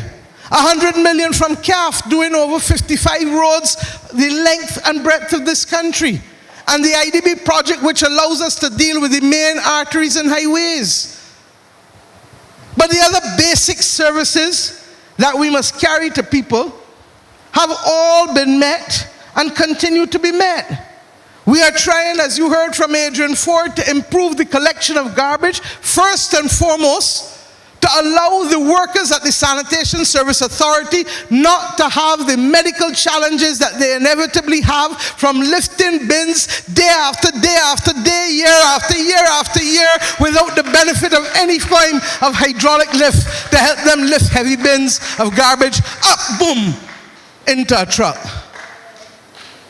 And then the optimization of the routes. Don't let us start in here, because in 2016, the Democratic Labour Party government got a plan from the Koreans indicating the very same things that Adrian Ford is now executing and the Sanitation Services Authority is now executing. By the same token, not only have we come to meet the basic needs, but we've come to ensure that we can raise the flooring, as you heard me talk this morning in St. Lucie at church. We don't put a ceiling on what Bajans can achieve. That's why I talked about our young people being global citizens and Bajan roots. But what we are committed to is lifting the flooring, lifting the minimum standard of life, recognizing that those things that inspired Grantley Adams and Tom Adams, Bree St. John and Owen Arthur and Henry Ford, as leaders of this great party, and Doc Cummins, those are the things that continue to inspire me and my government, the candidates and the members of parliament. Why? Because we understand that if you don't reach out a helping hand to lift up those at the bottom, no one else will do it. And we are committed as a people to making sure, from the national minimum wage right back through to the new program in the housing revolution that will see us for the first time in this country building over 2,500 houses for people earning less than $2,000 a month across every parish. Nothing to do with Hope Direct and Hope Premium dealing with 2,000 to 4,000, as you heard me announce 2 years ago. But some thought it was pie in the sky. But we have come that first morning that we launched at Lancaster. The demand is extraordinary. and we are going to do our best to meet the needs of ordinary Barbadians. A police officer, $2,700 a month as a constable earning. How he gonna afford to buy land in this country at $25 a square foot and then build a house on top of that? Cannot happen. And nobody has been looking out for them. And therefore, when I talk about the silent revolution in housing, when I talk about reducing the cost of land, not by government going and paying top dollar, but by us systematically since 2018, Marsha, asking people for planning gains. When others were asking for other things, we want planning gains for poor people, for land for poor people at no charge.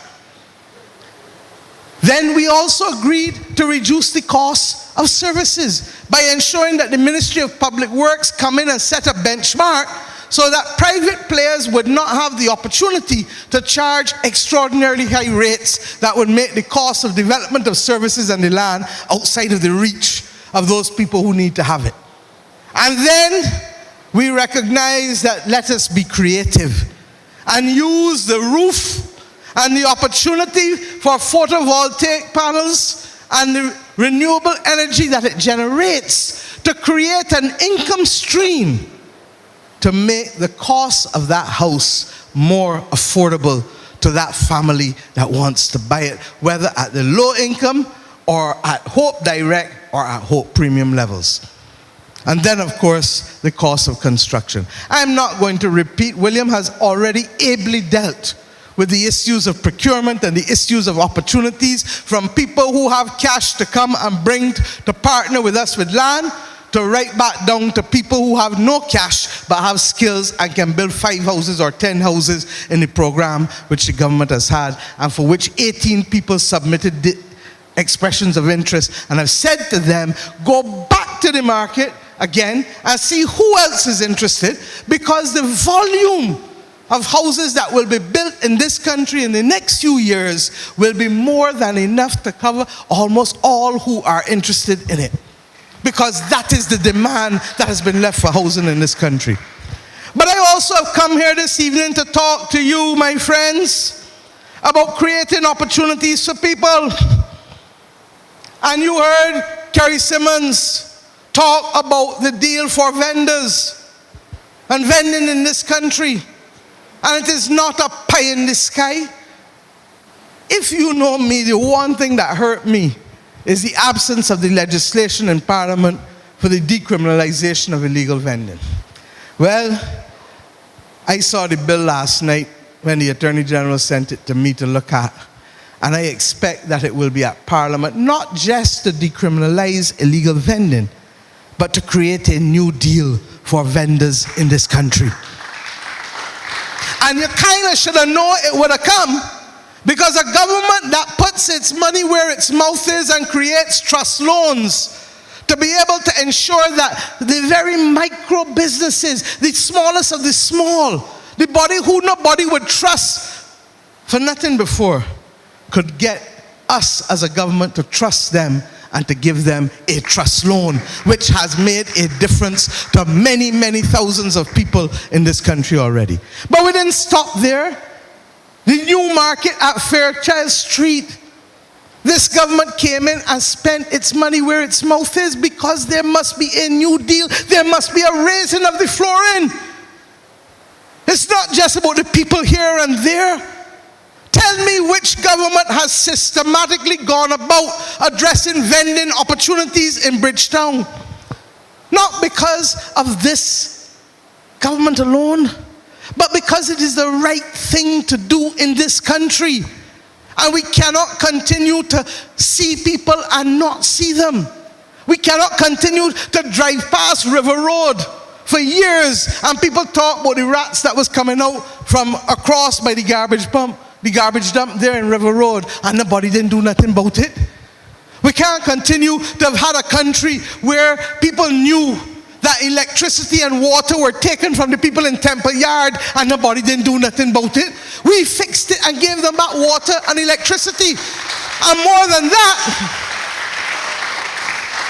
the Urban Development Commission is about to carry them to a next level Because we are conscious that some of the 800,000 cruise ship tourists that coming in have a right to go down in Temple Yard and to be able to see the craft and to eat some idle food when the day come too. Baxter's Road is now looking once again, and Passage Road, Jeffrey, like it needs a facelift. And we've gone back in there with the UDC doing the plans because we are getting ready to give you a new deal in there too. And then we go to the river bus stand, where the last government built a bus terminal but never dealt with the drainage down there and never dealt with the stalls for the individuals who live down there. And if you go down there and you mix with the people, you understand that they are cheap by jowl and barely able to survive. And we have said we will raise the flooring board in this country because they deserve a better chance in Barbados. But we haven't only come to give a better deal to the vendors in food security. You know how many Bajans throughout the decades could not live on one salary alone? All of us know it. And your family either used to keep stock or bake, or cook, or sew, or do something else to supplement the income of the household. You know what I'm talking about? And we have reached a stage where we understand that food security is all the more critical. You saw that ship that was stuck up in the Suez Canal last month. And then with COVID, the disruption of supply and the use of containers not being made readily available to be able to ship things again, sending the price of shipping and the cost of living globally up in the air.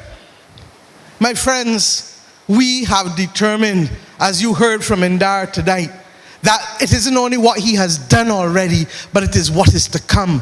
And there will be over 165 opportunities at the Lair's Land Lease Program right there in my constituency going forward.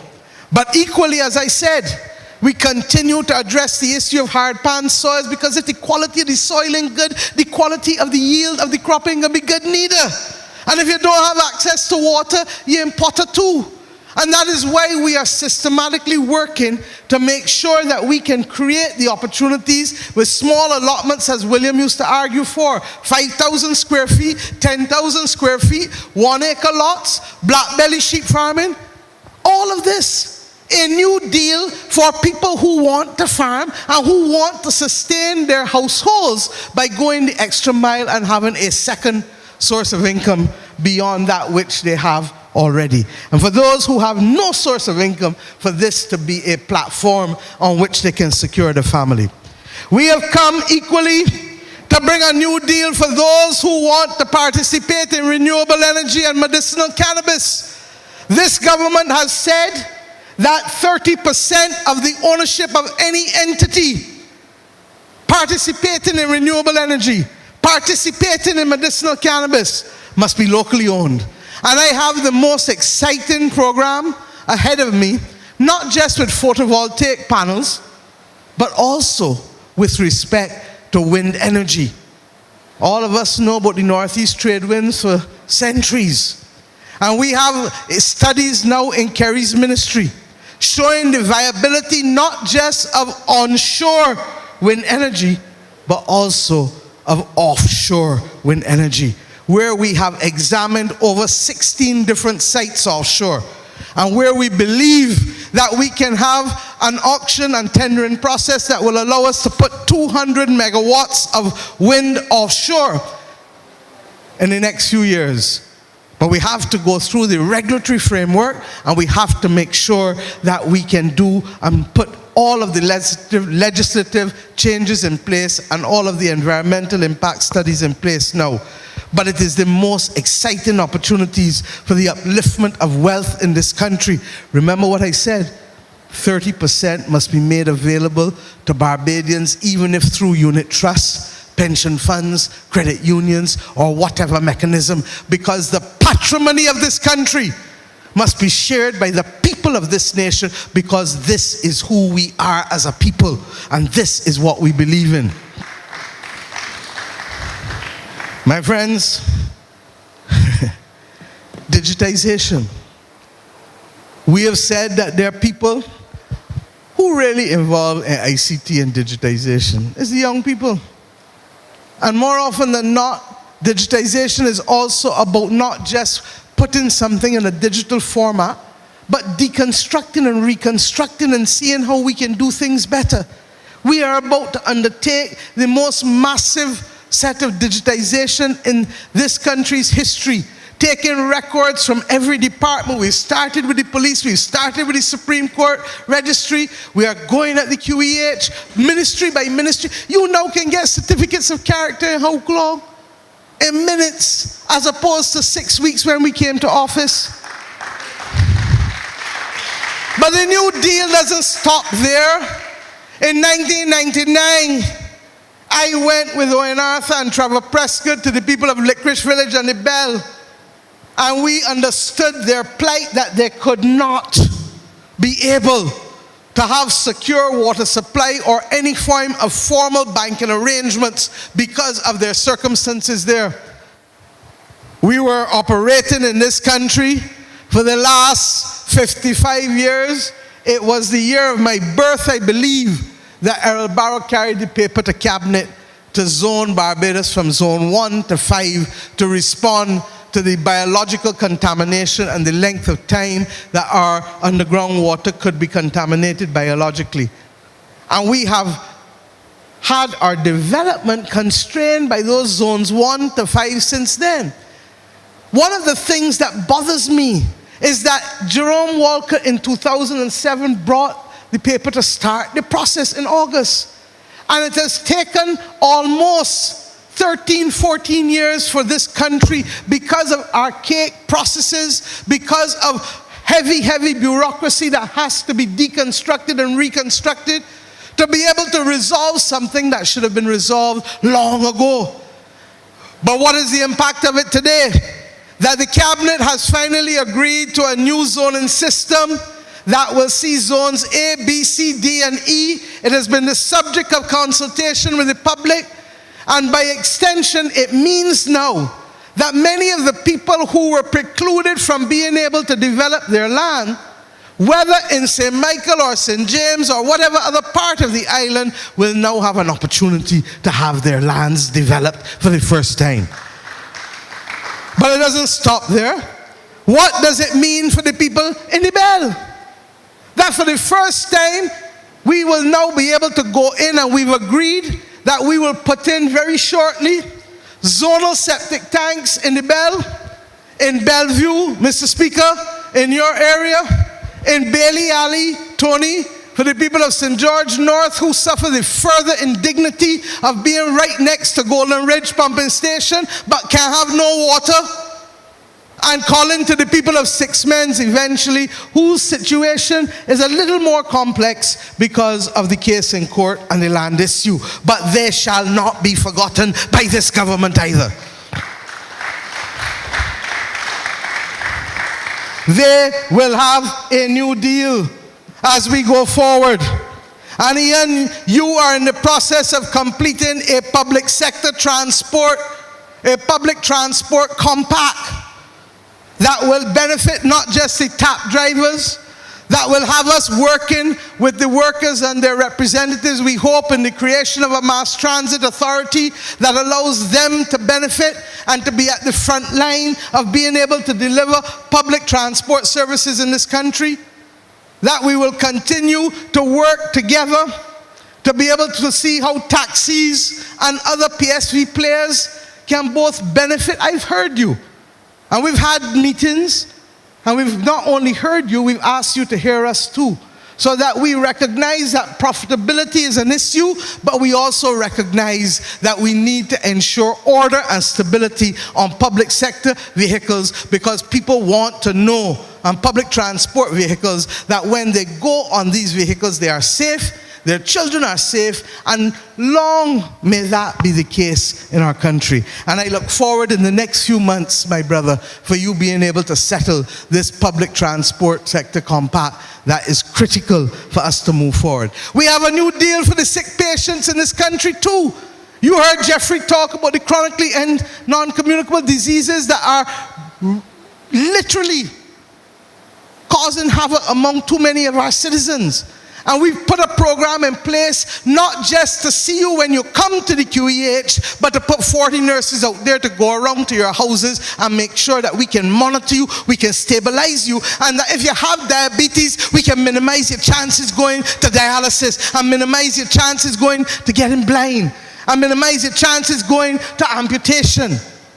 We asked you to also, as a people, walk with us as we try to be able to deal with the people who are suffering from heart problems and who have a heart attack, and how can we reduce the level of death with persons who suffer from heart failure and heart attacks in this country. We have a new deal coming for the mechanics of this nation. Ronald Toppin, where are you? Ronald Toppin has been at the forefront, not just of saving our international business sector from all of the attacks that have come out of the OECD and Europe, the EU, but he has also been working assiduously now to getting our industrial base off the ground. And one of the things that we recognize is that we have too many mechanics in this country who have never been able to find anywhere to be able to go and do their stuff. We are going to change that for them, as we will change the deal. Cynthia Ford, Santia, you and I went and met with the young ladies in the industrial estates. And were it not for COVID, we would have had up and running since last year daycare centers for them. I now have a proposal from Ronald Toppin's ministry for us to fund those daycare centers, and they shall come. But it doesn't start there. We said that we would have a new deal for the vulnerable. The adoptive family approach was to be able to get those people and families who were falling through the cracks, either because they had been recently laid off, including the public sector layoffs, or that for whatever reason they had fallen through the cracks. And we have worked not only in doing that, but we increased welfare payments for the first time, because I am committed. We are committed to raising the flooring level, because we cannot let our people fall through. When people ask me, how are you going to pay for that pension increase? You remember it?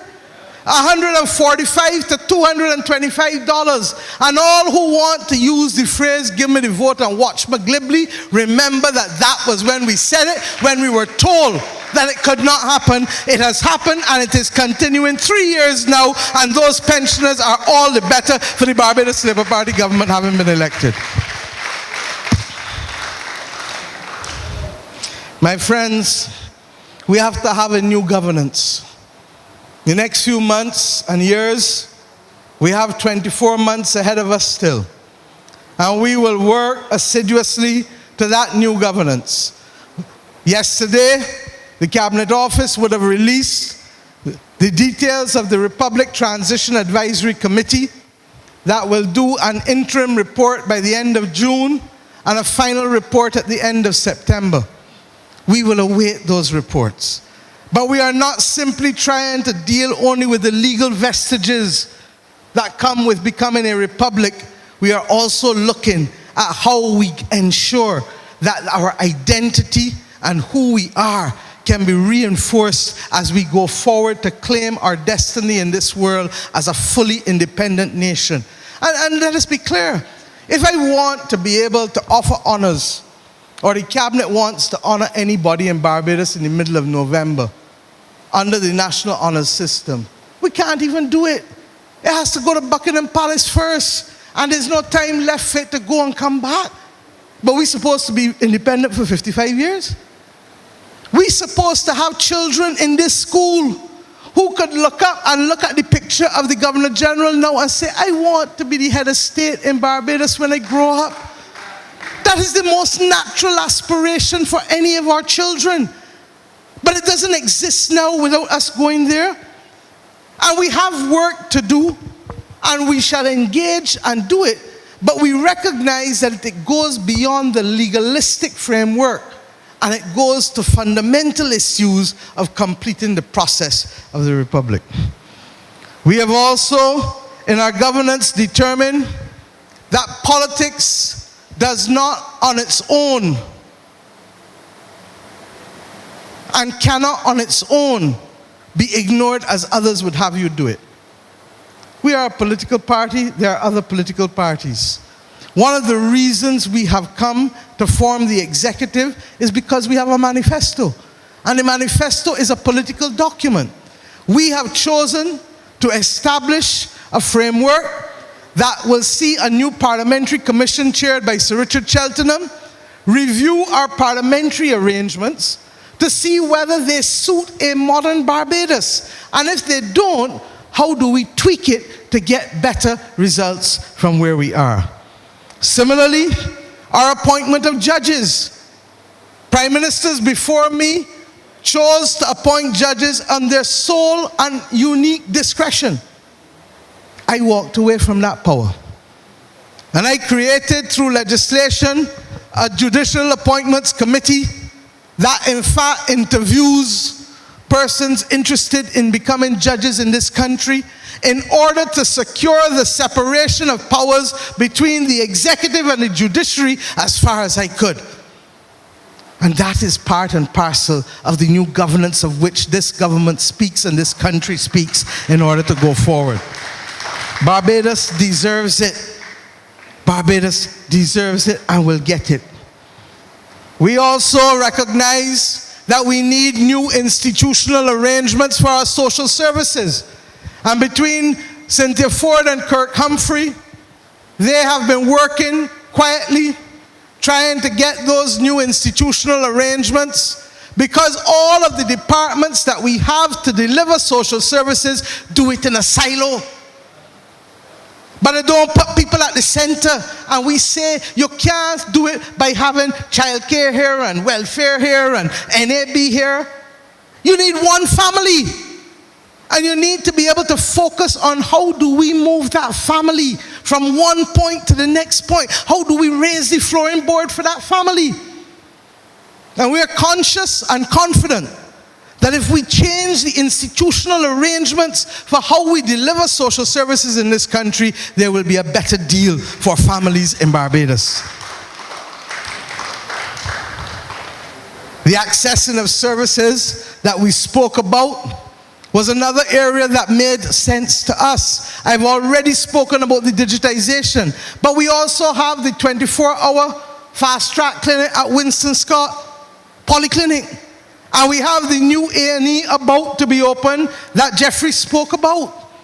This is a government that recognizes and our country needs at this stage for us to make services available to the people. Last week when I spoke to the philosophy that we believe in bringing services to the people and not people to the services. And that is why we support the view that we should decentralize and carry as many services to as many areas of this country as possible. You've heard about Easy Pay. You've heard about the other things that we have done in terms of enfranchisement. But the other thing that we must do as a nation is to keep our people safe. And keeping our people safe, AG, yes, relates to us being able to have zero tolerance, in particular to guns. And I want to support the Attorney General completely with his statements tonight and with the work that he has been doing to help make Barbados safer. But you and I know that's not just about him. It's not just about the police. It's about all of us. And it is about us being able to see and stop ignorance when we see it. Whether we've seen it among our children at an early age, whether we've seen it among other people, because the consequences of it shall follow us. You heard them speak about the scanners, but that's only one part of it. And we really have now to ensure that the rest of the society meets law enforcement where it is.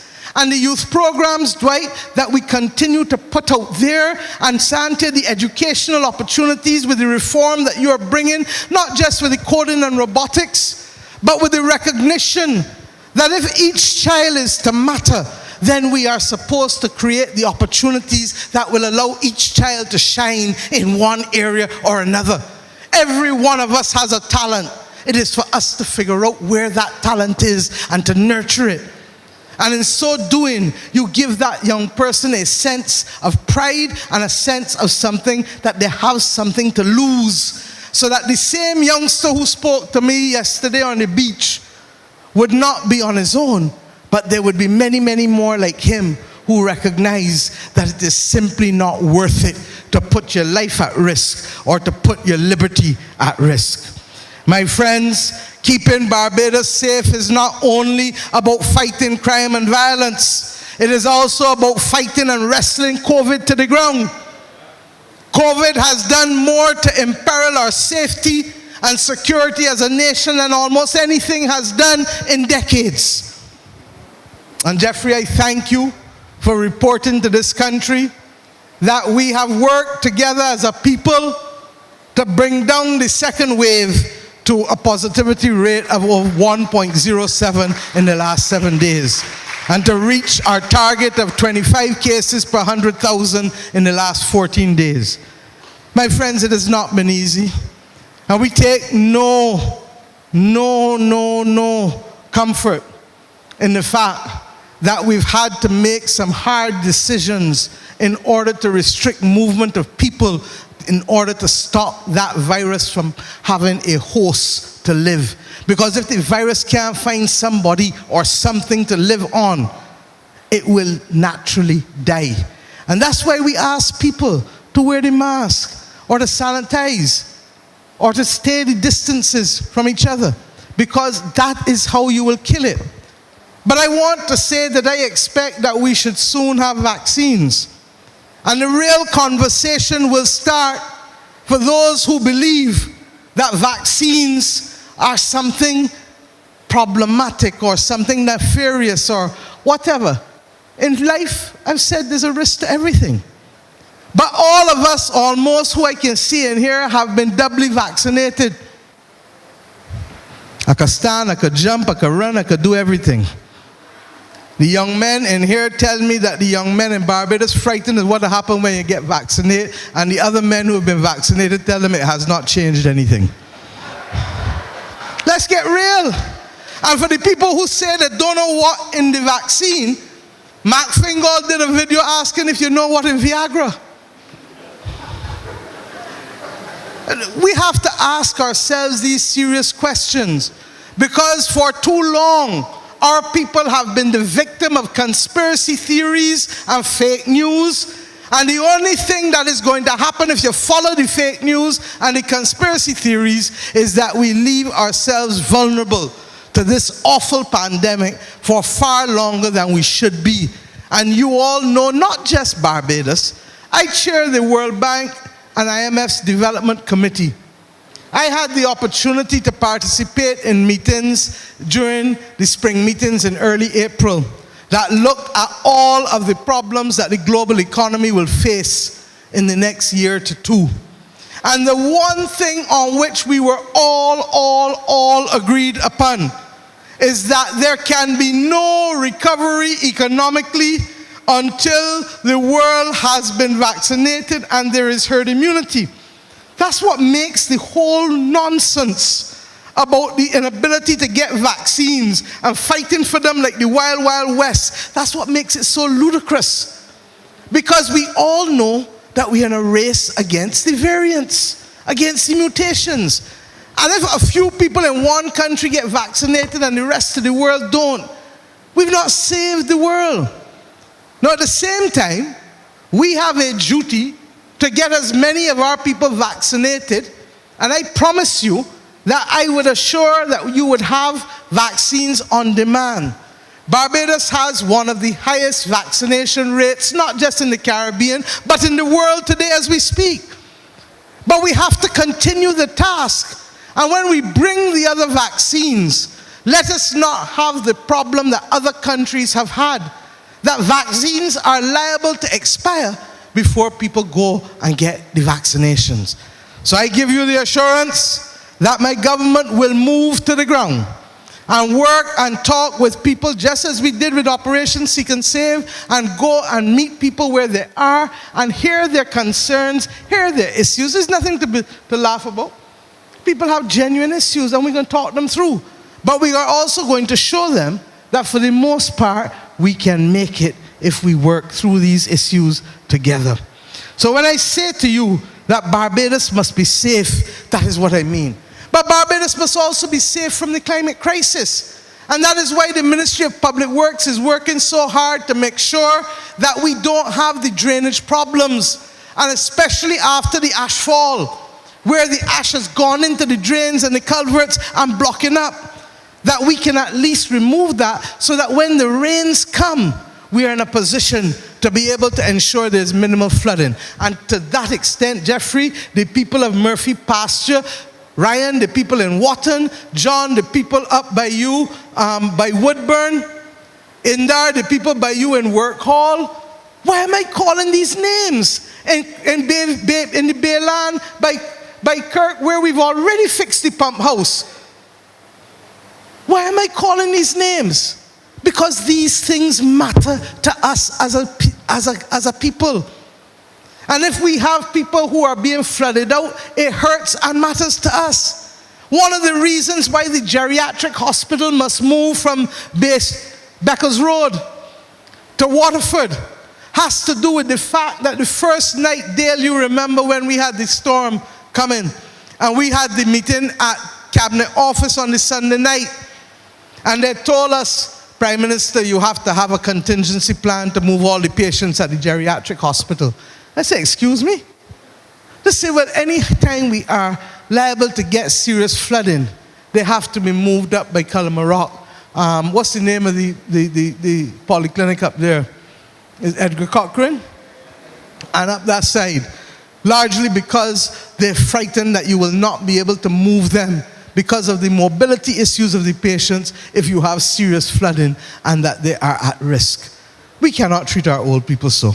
And when I talk about a new deal for the elderly too, therefore will come with a new geriatric hospital that we will place at Waterford, right in the bucolic nature of the National Botanical Gardens, so that they too can enjoy the rest of their days in as peaceful and as pretty an environment as is humanly possible. I have come tonight to say thank you, because this is a country that continues to face challenges. But the challenges shall not daunt us. And there are those who want to engage with me and are putting on boxing gloves. But I say simply to them that the only gloves I got is construction gloves, because I am building this nation forward, and I will not be distracted by those who feel that they want to complain about every I dotted, not dotted, and every T not crossed.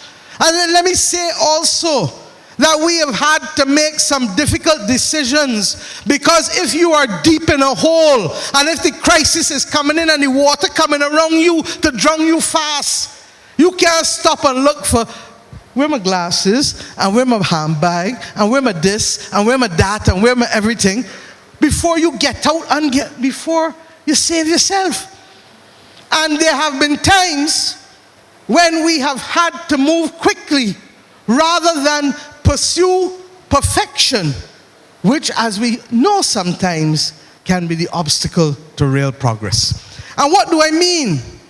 There are many who will complain and say that the legislation has not always been perfect. Well, if you had a government that committed to dismantling the international business sector and never told us anything about it, and you have 6 months within which to bring 14 pieces of legislation, then sometimes you will be forgiven for not ensuring that you mull over it for the 2, 3, or 4 months that you would normally have to mull over it, because you are time bound. And if you don't do it by the time, there will be sanctions placed against the country. There have been other instances in the middle of COVID where we have had to deal with other forms of legislation, which, if we could have the time to put it down for 2 and 3 months, may even be better. But Dale, you and I know, having served, I served as an Attorney General, you serve as one. And I thank your officers, because while we meet here tonight at Leicester Vaughan, There are officers in the Attorney General's office tonight trying to settle on a new customs bill because it is a conditioned precedent to the World Bank loan that Marsha spoke about that will bring $200 million to this country for us to be able to continue to do the things that we need to do to build out Barbados. Would those people like not to be there this weekend on a Sunday night, the night before Whitsun? Of course they would like not to be there. But we don't have the luxury because the country that we inherited was in a perilous state.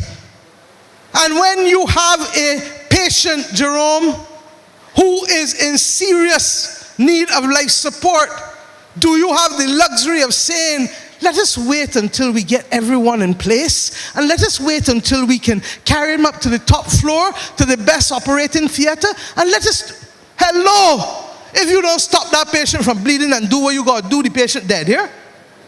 And the country the same way. But those who are armchair critics can afford to sit back and pass judgment because they do not understand from how far down we have had to come to build back this nation. And that is why I have come here to say thank you to Bajans. Because Bajans have made it possible for us to work together through the social partnership. I say thank you to the private sector. I say thank you to the labor movement. I say thank you to the public servants. But as I say thank you to all of you, you know that I always believe we can do more and work harder. And if I push you harder and I ask you to do more, it is not because I'm not appreciative of what you have done, but it is because I know the crises that still lie before us. June 1st is a week Tuesday. The hurricane season will start and add to our woes the possibility of systems on top of the droughts that we have faced in past years, on top of the sargassum that bedevils us on our coast because of the climate crisis. We continue to have COVID. And we are happy to hear that most of the vaccines are resistant against the variants. But Jeffrey, we all know, and Jerome, we all know that if we don't get ahead and get to the point of herd immunity, and that means going one by one, by one, by one, by one, by one, by one, by one, by one. And it means having these serious conversations. And those who are frightened that there's a risk, I say to you, there's a greater risk of dying from COVID, and there's a greater risk of being hospitalized from COVID. Talk to the doctors, don't talk to us. And we fundamentally face the risk too of international economic difficulties.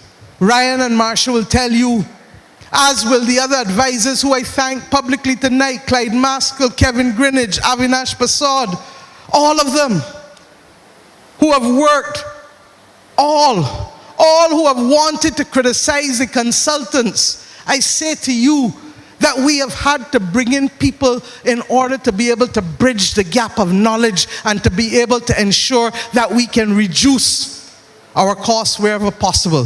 When we paid White Oak the money that we paid them, ask me how much White Oak has saved us in the last 3 years as of today. It is about $2.8 billion. And still counting. And in all of these things, our nation can only meet these challenges if we work together, my people. So I have come tonight to say to you in a very, very special way, and with a level of humility that is the only way I know how to. We must stay the course. There are some who will want us to be distracted. There are some who will want to have extraneous arguments put before us, or who will want to say why their rights are more important than protecting the public safety of this nation. And we will have those discussions with them.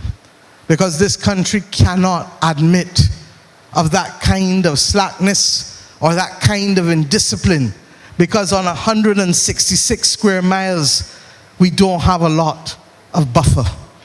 And even as we fight these challenges, I have not spoken to you tonight about the moonshot moments, about how we will create a program to catapult young Barbadians into helping us solve their problems and our problems.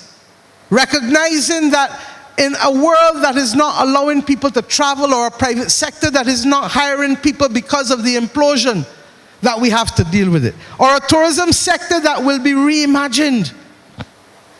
Recognizing that long stay tourism and a new approach to how we deal with immigration will help us have enough people to be able to make the difference, to maintain the quality of life that we want to maintain for those who have it, and to raise the floor for those who don't have it. There are other moonshot moments, such as the work that we will do with the genomic mapping, Jeffrey, or the work that we will do that may make us the third country in the world to seek to work to eradicate Aedes aegypti. Or the work that we will do for the first time to create a space for creativity in the center of our capital at Queen's Park for those of our creatives who have hitherto been left out of a space to be able to work together as a group. These are the moonshot moments that I talk about. That is why having Golden Square completed is so important, because it roots us. And I ask Barbadians tonight, please, wherever you are, keep doing what you've done with us for the last 3 years, because you've walked with us and you've talked with us and you've given us the opportunity to work to solve your problems. But I say to you tonight, and I ask the others and ask you to remember that we've only just begun. We've got a long road still. But I'm confident that if we walk with the same purpose as a nation, if we move with the same commitment as a people, and if we reflect the same caring that makes us who we are, then I know that when I asked you on the 2nd of January 2020 to walk with us for a 7-year journey to make this country world class, I know that in spite of the last 15 months, we shall still make it, because what I've seen in you is a spirit to succeed and a spirit to overwhelm the challenges and the crises that face us. So in the words of that great song from the Carpenters that we would hear on a Sunday when we're coming back from church and when we're going to eat Sunday lunch, if I could have sing, I would have sing it for you. But I feel that I'm going to have to ask Kirk Humphrey and I'm going to have to ask some of the candidates to come up and help me sing this song, We've Only Just Begun. Play it for me, brethren. Good night. God bless you. And let us make it to greater heights in Barbados. Thank you very much. Watching the signs along the way, talking it over, just the two of us, working together day by day, together. Look at the lyrics. And when the evening comes, we smile. So much of life ahead. We'll find a place where there's room to grow. And yes, we've just begun.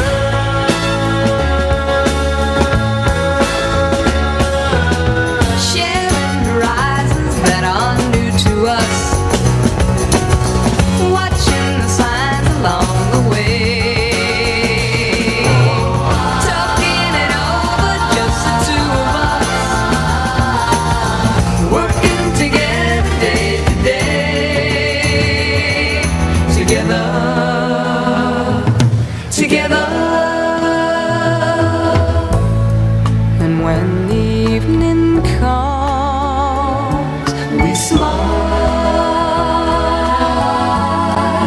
So much of life ahead. We'll find a place where there's room to grow. And yes, we've just begun.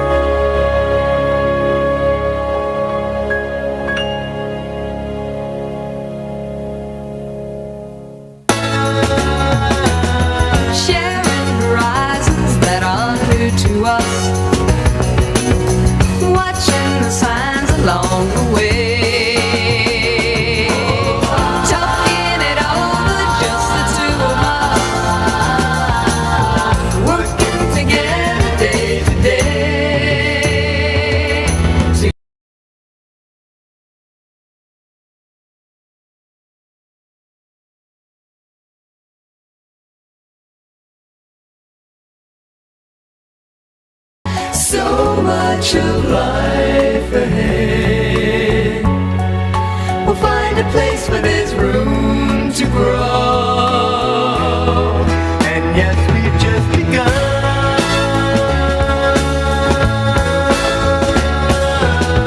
Sharing horizons that are new to us. Watching the signs along the way. Talking it over, just the two of us. Working together day to day. Together. Together. And when the evening comes, We smile. So much of life ahead. We'll find a place where there's room to grow. and yes, we've just begun.